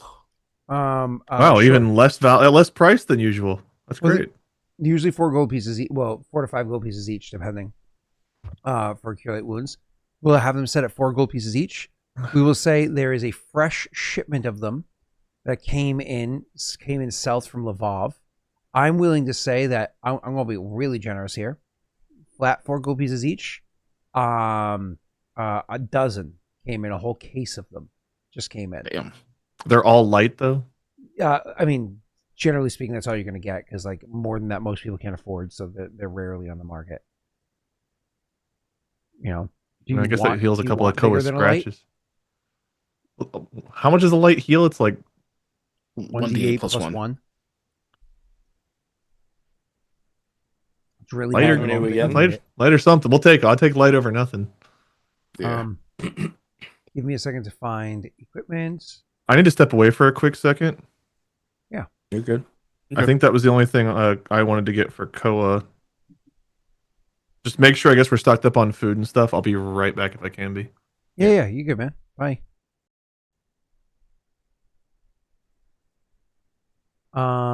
So where's the healing potions? I'm looking at because like, are they called healing potions in 2E? I really gotta have a chart of these like frequently purchased things ready for I think us. it's like potion of healing lesser or something like that. No. Potion of nope, don't have. Healing less. Nope. Is it cure maybe? Yeah, maybe. Pearl gel. Nope. So it's definitely gonna have to be healing. But the problem is healing just appears 69 times. It's just healing potion. Healing potion, minor, lesser, moderate, greater, major. But it's pinging on me when I say so. Healing maybe comma lesser. Just look for healing potion 2E. Yeah, I mean not in the. I'm in the archives in Nethys. And it's got all 800 items all in one list, and you can't do healing potion because it doesn't appear. I'll just link it to you, or I'll just throw a link in the Kingmaker chat. That works. Going over there. Yeah, I was just Googling. Yeah, Messi and Rena were in Massachusetts, and we were supposed to hang out this week, but like all last week, I was very detached from everything. And then his way of responding to me to get my attention to try to like hang out, like either yesterday or today, was to start DMing me a bunch in Discord instead of texting me. And so I saw those messages at about 6 p.m. today when I like, oh, I should probably start recontexting myself with Discord now that I'm like back. And then I was like, what the fuck? I was like, why didn't you have my cell phone? You've had my cell phone for like 5 years. What are you, 6 years? What are you doing? You know how bad I am at Discord. What is wrong with you? Is this you just saying you didn't want to hang out? Is this you trying? Is that what it is? Right. Yeah, he's not going to respond. Don't worry about it. Yeah, right. Rena's like, make sure you message Scott. And he's like, sure, I got you. Like, oh, God. All right, here we go. So it goes, the way what they call minor is 4, after that's 12, after that's 50, after that's 400, after that's, but we have used this game's rules, which is funny because that does not quite scale, because this game's rules goes 50, I think like 25, yeah, because the health points don't match the right way, so it actually does not scale right. All right, so normally it's 300 gold pieces for a level 2 potion. I think that's true for healing as well. So it's 25 gold for moderate wounds. If you're listening, Keek. 25 for moderate? Yeah, because normally it's 300 for level 2 potions, right? Damn. Okay. Am I crazy? Hold on. No, you got it right. It's just damn. That's accurate though. Okay, cool. I'm like, I'm not wrong, am I? Cool. Let me actually do these totals. Yeah, so 25 gold pieces for that, which is a 2d8 plus 3. So it's like, it's at that point, why don't you just drink a couple of lights? That's why people usually do that, right? Yeah. because you don't get the immediacy. Instead, you save the coin. Right. Yep. Mm. I'm doing math. Yep. You good? Blah, blah. I assume Okay, Wade that's does not that. want one of those, but we'll find out when he gets back. Just get a bunch of lot. Yeah, I think so. We have a lot of silver.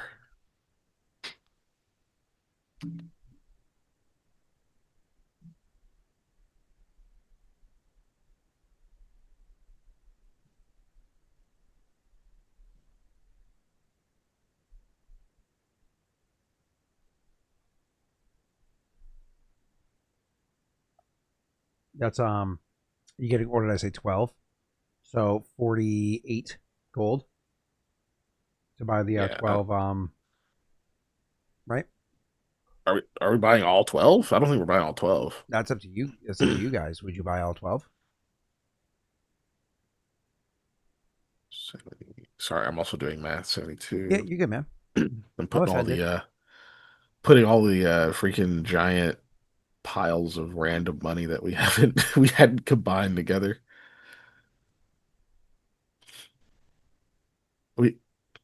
We have we have 280 silver and 7 slivers.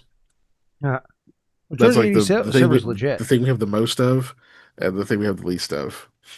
Well, 280 silver is like that. That's solid. That's 28 gold. Yeah, Right? that's 28 gold. Yeah, Like, spend that right now. I just keeping them all separate like we have been. And then we have 3 Moonies, so I guess that's less than the slivers. Moonies is between gold and silver, right? Correct. That's the old Electrum. Yeah, okay.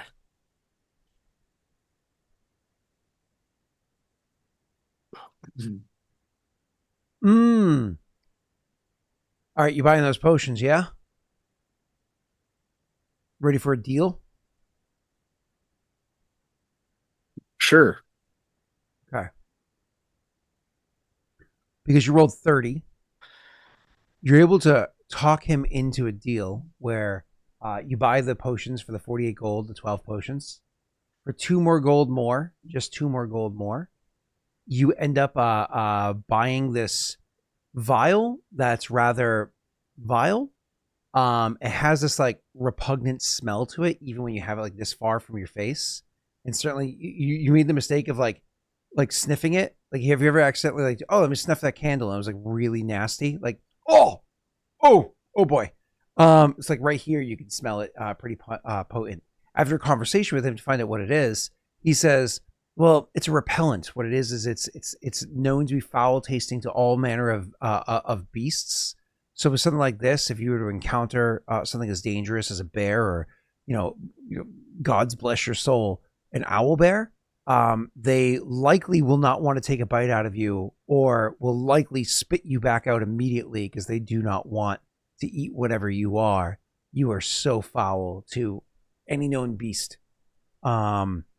And so it's he's like, the upside is it'll protect you if you're out, bringing your caravan around and you happen to be caught off guard by some hungry creature. The downside is its pungent aroma takes some time to remove.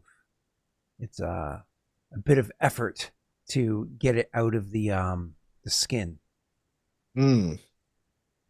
So the deal is I spend 50 gold to get a bunch of potions. 2 gold. And to smell like ass, just for such an occasion where something decides to bite me. It won't bite me again. Or it'll spit Is that what you you're out. telling me? Or it'll spit you out. Or it'll spit me out. But that is for an occasion in which I am bitten or eaten. It doesn't prevent me from initially being bitten or eaten. It says creatures either won't bite you, or if they do, they'll spit you right out. Okay. That's what he said. Clarify, because if I already have to get bit once for this shit, I'm way less impressed. All right, whatever. Yeah, we'll take smell bad beast repellent. Smell bad beast repellent. I'm sorry. Did you say you were spending 50 gold to stink? Is that what I heard? No, I'm you spending did not 2 hear that. gold. Oh, thank God. I was like, what the fuck did I miss? No, it's I heard 12 like, oh, if you spend potions. 50 gold, I'll give you this that makes you not stink. Or makes you That stink. makes you stink. Yeah. No, Scott offered us a deal to spend 2 more gold after getting all of the Cure Light potions that he'll add in this beast repellent. I don't move very fast right now because of my knee. I moved just about as fast as I have in 3 months whenever I heard you were spending 50 gold to stink. I was like, I left for like 2 minutes, dude. Well, No, I was the one sitting there skeptical. I was like, wait a minute. You're telling me you want me to spend money on something that requires we be bitten to work? Hang on, but if we're buying 12 Cure Light potions, how many of these does Koa give out? That's what I need to know, though. Mm-hmm. Yeah. How many Cure Lights are on like the we use and the we give away? Yeah. Oh, are you asking for a bet like the Vegas line? Because I go with the over. Well, I can tell you right now, Koa's got 0 healing potions of any kind. Well, it's not like we need money for anything, so may as well just spend it all. And yeah, let's spend a good amount of it. Yeah. All right, so we get the 12, All right, and you then have our total now. Are we each taking 4? I guess. 12, yeah, makes sense. Okay. 12 Cure Lights. Oh, we got the 5 arrows. How should we hand those out? Are we good on the bleeding gum or whatever the fuck it's called? Blood block? That's the one. Bleeding gum. Yeah, you know. Okay. The chewing gum that makes you bleed. Are we good on like blood block and stuff? I think we're out actually. Let me see. That's come in handy a couple times. I would not mind having a couple extras of those. Definitely just in has. case. Honestly, yeah, I should probably get another healer's kit too. This one's only got 2 in it now. Like, we depleted everything between Beltran and the curses, and we couldn't buy anything in Hod Gwyn, so it's kind of like now's our chance to restock any of this shit. Yeah, I have to look at the aminals. I like that Scott gives us all of this money that we use just to get right back to where we were before we did all of it. Yeah. I put in our DMs the total of party loot. So I think we just spent more than we earned, so I could have worse healing potions and smell bad. That feels great as a player to see. What are our rewards after it's all said and done? Slightly worse healing, and I stink. You solve the curses in Curve Rock's dead. We just have to split that 3 ways, and maybe he left us some money. No, I have a feeling he left us some debt that we didn't know about. I just won't accept it. His gift to us will be something that we owe. I will simply stop existing. You know what else it'll be? The swords we were going to give him will be like, nah, you can keep that loot you found, but also here's some debt. Right. All right, so are we finished shopping? Can we actually see what Kovarok Blood block and healer's kit? Do you know the prices on those things? Can we buy those? 5 gold, I think, was the blood block. Wasn't it? Scott, do you know the price of blood block? I think it is 5 gold because it's 50 normally. I think he's 100% correct. Yeah, he is correct. Okay. And healer's kit, do you know the cost of that? Yeah, that's expensive one too. We said it's what 5 gold to buy a healer's That's also kit. 5. Yeah. Yeah, it's also 5 gold for the healer's kit. I guess take off another 10. That's another 10. So unless they're going to give us another deal, that we get a toe ring that makes us a little sexier. The healer's kit you get from somebody else. But I would say no. You got your deal. You got we have one blood block, so that put us at 2. You got that stank.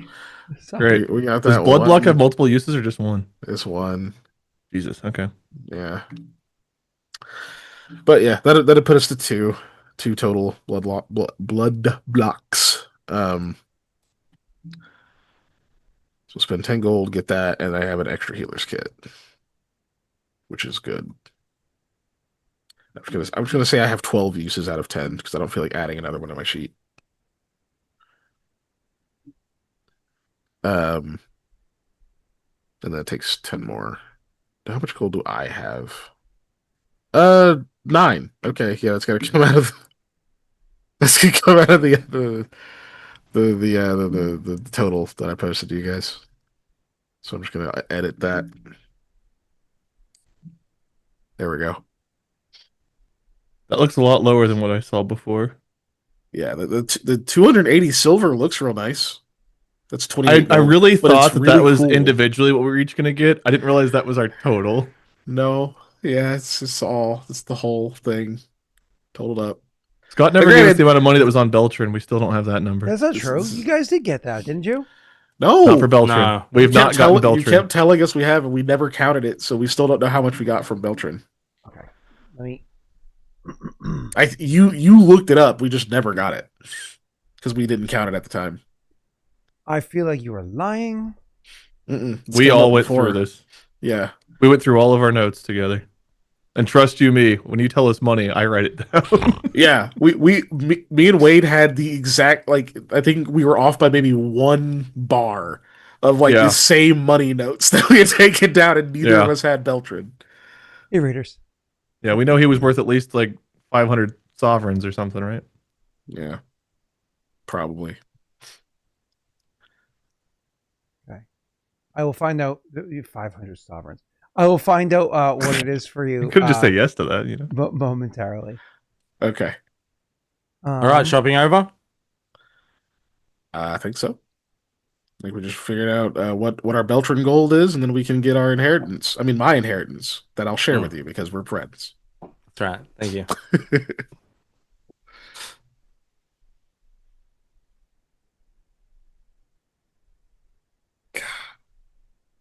Okay, I think that's all the shopping we need. It'll probably be his council seat. It's like hereditary.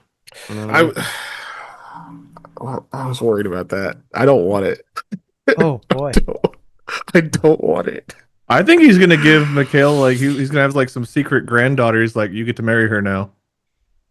All right. No. I don't So want you that. had the stuff that you stole off weird. of his body, yeah? Yeah. You also had 78 gold, 14 silver, and 6 copper, and 11 slivers. 78, Okay, that makes. 14, 6, and 11. Are you writing that down?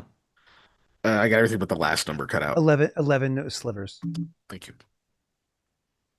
That makes the number look at least like we did something because what you currently had in the total. And the silver's nice, but the rest of it was kind of like. Yeah, that Oh. post-sped number looked a little lethargic there. We're like, uh-oh. Like 2 years of work to stop Beltran and break the curses. You have enough for 3 lollipops and a sticker. Bro, it was very much that like first paycheck, and then you get like you go to a store and do a spending spree, and you get the total, and you're going, oh, oh It's boy. like I just got paid. I just gotta pay this bill. I gotta pay for some gas. Gotta get some food for the week. And what do I get to have There it fun? goes. $3.76. I just gotta live on that for 2 weeks. I can't even afford the matinee movie. Listen, I have to say that fortunately for me, I make enough money that the rest of it goes away on childcare. So by the time you're done paying for kids to go to childcare, you're like, oh no. Every time my dog goes to the vet, I'm like, I know I'm never having kids. There's no fucking way. Oh yeah. Well, at least For some reason, I thought you meant you had to sell your testicles to take care of your dog, and I was concerned, but I get you now. at least with Like, like dogs, I'm you can just like glad. let them, be sick. You can just I'm just kidding. Calm down. The hell are you Calm talking down. about? Yeah. All right, so if we're done shopping, is there anyone we need to talk to? Like, we'll say hi to Jim Smith. I don't know that we need to have a full RP unless he has something for us, but we'll greet everyone as normal. Yeah. Mhm. Yeah. So assume we greet people so they don't think we're jerks. Rude. Yeah. That makes sense. Oh. How's Tony doing? I need to know. We don't have to RP it, but I need to know that. Tony Tony's doing was all the right. one that got the intense injury from the guy that Yeah. was it like a To his leg. One of his legs, I think. Yeah, like, Yeah. like hit him in a way that Yeah, he fucked got up like his leg mangled. permanently. Yeah. Tony is as always of good spirits. I don't think he knows how to not be of good spirits. And so- Aldo lobbied for them all to be taken care of too. correct. That was something he did. Yeah. Correct. Yeah. You definitely did do that. And so Tony is of good spirits. By that I mean drinking. No. He's making the best he can of the situation. But when I say he's of good spirits, you can also see like the cracks in the facade. That it's again somebody who's going through a rough scenario, hasn't fully settled into the new way of life, and so he's doing the best he can with what he has at the moment, right? Yeah. Okay, so you do your pleasantries, your hellos, so on and so forth. Rook is still alive and looking old as always.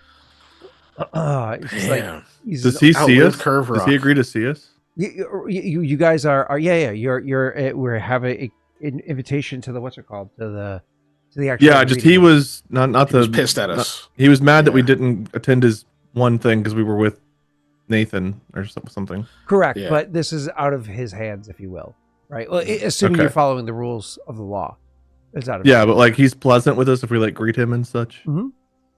Okay, cool. Maybe he's forgotten. We'll move on. Well, we did try to like make okay, and we just didn't know how that would play out. So Yeah. Yeah. Well, so when you guys go there, you're not the only ones. Oh, sorry, not you guys. When you, Mikhail, go there, you're not the only one there. It's going to be you, Hinta, a couple of the counselors that happen to be there, and others that you've not seen before. But judging by the dirt on their face and how filthy their boots and cloaks are, you imagine that they just recently, like, probably pulled in today, and consider they're all hobgoblins, and the clothing that they're dressed in, because you've seen that before, granted close to a year ago, and the stern demeanor on their faces, you think they just traveled from the west to get here, right?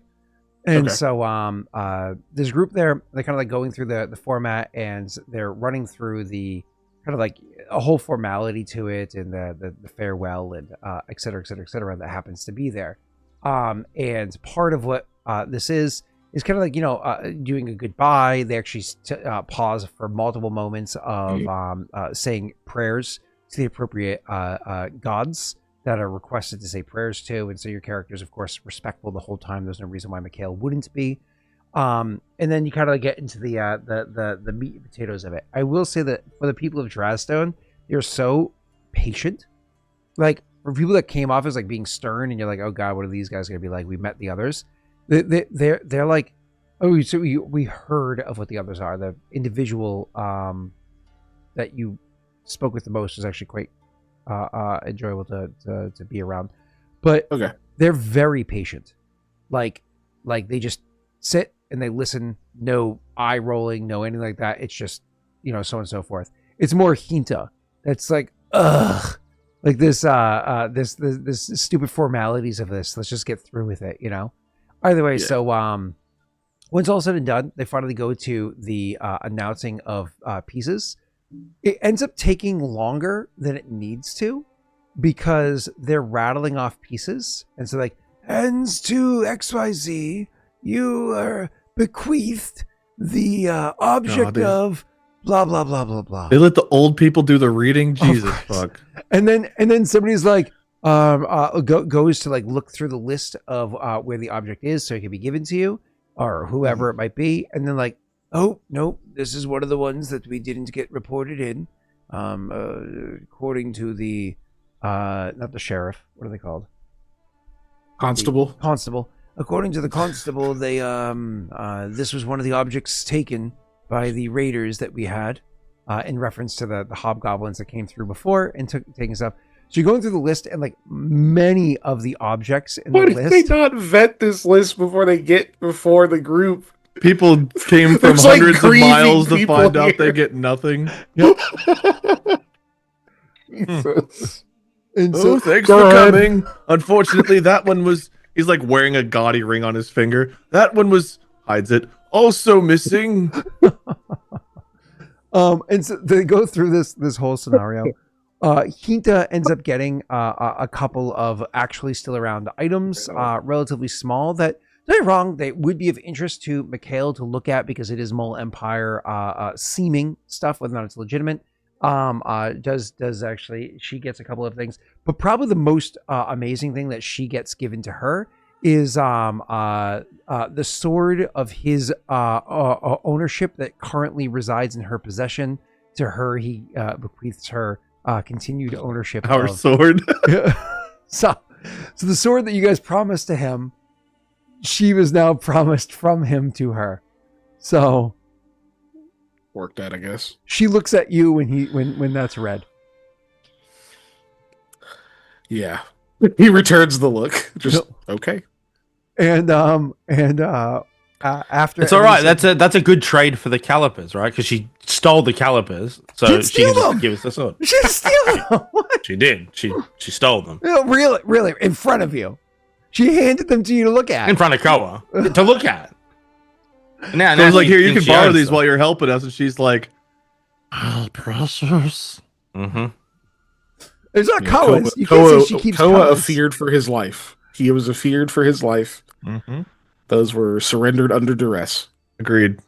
So anyways, what Mikhail ends up getting as as his gift is that he was always such a enjoyable, like he actually says kind words about you inside of it. It's one of those things where like Somebody the way else wrote this was written about people, it feels as though a ghostwriter did it.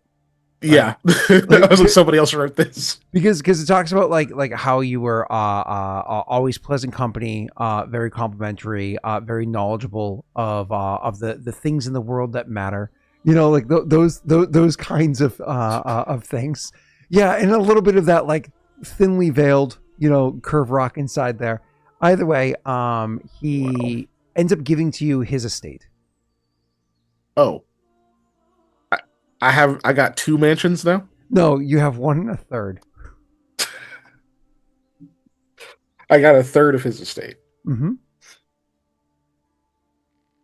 Oh, No. Hold on. Oh, okay, I was gonna say I got a assumed third it of actually would be a third Westwoods. of ours, but yeah. Yeah. Okay. Huh.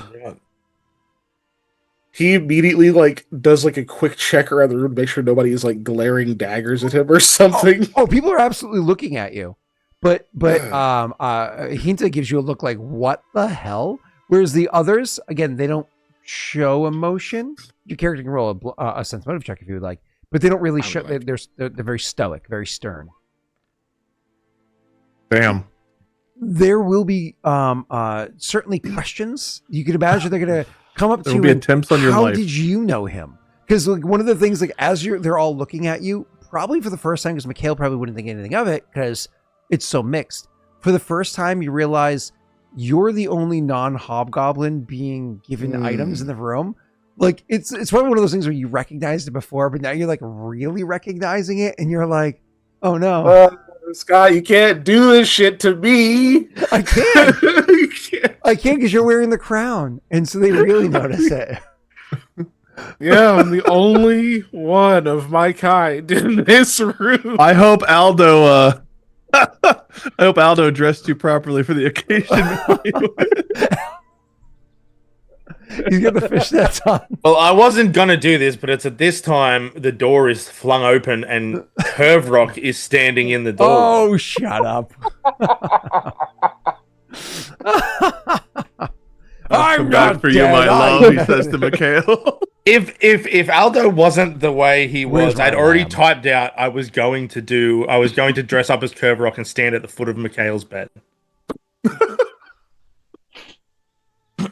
But then I decided it's probably not what Aldo would do right now. That would be terrifying whether or not he was dead. That would just be fucking horrifying. Yeah, it's a good point. Actually, with him being dead, at least you're like, oh, thank God, it's just a corpse. It's a ghost. Oh, good. So actually, Okay. Curve Rock. Oh, thank God. You know. Like, you can't pull any more pranks in the ship, man. You gotta go to like Forvin or some other place. We've done too much damage here with jokes. Since It killed a man. everyone else has been like orderly and like not making a fuss or whatever, like he will just go and like graciously accept and not make a big deal of it, but it's definitely on his face. He is about as confused as everyone else. When you sit down, Hinta will lean over because like now that her face is kind of cleaned up, she'll lean over and say, "Trade." He does actually kind of chuckle because she like never tells jokes, which means that she might be serious. He goes, "No, I think I'll keep it. I think they're gonna think I killed him." She would raise an eyebrow if she had hair on her face to do so. It's like, why would he leave that to me? It's like whisper shouting. You guys are having this conversation kind of like back and forth as they're going through their closing procedures and more prayers and official details. Of course, then everybody goes up there and one at a time does the signatures. And it's one of those things where as you got up, the others are like after you. And so they like look down, like you can tell like as they're signing, they're actively looking down at your signature and just kind of like, it's like you have now become, whereas you were a curiosity before being in the room, you are now a center of attention.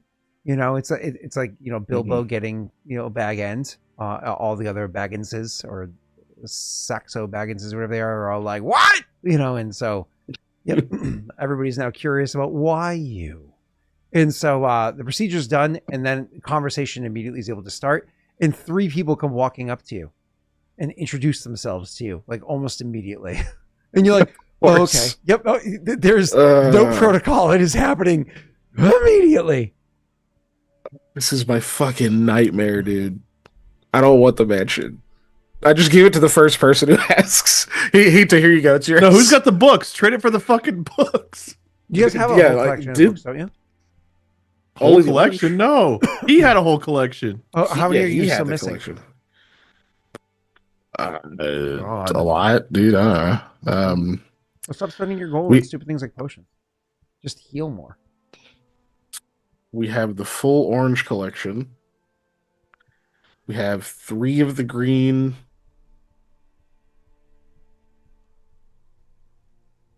Oh god, I don't know. There's a lot of shit here. We have a lot that were like borrowed or that belong to someone else or that are in shit quality or. Can you roll me a fortitude save from Rook, please, Scott? From Rook? Yeah. Is there a reason why I'm rolling a fortitude save from Rook? I just think it's about time.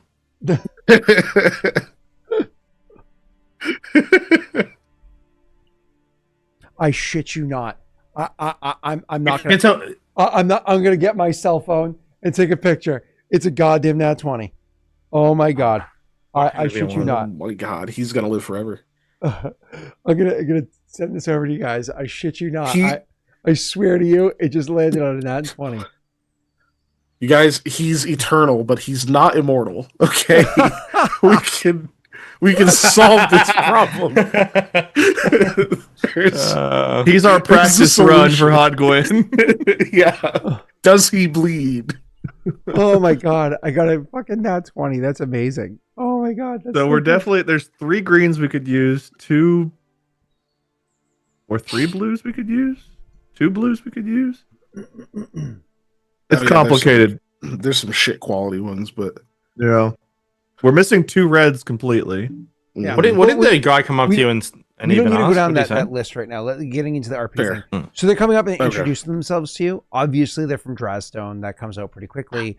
Relation here is like, this is a what is it? They're Curve Rock's cousin's, son. Curve Rock's, best friend's, child. That kind of a thing. Like nobody best friend. Who are you kidding? Nobody of a direct relation, because of the people that came in, 2 of them, it wasn't even their names that were called. It was their family name of somebody who had already passed. And so it kind of goes down the line. Because it was like, oh, it was going to this person, but this person put all their stuff to this person. So they presented paperwork. So like, these are people that didn't even know Curve Rock very well, but they're still were like, yeah, but we had a relation to him. Who the hell are you? And so this kind of like comes in. So you sit inside this doing the best you can with it for a little while, which I'm going to let you roll diplomacy to see how the best you can is. Yeah. Which, for the record, he'll basically just be honest. Like, they had to get a bit of a rocky start, but he impressed him with knowledge, that kind of thing. I will say So, diplomacy can work with them. They're obviously unfriendly, right? Diplomacy can work. Intimidation also can work. we're gonna go with diplomacy. Okay. Yeah. Unfortunately, not it's a very great. low check. Oh wait, that's a 2. Yeah. That's a 2. That's a 2. Yeah, we're gonna have to re-roll that one. We're gonna have to go ahead and burn this. Hold on, let me boop. Aren't you sad you didn't let me use it earlier? No, Okay. I regret nothing. All right. Well, hold on. If this is another 2, then I regret everything. So I guess be ready for that. Oh shit, my sheet froze. Convenient. I don't like that. All right, Okay, that's 23, and when they're unfriendly, its base is a 20. Yeah, 20 plus. Yeah, 20 plus charisma. Yep, and I said 3 of them walk up to you, so I think it's pretty fair to say that 23 is like a solid DC, and you were able to pass that. So you're working with the group of them, and kind of like holding your own. Like you're actually holding your own, no problem. You're not pissing them off. You're not like really necessarily swaying them to your side, like they want to be your friends or whatever. But you've got them like, okay, well, I spent time with them. I worked on with this. There's a couple of projects we were there. You're not going to get into the nuance of like, everything they're doing here. Well, I met him because I'm here, researching for everything. Like I find, Mole history to be paramount and the most importance of this region of the world. And however it is that you see your character kind of like explaining this, right? And you're actually holding your own well enough until Hinta feels as though she left you there squirming long enough before she comes over. And we'll just kind of like cut in and say, you got what you got, get over it, is literally how she like, cuts into them. And then one of them will turn to her and say, it's been some time. And another will literally just turn and walk off. And she watches after the one that walks off and then looks to him and says, not long enough. And he, without turning around to regard the person that walked off, he says, not for some. And she just shrugs and says, well, he wasn't good enough. And then turns to you and with that, very uncharacteristically, slips her arm in yours and says, shall we go? She's going all out trying to get this estate.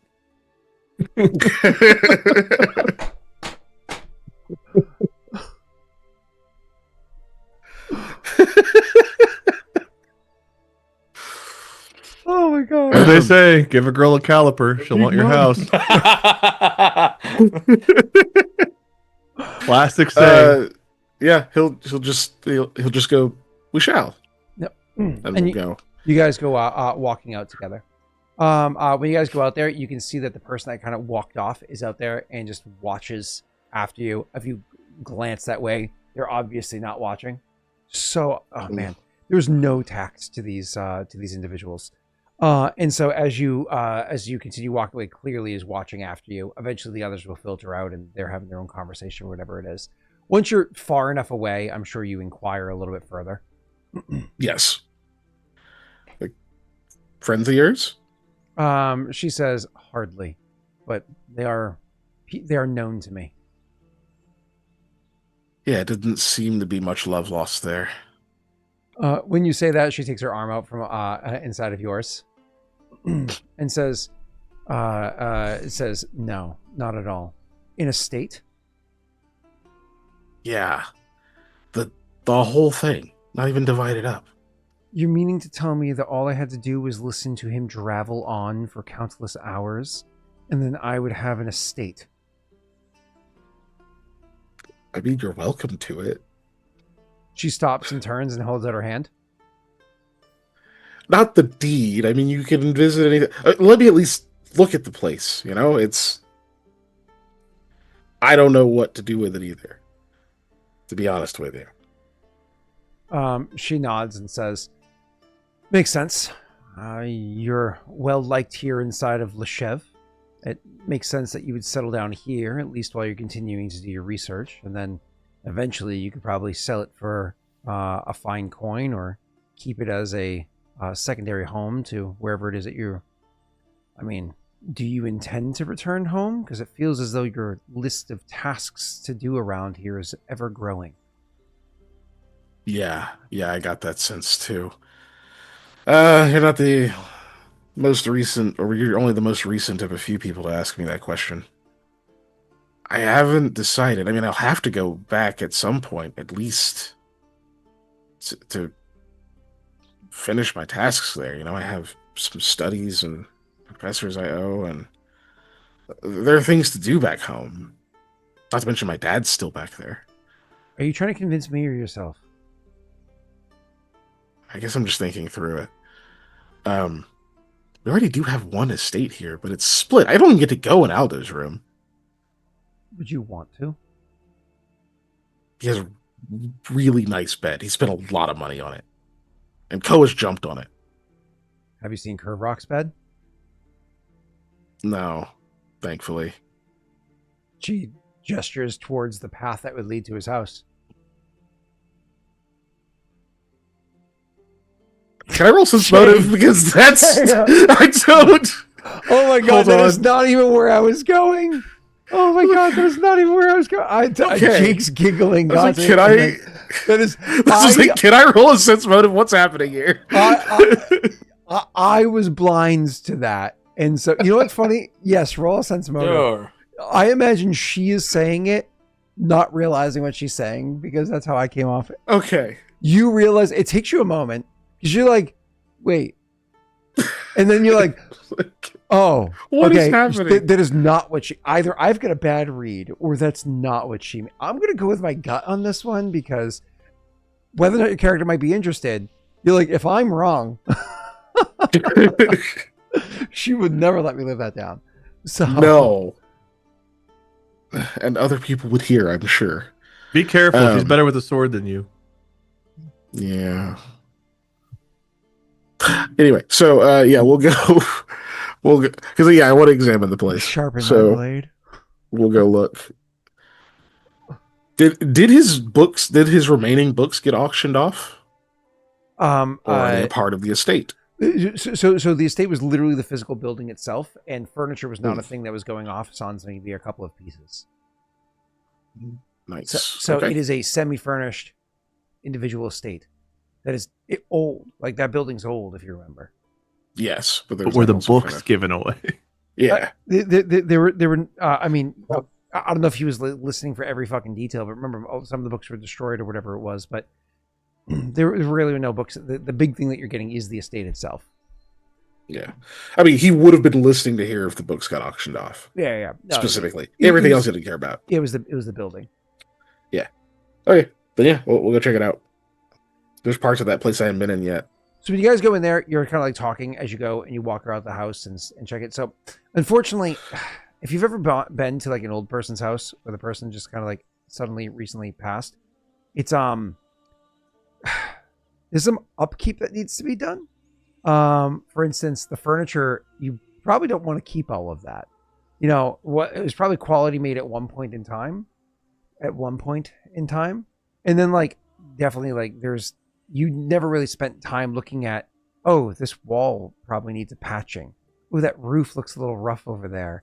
There's a dark stain on the outer wall that is always dark.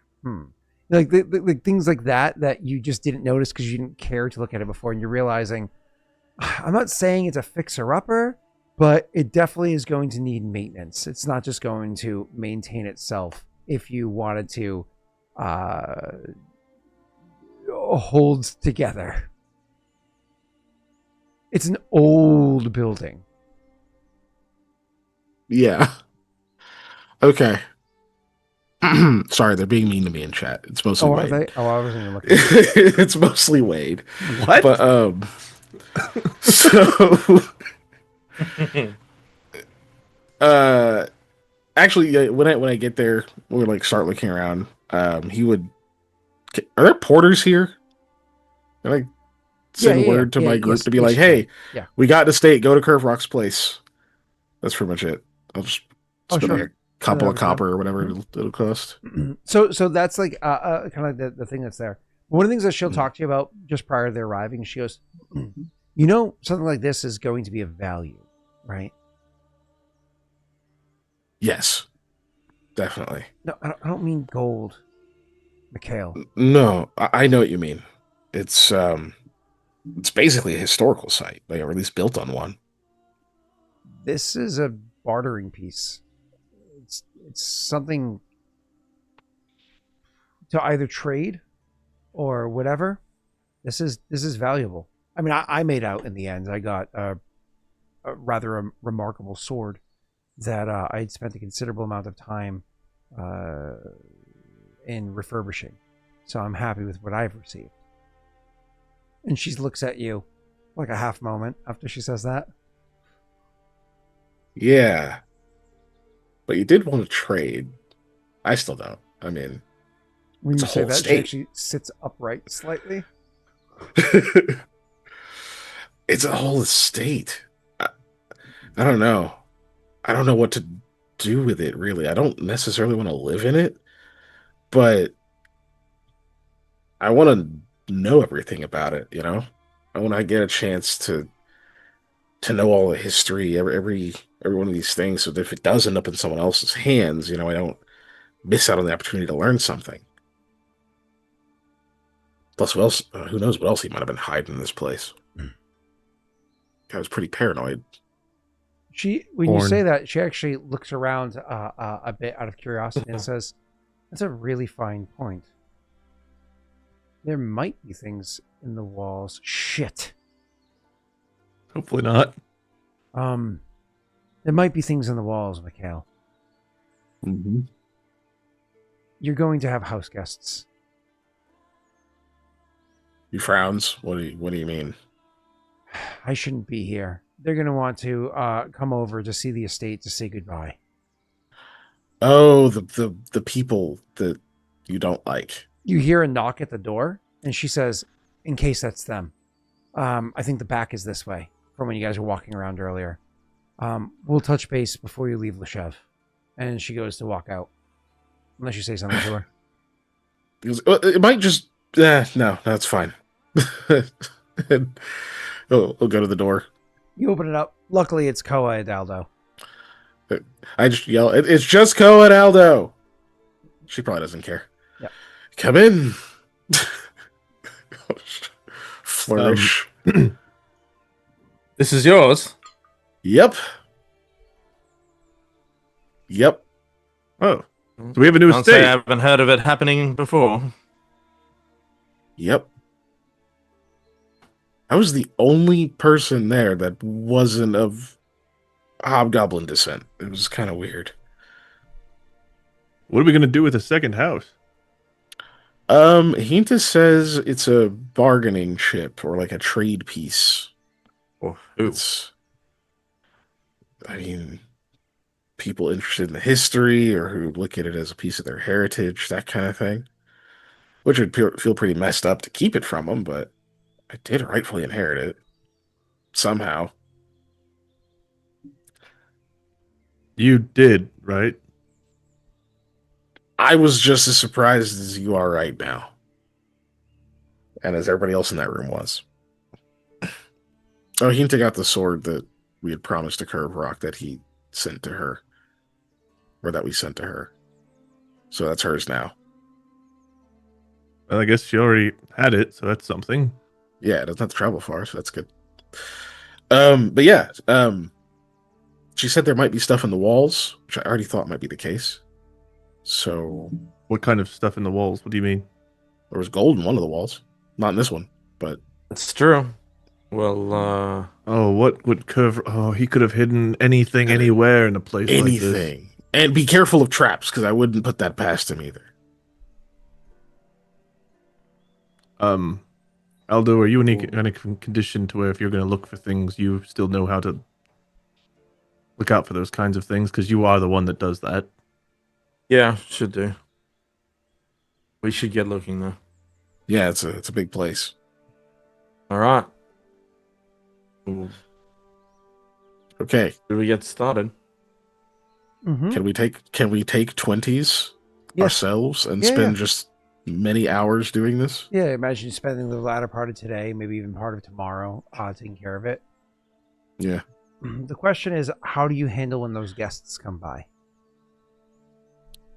That's probably a Mikhail handles that thing. You know, I So he'll suggest just break Aldo will off. offer to pretend to be your butler and to dismiss them if you'd like. I accept. I immediately. Or you accept. take them you treat them like Curve Rock would. You let them go to the sitting room, not look or touch it at anything else, pay their respects, and then leave. my apologies, but the master of the estate is otherwise indisposed. And you actually upstairs, you hear like just some like a laughter, like ah. And then what I said to him was, ah. I really thought she wanted to have sex when she came back here with me. I was hoping Koa could like pretend to be Hinta and be like, No, "Oh, Mikhail, no. No. yeah, Hinta, woo!" Jesus Christ. Oh my god. Or we could not do that. Yeah, I vote for that latter one. That latter one's better. Oh I'll boy. forge your bastard sword, you bad boy. Hold on. But wait, can you give us what is it? A perform oratory real quick? I want to hear best Hinta impersonation. Oh, I thought you were trying to perform a different thing. Oratory. I don't have that. I got percussion. I guess it's just a charisma check. Oh, I want to go home. There you go. It's not very convincing.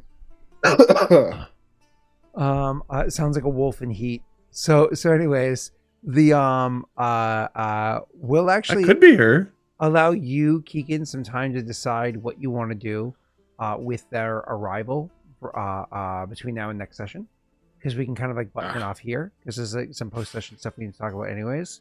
And that way, Oh, next holy shit! I session, did not see what time it was. yeah, Mine that way next session we start off with what you found with your taking 20s, because you have to give me your numbers, and how you're going to handle their arrival. And then from there, I think we pretty much, aside from RP, you're going to be heading straight to the west from there, correct?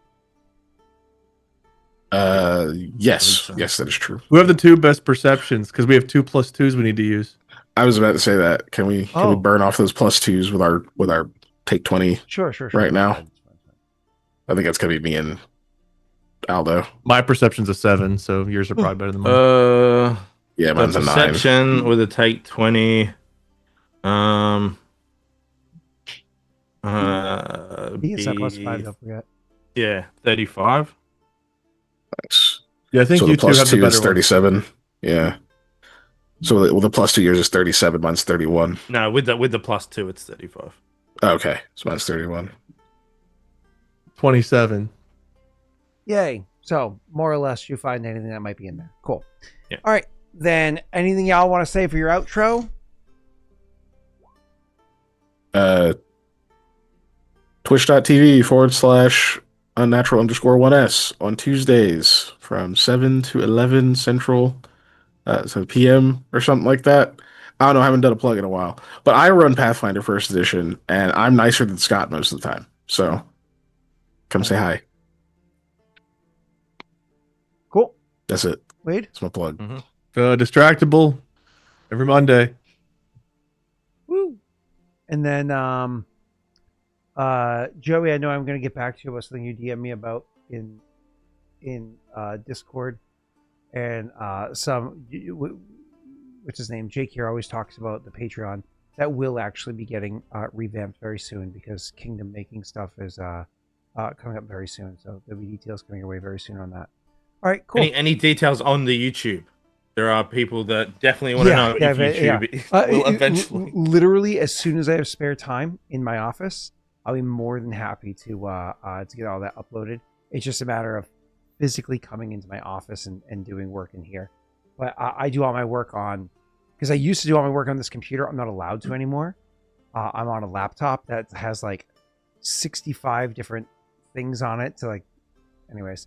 People want to know about their initiative from bits and stuff. I'll take care of that in our post call, because that's Mama and whatnot had asked for it. So I'll absolutely take care of that in the post call. So if you just want, is this the end of the season, or is there another more to the season? I think there's 1 or 2 more sessions left. Yeah, to button it off, because we always end the season with a time hop, but you're literally walking into an adventure. So clearly not a time hop, right? Doesn't have to be. You could just have it end of a season. Yeah, end of a season into a time hop. Yeah, exactly. I don't think that's necessary for an end of a season. Absolutely necessary. Yeah.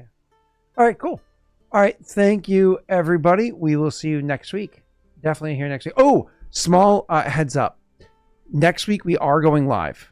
Tiny heads up. Brittany's cousin got her tickets to go see Backstreet Boys in Las Vegas in the Sphere, and she's flying out Thursday morning. You need to cancel the raid for this story because it's about to auto go. She's following. She's flying Thursday morning, but she might be there. Might be leaving me Wednesday night. To be there in time, but we'll be live.